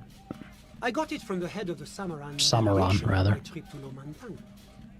It's made from a special charcoal-colored bamboo. It's an emblem of the formal normalization of our diplomatic relations. That's really all I can tell you about it. He forms a little rooftop with his fingers. Cold air sweeps in from the balcony. You actually witnessed the lynching? I'm sorry to say I did, officer. Hmm? Is it because you did it? Start from the beginning if you don't mind. Officer, it's very difficult to describe what I saw that night. It was so surreal to me, like in a play. He holds out his hands and blossoms his fingers, like a drama teacher setting the scene. Meaning it was terrifying? No. I mean, it was so strange. I could barely believe what was happening. I was on the balcony when it happened, getting some fresh air. I remember that first they came in, carrying what looked like a body. And then I saw all the surrounding windows go dead, one by one. That's when I understood. I should not be seeing this. Who were they? Can you describe them? We know who they were and how many. We already know all this stuff. I couldn't see their faces well, and there were quite a few of them. But they were very loud and very Martinez. He pauses, looking for the right wording. Let's just say that the laboring classes can get rather expressive with their profanity. How many of them were I there? couldn't tell you exactly. Less than 10. Maybe 8? Were any of them huge, like 200 kilograms huge? That's a giant you're describing. No, they were all quite human, as far as I could tell. What happened next? I went back inside. Wait, so you didn't actually see the lynching happen? Officer, the yard was pitch black. There was nothing to see, but I could still hear their voices. They were threatening to kill that poor man. Were they men, women? All men, I presume. But again, I couldn't see very clearly. What ethnicity were they? I believe they were mostly white, though I believe I saw 2 Aeropagites among them. And I am quite certain that one spoke with a Mesk accent. What happened Well, next? That's the strangest part, officer. Nothing happened. It was oddly quiet for a public lynching. What do you mean nothing happened? They lynched a guy. Eventually, their shouts died down, and that was all. There were no gunshots, no celebratory shouts, no anything. Why didn't you call the RCM? You're right, of course. That is what one is supposed to do in such circumstances. I was simply in shock. Uh-huh. I'm afraid I don't have anything else to add. Can you at least tell me when it happened? All I can say is that it was late. So let me get this straight. You didn't actually witness the hanging itself, did you? No, I didn't see the corpse until the following day. Well, those are all my questions. Thanks for your time. Of course, anything I can do to assist the RCM. Yeah, what's an official like you doing here? The coalition is only looking out for the price stability. Inflation is a killer, like a heart disease blocking the normal circulation of the economy. It must be controlled. The economy impacts the entire international community, which is why it requires international oversight. Okay, but what are you doing here in this apartment? Well, I'm renovating it. It is an interesting project. The building used to be a 12-story skyscraper before the cannons took the top 4 stories off. This, of course, happened when the coalition forces landed here. You could say I'm undoing some of the material damage the international community caused when we arrived here. So you're some kind of bureaucrat. Yes, as I said before, I am a commissioner from Sur-la-Clé working for the Institute of Price Stability. This is... Wait, there isn't actually an Institute of Price Stability, is there? Or maybe there is. God, it's impossible to understand whether someone from the moral intern is joking or not. What is this international community? La Communauté Internationale is what Revacholians colloquially call the coalition. In other words, the nations that stopped the disaster of the revolution. And what do I call the coalition? Your employer, technically speaking. The governing authority of Revachol. The RCM is but one part of this provisional administration. What is the price stability? It is the most important thing. The most. That doesn't tell me anything. It's the central goal of any sound monetary policy. Maintaining the price stability is essential to maintaining high levels of economic activity, which is essential for maintaining high levels of employment, which is essential for maintaining the social stability. And how does this benefit us exactly? Take your daily bread, for example. Too much inflation, bread becomes too expensive. Too much deflation, it becomes too cheap for bakers to produce. That's why the Institute of Price Stability works to keep inflation just below 2%. 2% of what? But not too far below, no. Too below is also bad. Below, but close to 2%.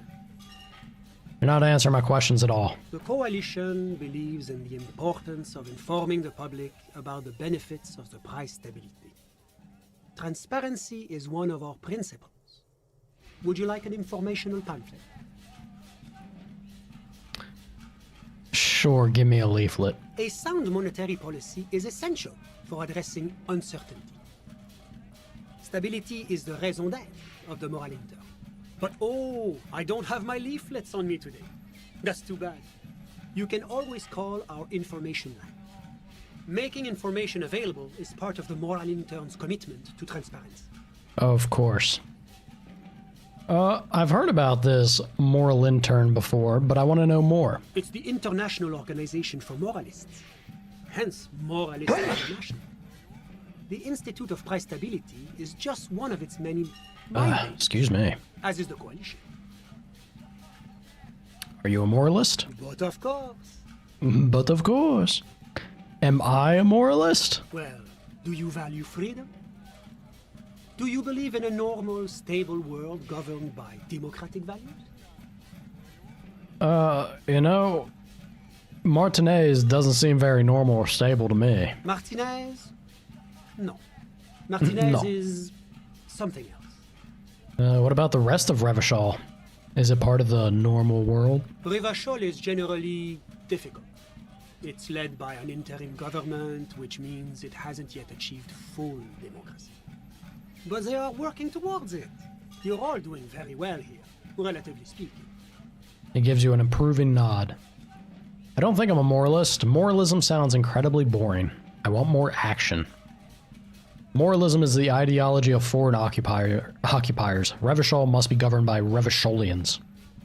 Democracy is a meaningless sham as long as the working class is under the boot heel of capital. It's like every time I'm talking to people, I'm choosing option D, none of the above. Is that moralism? It's kind of feeling like it. Is this option D usually the most reasonable answer? It's usually the most boring one. Yes, everything else is super extreme. It's like I'm living with a bunch of lunatics. More often than not, this is honestly the truth. Sounds like you're a moralist indeed, my friend. Welcome. Moralism is all about compromise and achieving the achievable. It's pragmatic, realistic, and level-headed, an ideology for doers. Are you a doer, my friend? It looks to me like you are.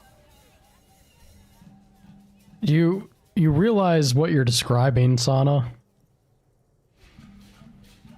I need a substance in order to function through the day. Without said substance, I begin to feel unwell, and substance makes me even out and feel normal. Is this not a clear sign that maybe the doctor might have been onto something? Now, enough of this delightful political interview. Just the food for Was there thought anything else you kind wanted of to thing. Yeah, tell me about Sur la Clef. What's there to say? Sur-la-Clé is a modern, Sur-la-Clé. country that measures very high on the Human Development and Freedom Index. Mostly, though, it's known as the executive heart of EPIS. Moreover, it is a great sponsor of less emerged countries. Revachol is only one of its many darlings whose progress it supports and cherishes. That's nice of them.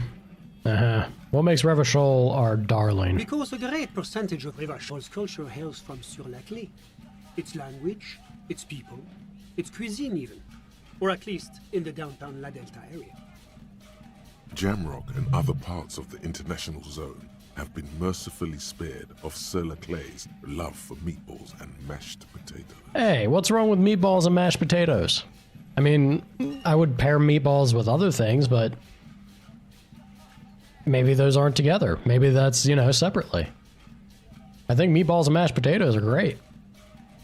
Enough business, let's talk about something else. Whatever you wish, officer. Yeah, can you tell me about your friend? Ah, my friend. My friend is a good young man. His family immigrated here from Kedra, and life has not been easy for him. But he understands the importance of education. He has taken his future into his own hands, and that's all that matters. What's Kedra? Kedra is a candidate member of APIS. But, between you and me, their potential membership is a more contentious issue. What do you mean? That it's never going to happen. They entered negotiations in 21, and it's been pending ever since. But that doesn't tell me anything about Kedra itself. Is it warm there? Cold? Something in between? It's warm. It's also known for its mandarin trees and dust storms from Supramui. Kedra's an emerging market, but it still has a long way to go. Maybe that's why my friend's ménage decided to immigrate. And how did you two even become friends? How did any of us become friends? Bad things happening on the Insulindian Isola? Oil platforms ablaze in the night? Civil wars lasting for years? Finally, the international community is forced to step in.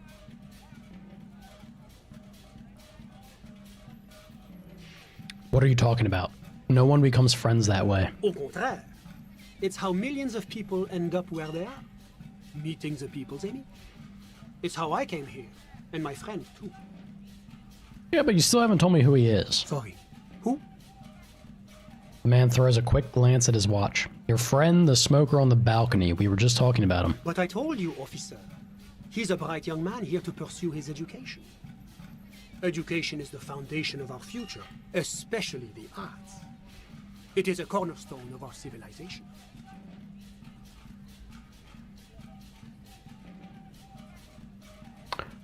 Fine, but what's his real name? Officer, you have to understand. I can't give you his personal information. I'm sure you have your own methods and databases, right? Please don't put me in this situation. So all you can tell me about him is that he's here to study the arts. He's deeply enmeshed in the study of the fine arts, yes. Which arts? He's a truly free spirit. He likes all the arts. Perhaps graphic design, printmaking, who knows? The world is open wide for a talented youth like him. And what are you doing in his apartment by yourself? I'm just enjoying the view. The man smiles, nodding to the window. What view? It's dark outside. Listen. He says, raising his hand. Baby is crying in the neighboring apartment. Someone's baby is crying. No, listen. He says again, looking outside. The Insulindian Bay. What about it? This place used to be a luxury accommodation before the revolution. Apartments, of course, were much bigger then. A few walls have been added here and there, leaving some of the tenants without a private bathroom or a kitchen. But the million real view stays. You can't take that away. He knocks on the balcony door, his face mirrored in the darkened glass. Yeah, I was asking about your friend. My friend comes and goes. I'm sure you'll see him around. He's a busy bee. I had something else in mind. I'm all ears, officer. Oh, well, guess not. That's a it. moment, officer. Do you have everything you need from me? I'm afraid we won't have the chance to speak again once you leave. Why can't we talk later? It's against diplomatic best practices for an official in my position to be discussing murders with local militiamen. And I'm pressed for time. After you leave, I should be leaving as well.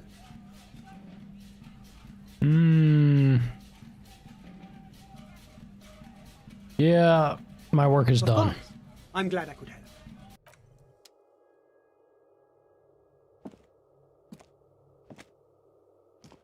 God, we look awful.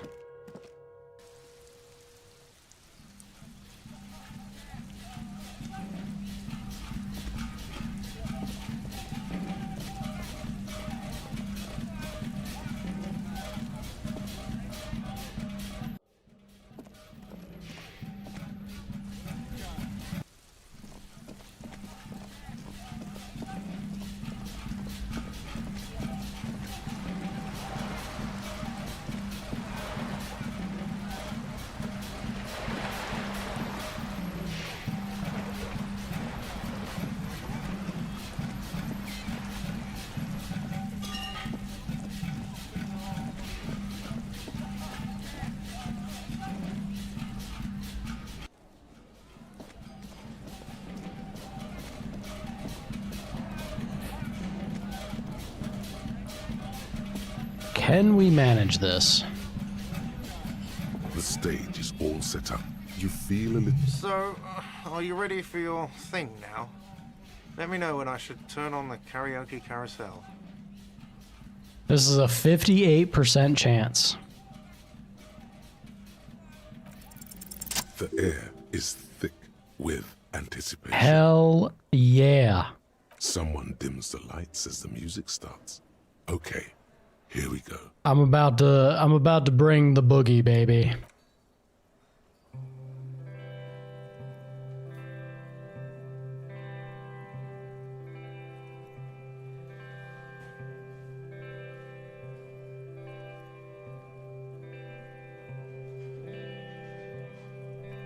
I would often go there, to the tiny church there. Damn, so that's our voice? I guess it makes sense. Church in San San. Though it once was larger. Now the realm may rest there. Down through the mist there. We are just the lizard brain. Toward the Seven Sisters. Toward those pale cliffs there. I would often stay there. In that tiny yard there. I have been so glad here. Looking forward to the past here. But now, you are all alone. None of this matters. Hell yeah. No, none of this matters at all. Poured our heart out. We killed it. Ancient reptilian brain. I would often go there to the tiny church there, the smallest church in Saint Saëns. Though it once was larger. How the rill may rest there, down through the mist there, toward the Seven Sisters, toward those pale cliffs there. I would often stay there, in the tiny yard there. I have been so glad here, looking forward to the past here. But now you are alone. None of this matters at all. A lazy applause fills the room. You feel your hands shake as awareness of your body returns to you. Thank you, ancient reptilian brain. I want to dedicate this song to whoever wrote me that fucking letter. I still love you. Thank you very much, asshole. Ouch. I'd like to dedicate this song to my partner, Kim, even though he's not here right now. Ooh. I like that pick. I'd like to dedicate this to Gart for letting me sing it. It's all shit, Gart. I'd like to dedicate this to the RCM. Please don't fire me. Nah. dedicate this song to anyone. I performed it for myself. Fuck all of you. No. Oh man, number 2 is some heavy stuff. I really like the Kim pick. Although I like the Kim, I like dedicating it to Kim if Kim was here for it. I would love to put him on the spot, make him feel weird, especially after we nailed the role. Thanking the ancient reptilian brain. Brain is brain. Brain doesn't need thanks. Whoever wrote me that fucking letter.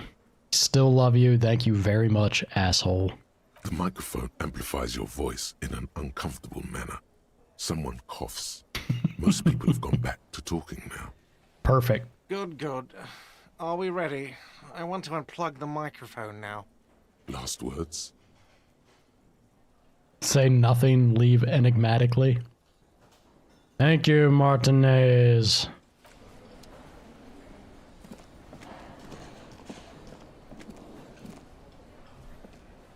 That's it? Nothing? Nothing from any of you? Clowns. Can't appreciate a quality singer. Hello, dear. There you are again.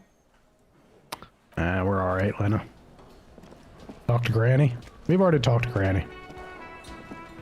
We talked her up plenty. Oh, you know what? Elizabeth. Also. This is drama, right? Yeah, let's keep this on for the moment. You. I've got nothing to say to you. Why Are you the wasting hardy your girl? time? I am not. She says dryly. You could be Liz. You could be anything. You could even be a model. Glenn, get the hell out of here. Even a mod? Glenn, I went to law school. I am an attorney. He's right. With a face like that, she could be on the cover of Le Debutante International. Get a grip, Glenn. She went to law school. So fucking what? Lots of models are actually really smart people, fuckwad. Fuck you, Glenn. No, Glenn. They aren't. Her tone is cold and uninvolved. It's not her. She's not a hardy girl. Definitely. Alright. Oh, that's that. I guess we'll crash for the night then, yeah? I can't think of anyone else to really bug or bother at this hour now that Kim's missing. Oh, we gotta level up. This might be the time that we start to push physical instrument. Maybe. Yeah, maybe. Let me look at the map real quick. What do we need? Physical instrument.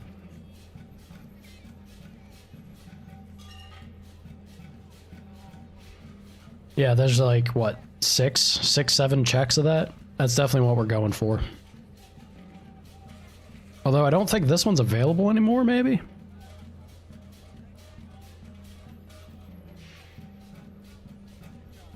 The trash container... Why is it still showing... I don't know. That's weird. So there's actually less than what I'm seeing here. This I could manage probably. I don't need to though. Maybe I don't do physical instrument. There's less that's actually pressing for this than not. So conceptualization.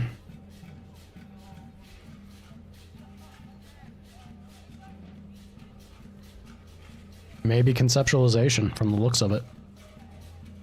Yeah. Alright.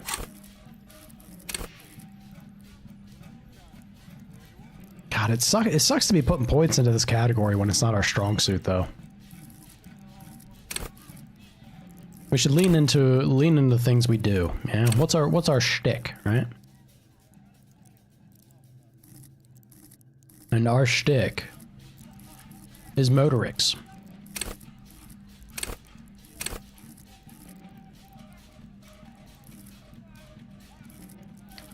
I sure do, Van.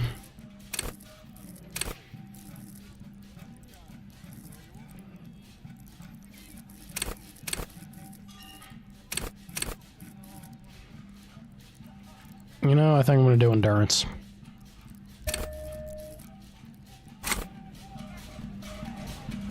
Only if you're gonna do him justice, Van. Otherwise, don't tarnish him. And leave that poor man alone, he's been through enough. What is this?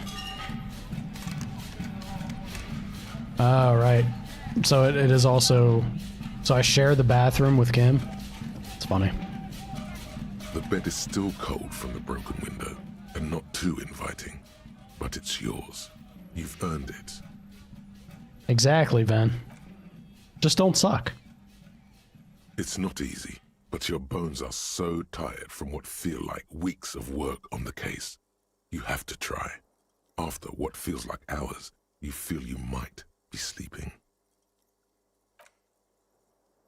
We actually gonna sleep for once? Thoughts, baby. Nope. A million little lights in the dark. You're one fine instrument, brother. All those faces and all those names. All that laughter and screaming and scheming around. Every corner and every street. Alright, reptile brain. Recorded in you. Forever. On Faraday. Spinning in eternity. On and on it goes. For untold hours. At the disco where you first asked her to dance. Oof. Rising. Rising. Above the dark curvature. The great wingspan of sleep. Studded with stars. Behold. Behold. There are millions of them down there. The first time. The last time. The smoke in her mouth. The plotted flowers. The faces turning. Changing. What is this? Or what is it? It's the world, Harry boy. And you're made of it. Every day you're out there, you make more of yourself from it.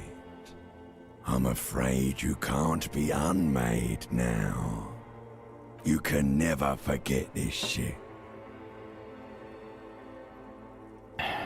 The rain, the snow, I don't want to. It's beautiful. The endless visions, erase them. The colors, the voices. Ah, boy. What is it? What is it that haunts y'all? When you're haunted? Is it the colors and voices? Or is it the rain and the snow?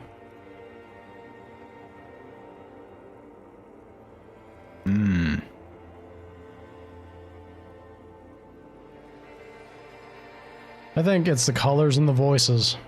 All stuck on loop. Whirling, spitting out words and images.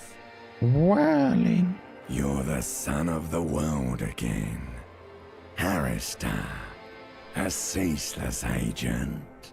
Picking up litter and old newspapers. Collecting your little bubblegum wrappers and idiotic picture postcards. Meaningless, meaningless keepsakes. Fuck you, reptile brain.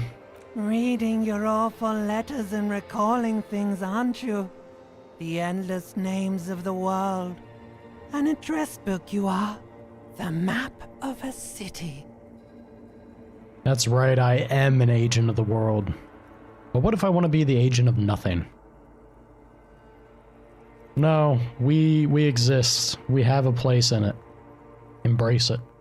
You'll go insane if you keep going like this. One more day, and you'll be in the loony bin. I just know you will.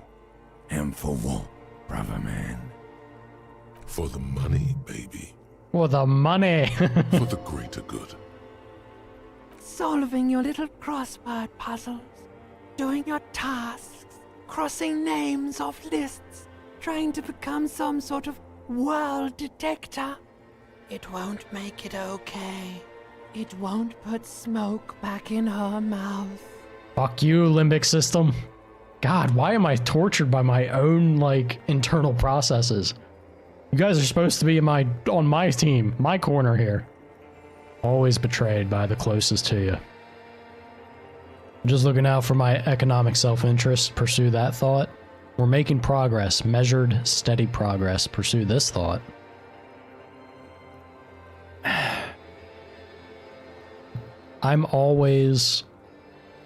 It always happens, guys. I always drift into being goody two-shoes.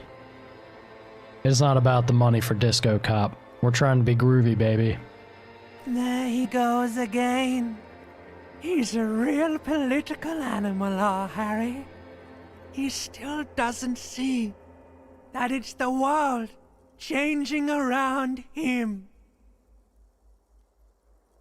God damn it, Limbic. He's got no idea what he's in for. Why? 'Cause only love can break your heart. I don't like where this is going. Feel the pillow under your cheek. Beep, beep, beep. The alarm is ringing, Harry. The disco circus goes on and on. You barely slept 3 hours last night. I feel like that's still an improvement for us. You can do it. It's nothing. Do it for the city. Go. Open your eyes.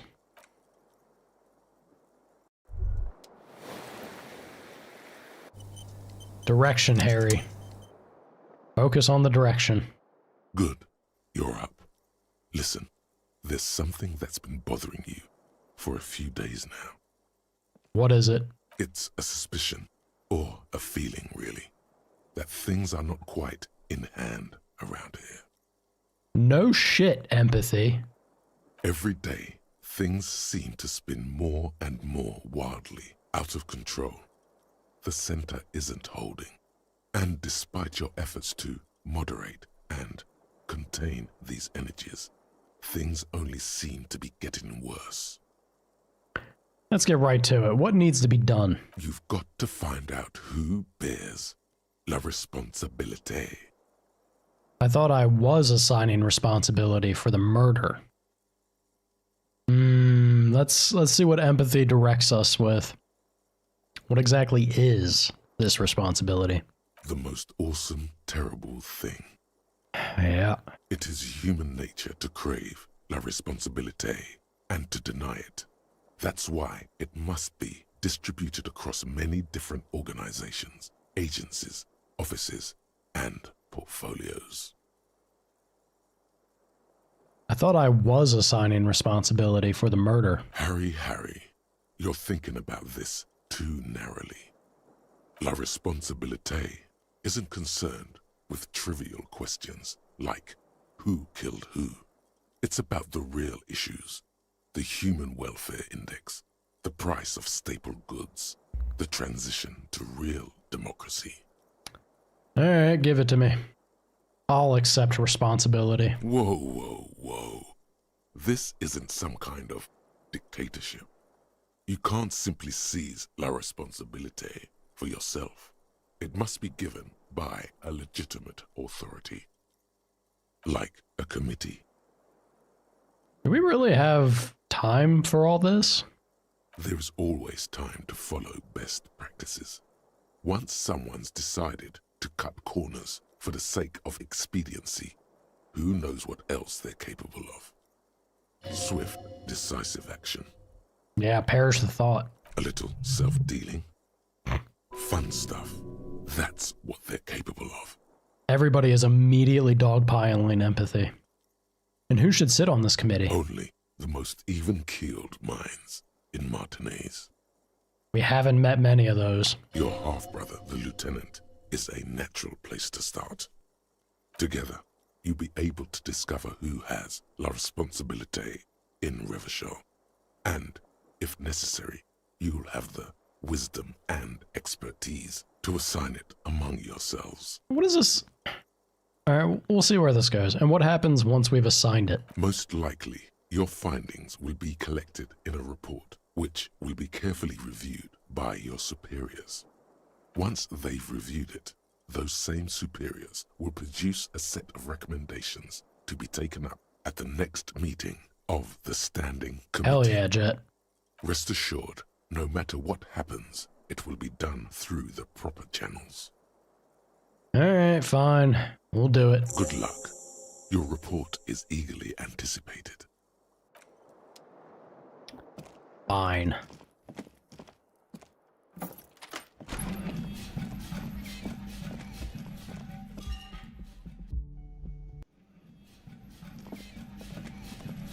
Morning, Kim. Gart?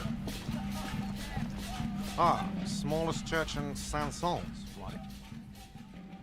The cafeteria manager is waiting for you to acknowledge that he recognized the song.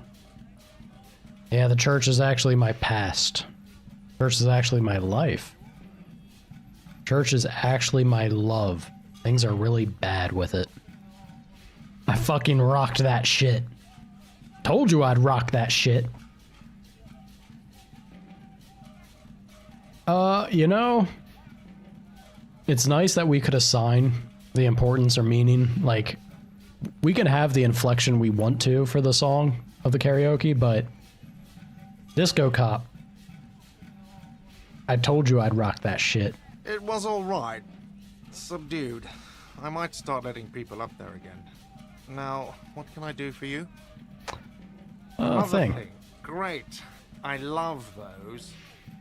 I'm gonna say it. I'm gonna say that she nicked the phone line. Oh god, I feel awful doing this though. At the same time, I really don't want to. I don't want to rat her. I don't want to rat her out because it might jeopardize her.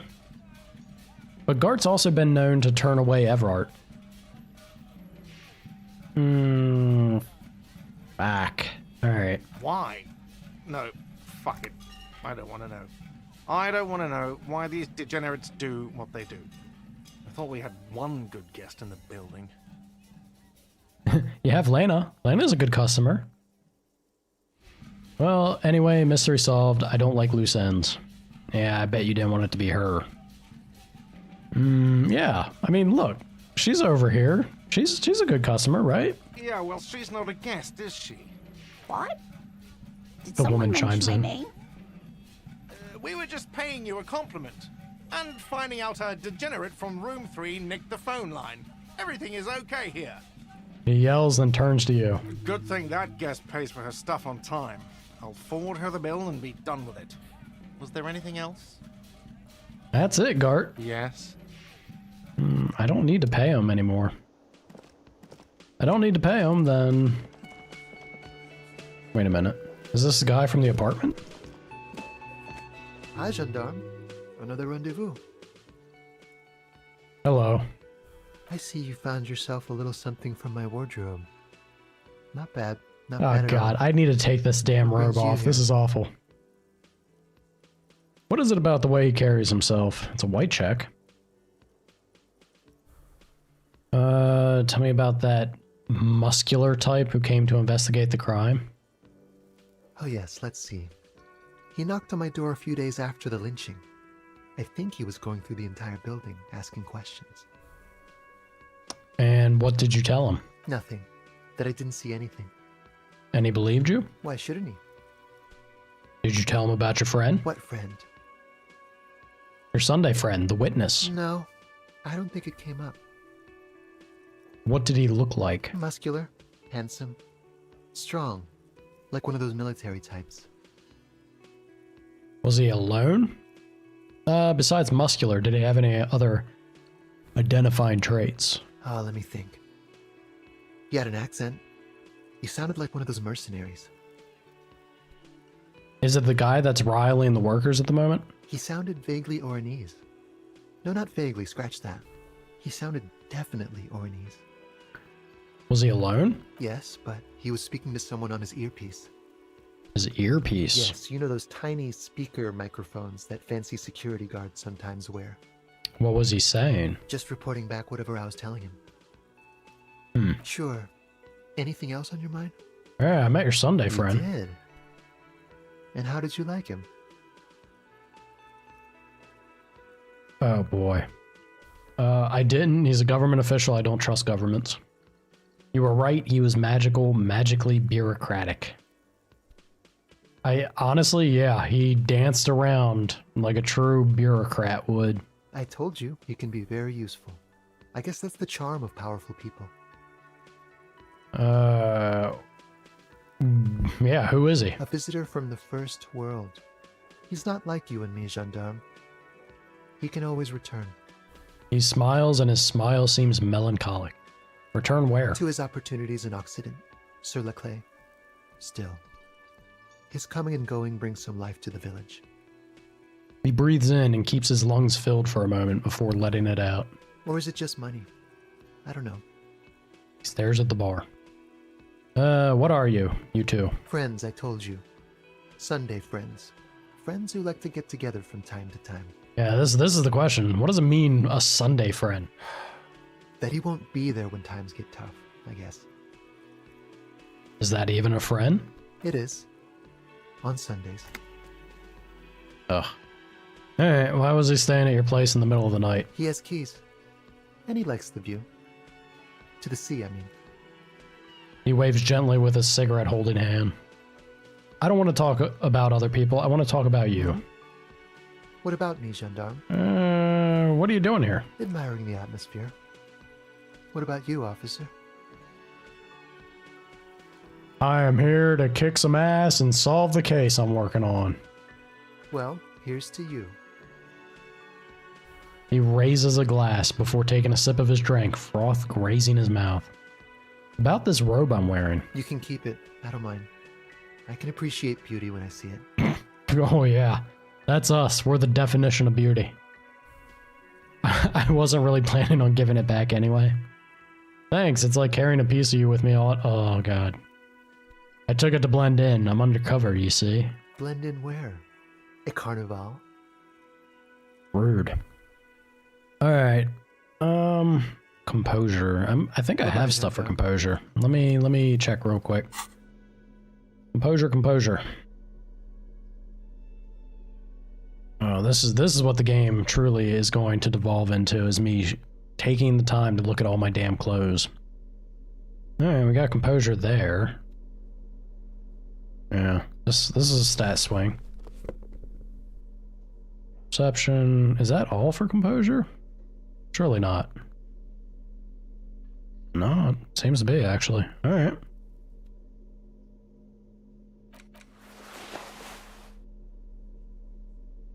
Jeez, our suggestion dropped down to 1.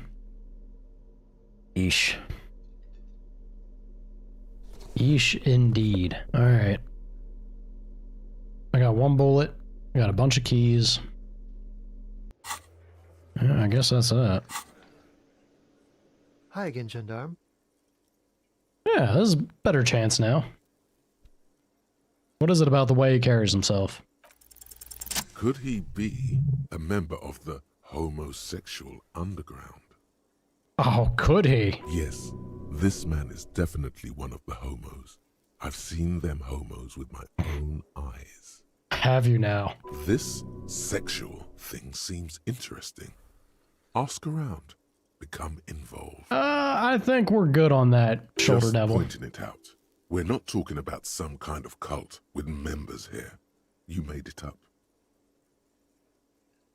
I don't think we need to really grill this. I'm not bringing it up. Let it go. Hmm? Bye-bye, Alright. Yeah. I mean, this is the first hat we've gotten. Oh no, that's not true. We have this. Yeah, we have the orange bum hat. We could drop our rhetoric. What's our rhetoric at? Our rhetoric, I think, is actually what we need for the Titus check. Yeah.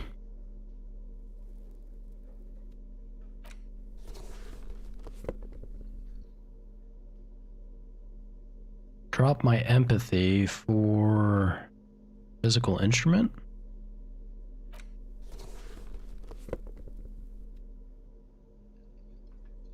I think that's alright. That's a start. We're moving in the right direction for Titus. I kind of want to make that happen. Actually, this is empathy and I. That's...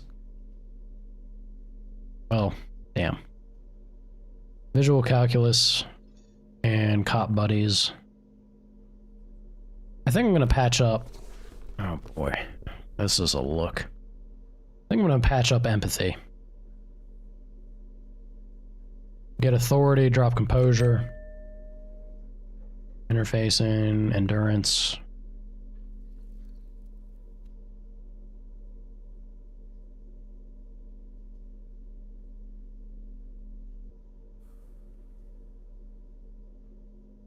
Yeah, I think that's about it.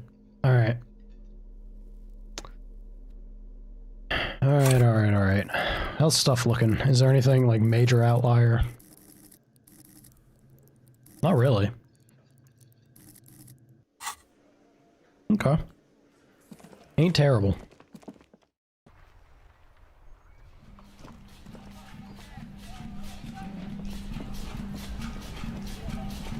Uh-oh. Can I help you, gentlemen?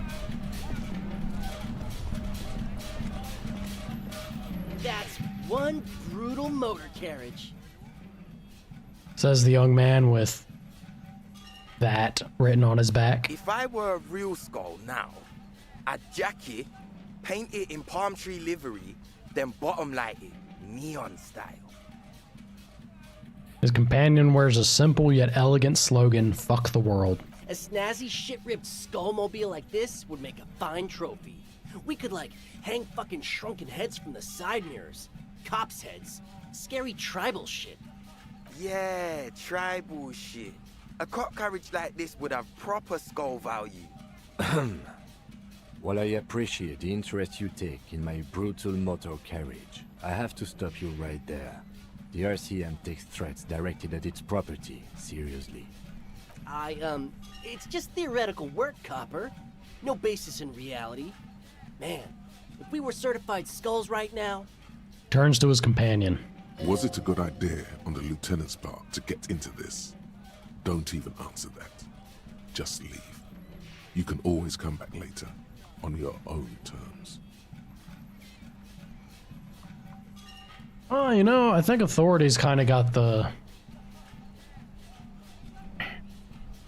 And again, it also feels a little shitty to just back out of here. Alright, we don't have time for this. Let's go. Yeah.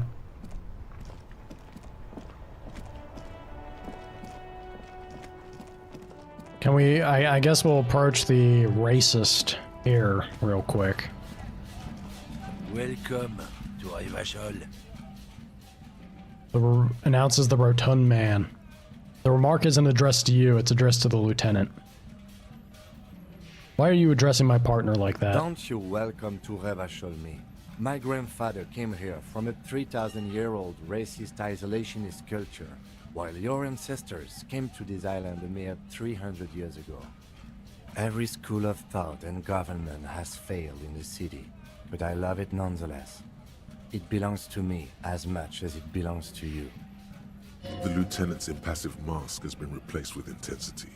He speaks not as a cop, but as a citizen. He is Vacholier, a Revacholian.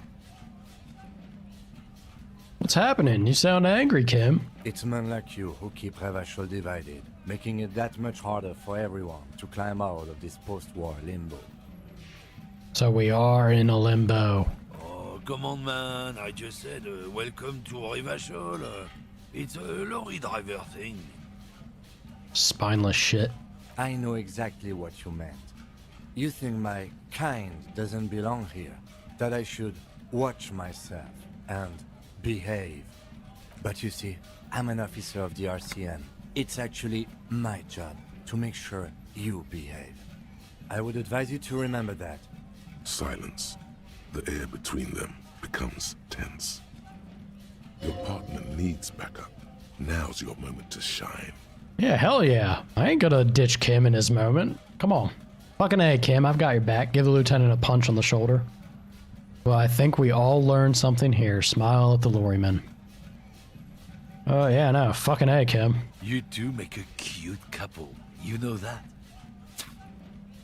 Screw you, piece of shit. Lieutenant exhales and resumes his regular calmness. Now that that's settled, we have a couple of questions. Whatever you say, officers. Officers.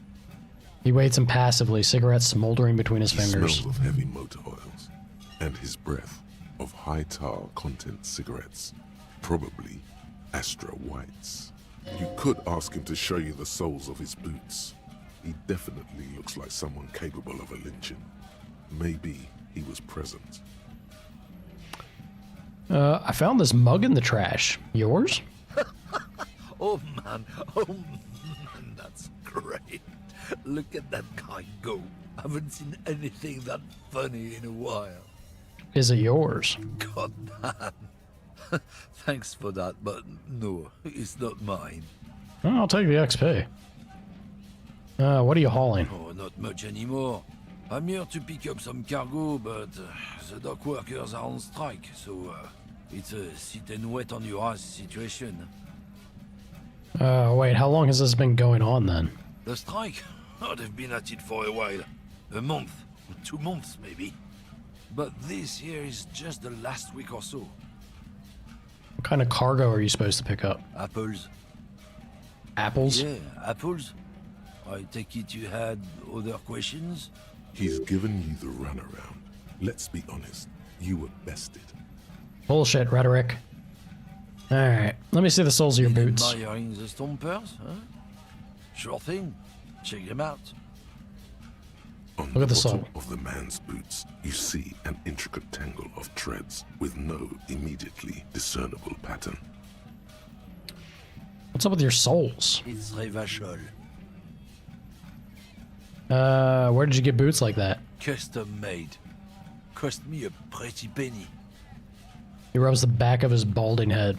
But why? For when the invasion comes. The last thing they'll see before the lights go out is illustrious Revachol. Of course. It doesn't look like the lieutenant cares. He just makes a little note. What is this invasion anyway? Sounds like more immigrant bashing. You do understand you're stomping on Revachol every day, don't you? No, it's not like that. You don't get it. It's when I kick them, you know? Oh, fuck it. It's too complex for you. Mm-hmm. Alright, enough of that. Enough of that nonsense. Pop into here real quick. I don't think I've been picking stuff up, but let's check. The tear machine stands in the corner. A sign says... That's healing, that's magnesium, smokes. I don't think there's anything in there. Something talked with her about, or... Is this about the questions again? Because I don't really know anything. She puts down the magazine. You said I wouldn't want to fuck with Frit. Why? Because Frit has an army. She blinks at you, confused as to why you'd ask such an obvious thing. But why would Frit need an army? It's just a corner I shop. don't know. It stops people from robbing Frit, I guess. If they know there's an army, I mean, I wouldn't want to fuck with them anyway. Businesses often hire private security this side of the river. It's an unfortunate state of affairs, but not unheard of. Yeah, alright. Okay, what do you want to know? Oh, that's it, actually. Little nudge of more XP, I'll take it.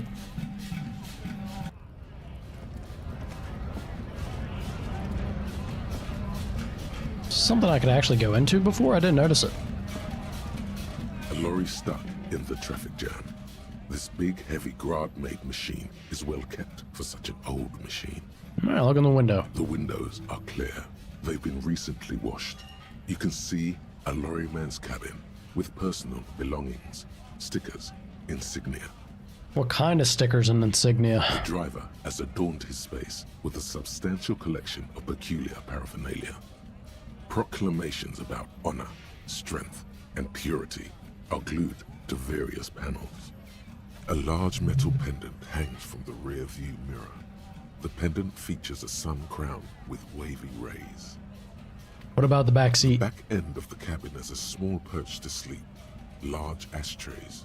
There are several suns and wheels sewn into the curtains.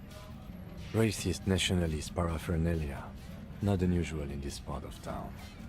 This is our guy. The lieutenant nods towards the racist lorry driver. Think this lorry belongs to our tough guy? Likely, yes. This guy's proud of who he is. Drapes it all over his machine. There he is, in front of Frita, smoking nervously, hoping it's over. Right.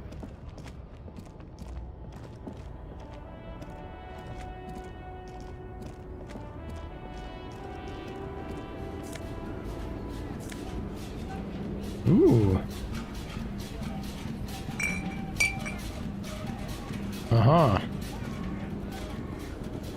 The woman still has her eyes. Yeah, alright. I'll leave her be.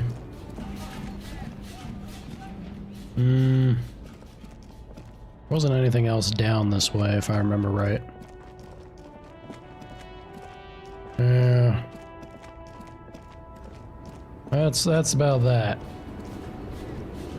Alright. Do I fast travel? I'm trying to think. If there's anything in this immediate area.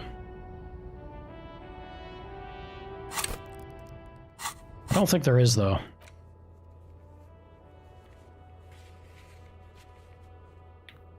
Let me jump over to the church.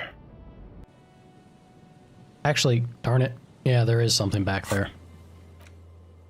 Need to use the radio.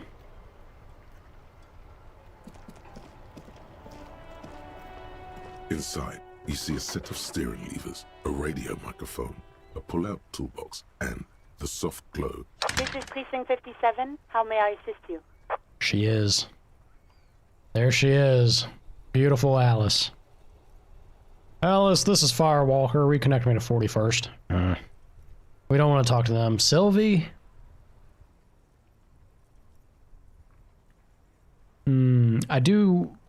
I'm curious if there's something more with her. Officer. I feel like we had something earlier that seemed like it would be a follow-up to be had with Sylvie, but... Sylvie Malaika on the line for you, officer. Yes. Hello? Hey, Sylvie, it's the police again. Great. What else do you need, detective? No, there isn't. Oh, that's it. Anything else I can help you with, officer? Alright, Jamrock. Well, first let's report the body, yeah? One moment. You can hear her shuffling through some Can you papers. please describe the body? Age, sex, cause of death? Unidentified middle-aged man, height 170 to 175 centimeters, dark hair, medium build. Looks like he slipped, fell through a hole in the boardwalk, and hit his head against the metal bench. We suspect he might have been inebriated when he fell. There were bottles all around him, and traces of vomit on his shirt. Any signs of violence? Seems like it was an accident. No field autopsy necessary. You can hear her quickly typing in the background. What about his belongings? Did you examine his clothes? Wearing boots, trousers, and an old leather jacket with a bright blue lining. Found a library card from his pockets. Any information on the library card? From Central Jamrock Public Library. Belongs to someone named Billy Magine. Good. You have a lead. Do you and Lieutenant Kitsuragi want to take the case, or should I assign it to someone else? We're taking it. I have assigned the case to Lieutenant Kim Kitsuragi. Please follow up on this library lead to identify the man. We'll send someone to take the body to the morgue. That's all for now. Thank you for reporting in. Is there anything else I can do for you? Yeah, I'd like to hit the public library. I'm afraid they're closed. It says here that the library is open from 10 a.m. to 6. We should try again. Anything else? Fine. I'm done. In the cabin, you see a set of steering levers. Yep.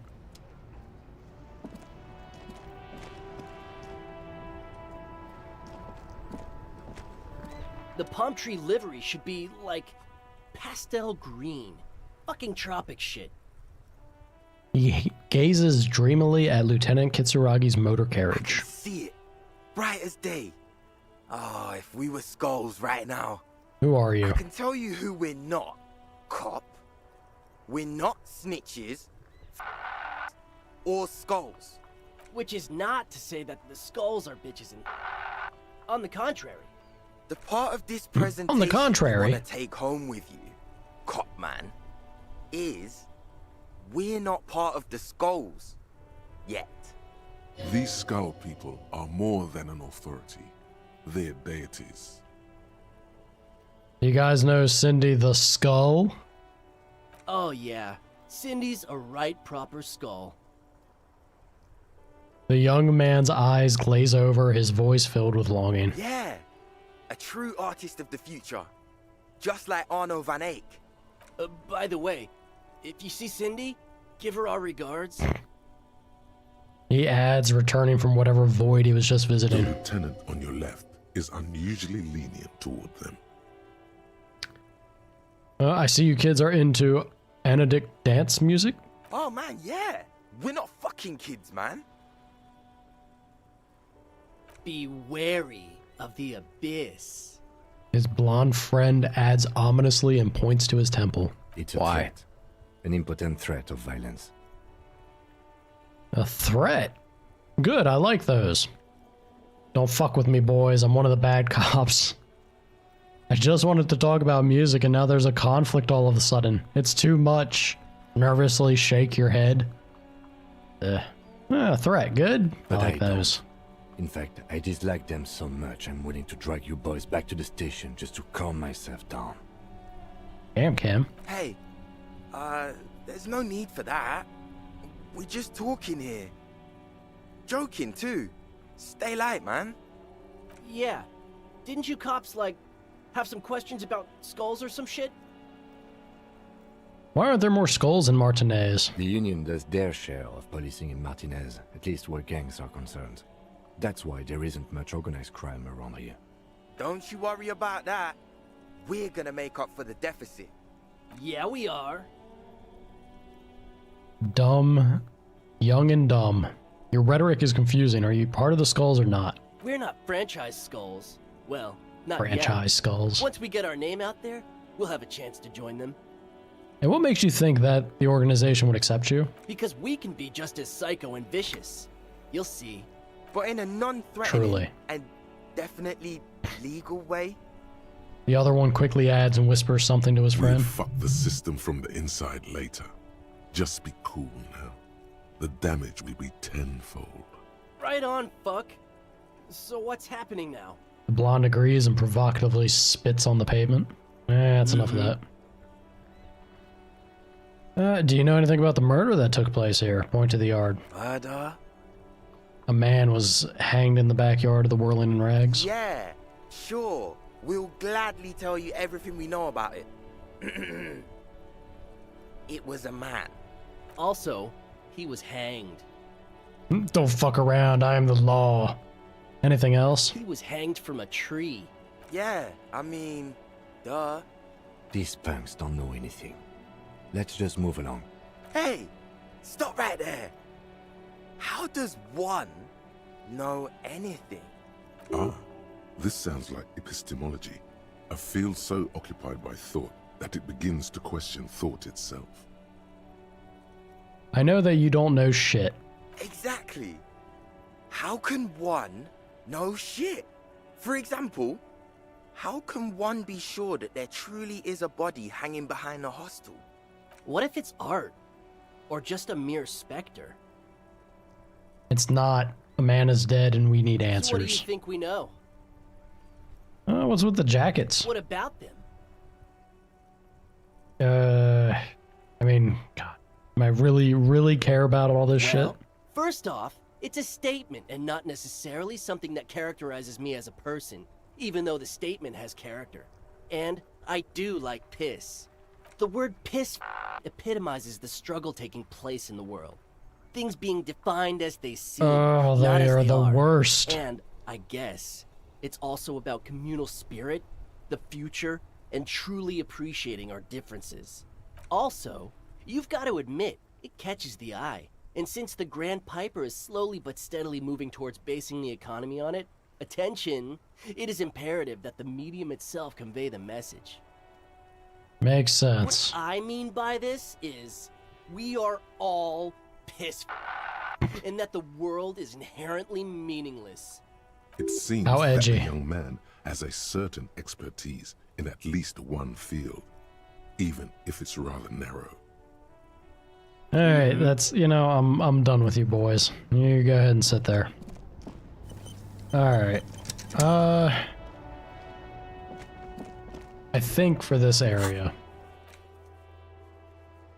Yeah, I think for this area, that's it. This bothers me so much that I haven't figured out. It's late. Lovely. Well, so you gotta get it like right on the button. Alright, understood. Let's go to the church. Heavy wooden doors. The lock turns. Let's go. A great whoosh of air rushes into the dark innards of the church, as though rushing to fill a great vacuum in the heart of the city. Oh boy.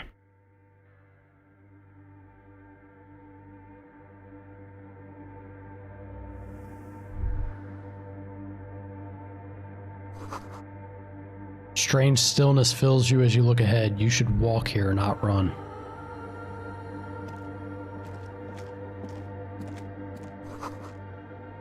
More of the forked lightning pattern you saw outside.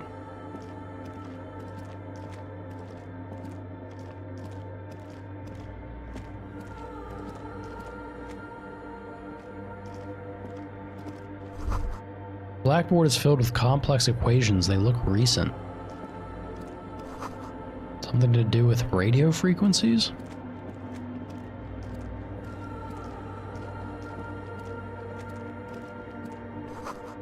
This grotesque wooden figure looks half finished. Grotesque wooden figure. Alright.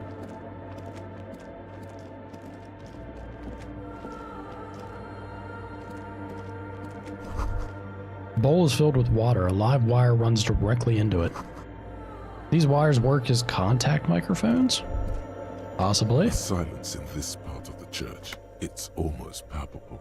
All the shifting matter and shuffling of living things is gone. Nothing seems to exist beyond the church anymore. Maybe if you were to stand in just the right spot, even your footsteps would be completely silent. Wait, I think I still hear something. And then it's gone. Almost all of it. But for the faintest of hums. You can hardly hear your own breathing. Yell as loud as you can. Your voice is barely audible.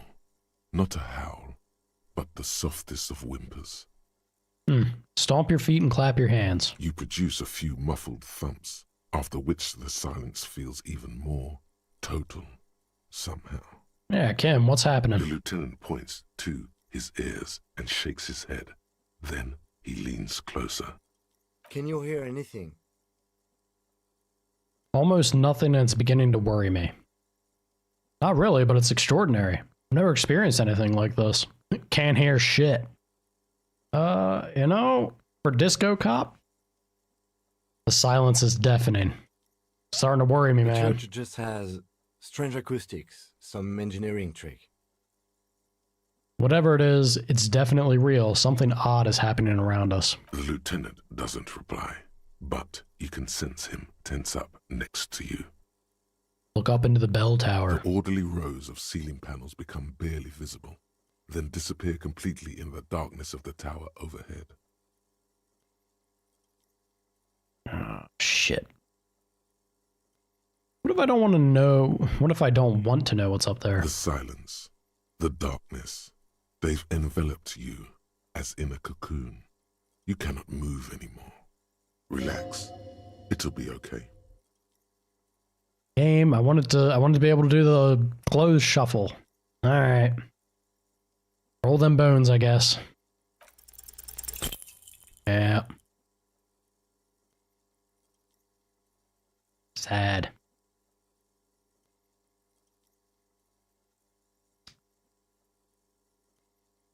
Just darkness without end. It makes your head spin. What's the darkness like? Filled with vague shapes of woodwork. The sense of a great height. Try to make anything out. There's nothing. You're dizzy and disoriented as you see dark and more dark rising. Officer, what are you looking at? He follows your gaze, attempting to see whatever it is that you are seeing.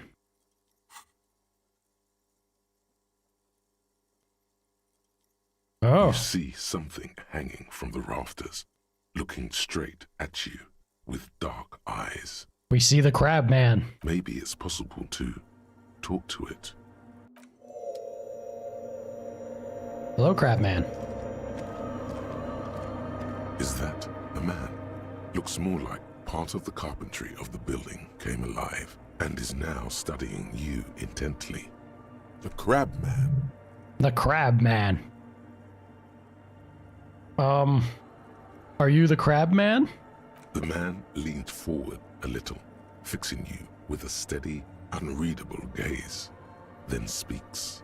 Habitual alcohol use has made you into a scared little pussy, Holmes. But don't worry, everything's gonna be alright. You come to the right place. That accent is Villalobos, a peninsula in Mesk and a district in general. There's a sizable contingent of Villalobos-speaking Mesks in Rivershoal. The right place for what? Here you can receive the mother's love. And when you're ready, she will take your hand and lift you out of the despair at the bottom of that bottle. This man is obviously a habitual narcotics user. Do we really need to question him? Hey, and what was that about the bottle again?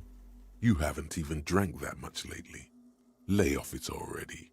That's true. We have been pretty tame with our substance use. Yeah, I guess I have a bit of a problem, and it's been getting out of hand lately, but I'm a policeman. I need to talk to you about police things. I don't know anything about alcohol use. We don't need to lie. Oh, hell no, run away. You know, alright, fine. Yeah, there's been a bit of a problem, but hey. Está crudo, way. I see deep inside you. Your body and your spirit are suffering greatly from overindulgence, and you don't even know it. I feel like I'm very in touch with my suffering, thank you. Not all of it. I was like you once. You don't know all the havoc El Vino is wrecking on your mind and your spirit. Necesita parar, homie. You know, actually, since we're here, you may want to pay attention to what the ceiling climber is saying. If the lieutenant agrees, then maybe, just maybe, you should pay attention. Look at these crazies. What is this? A fucking intervention? Kinda in the corner of our shoulder devil this time. For once. For some reason, I feel like you have a point there. Who do you think you are? Some crazy guy under the roof? What is this shit? You know, alcohol is central to my identity. If I wouldn't drink, I just wouldn't be me. This is stupid. I don't even know what this is. That's all well and good, but we need to talk about the unlicensed occupation of... Yeah, true. The only thing we need to talk about is how the mother can really help you, Holmes. His voice echoes in the cold air of the church. This is the Church of the Mother of Silence. You are welcome here. He sways gently on the beams, waiting for you to take it all in. You have no idea what the fuck he's talking about. Is he just trying to throw you off your game? Whatever it is, he's quite confident about it. Just look how gracefully he sways. 'Tis not an act, my liege. Save him perchance, he hath deceived his very self. This man is a zealot. I'm gonna ask you again. Are you the crab man? Never known myself to be a crab. But if that's the name you got for me, I won't stop you from using it. Sorry, you just weren't moving like a human. Hey, it's your neighbors who came up with this name, not me. I always thought of myself more like a flame, flickering along the rafters and beams. It may be that I gotta work on my technique. What were you before you became a crab man? I was in a gangway, but my memories of that time are fading. Most of them are already gone. Shake your head. So many people losing their memory. A certain portent of doom. I lost my memory too, and it haunts me. I lost my memory too, but I like it. It's like I get to create a whole new me, start again from scratch. So you used to be in a gang, but you don't really remember it? Sounds convenient. There are definitely things about our lost memory that haunt us.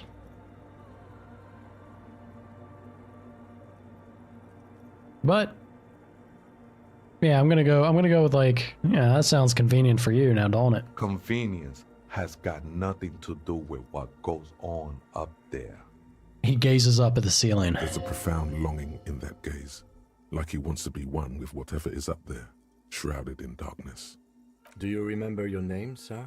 The lieutenant is not particularly interested in this information. He's just trying to assert some control over the conversation. Tiago's my name, but those syllables don't mean much to me these days. A name isn't just your identity, but also, so to speak, your place amongst your fellows, your place in the world. I ain't got no use for such a place anymore. You know, my name sets me apart from my fellows. How often do you meet a Raphael Ambrosius Cousteau? My name's Harry. Extend your hand for a greeting. My name's Harrier Dubois, and my place in the world is Lieutenant Double Ufretor.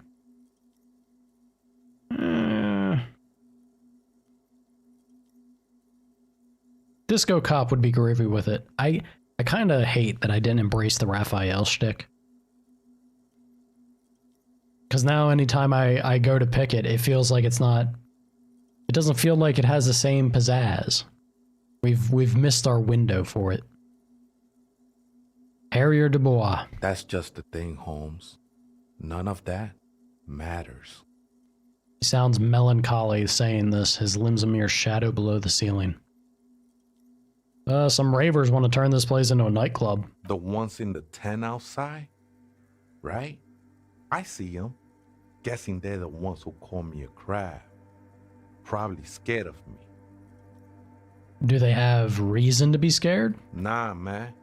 They look pretty funny. And I don't harm no one anymore. Anyway. So, what do you think about the nightclub, that is? Why not? They wouldn't bother me none. I'm usually way up there, imbibing. Ain't no music on earth that can reach where I go. Might even be nice to have some company. Do you know where the other spooker is? Point at the strange machines around you. Other spooker? Oh, esa viejita es muy estudiosa. Don't know, Holmes. Viejita is grandma? Wait, so there is another person living in the church? And it's your grandma? No. I just call her viejita because of her clothes. She's actually quite young. Or maybe not that young. Age is just one of the many masks we wear. You don't know where she is? That's what I said, Holmes. How can you not know that when you both live here? Don't really follow her comings and goings. Just see her typing on her computer now and then. We got different interests. So you got nothing else to tell me? How she looks, what she does, who is she? I'm afraid not, Essay. You just have to wait until she comes back, or... He shrugs. Or search through her radio computer. Yeah, what are you doing here, man? This is a special place. There's a perforation in the world up there. A way out into nothingness. This church was built around it for purposes of veneration. I circled it, nurtured by the silence bestowed by the mother. One of these days, I'll be pure enough to go drink from it directly. Who's this mother of silence you keep talking about? Oh, that's no simple question, Essay. She is one who can be painted or sculpted.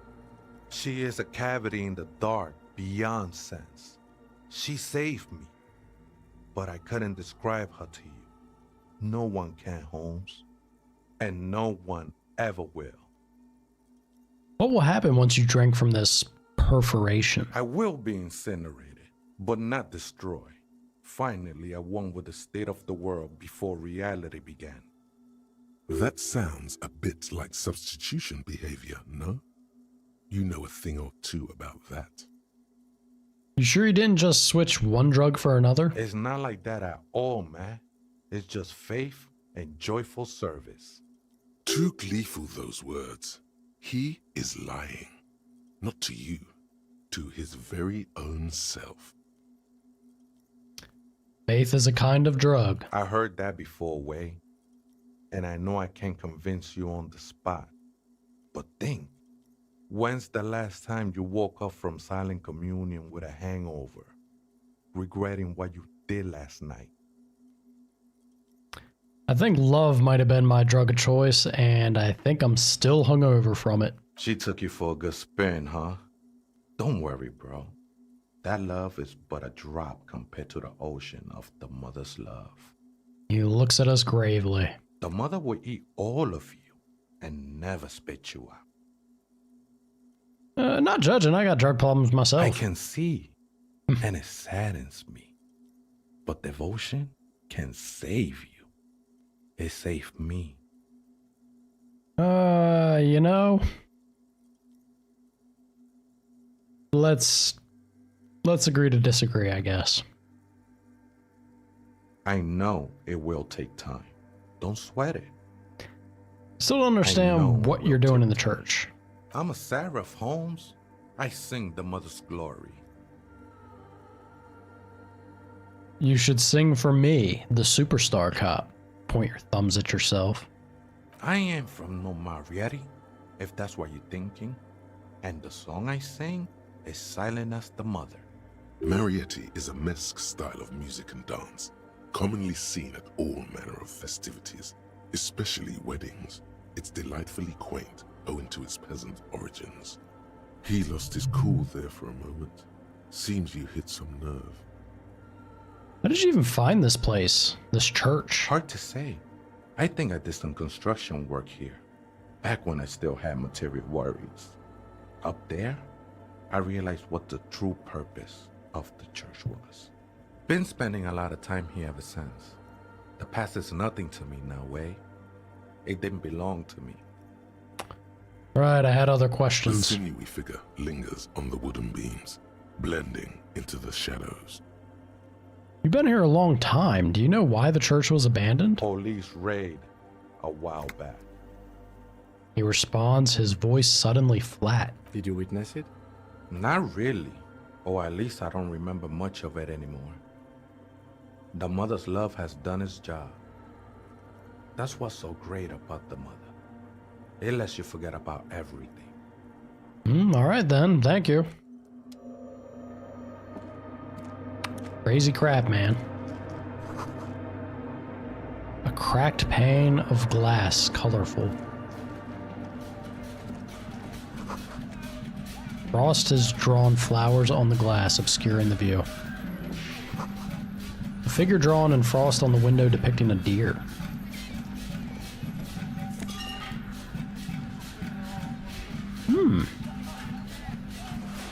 Pain threshold is not bad to get.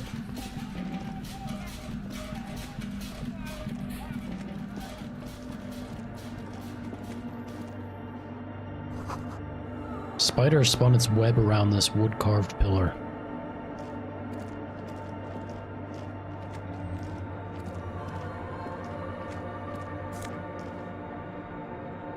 +1 empathy. Alright.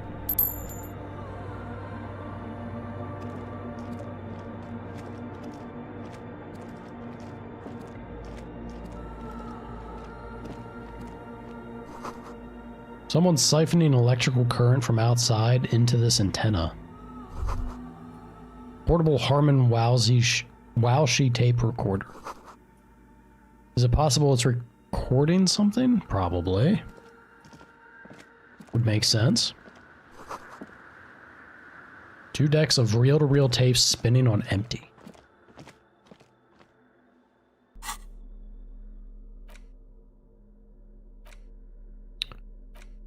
Okay, Pain threshold and a scarf. I imagine that would replace my drama. I don't want to keep my drama +2 there, though. Yeah.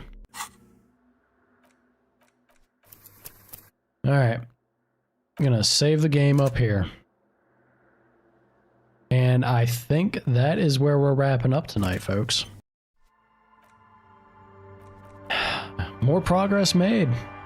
It's kind of crazy. Gotta see where it goes. I think we're starting to head towards a direction where things are like, it's gonna start moving in a meaningful direction for our character and as well as what's going on in the world. Let me give this a quick flip, yeah. There we go. Lava, as always, thank you for showing up and hanging out with me. It's always a treat. I appreciate you guys. Jet, keep taking care of yourself, man. I hope you are over the hurdle and don't have any other complications. Get your sleep in order, yeah? And Ven, I'm sure I will get bothered by you on Discord. Fun to have you pop in and hang out as well. Enjoy the project of Guts. I mean it. Do them justice. That's the one thing. If you're gonna do them, you do them right. Mm-hmm. All right. You all have a wonderful night. All right. Take care.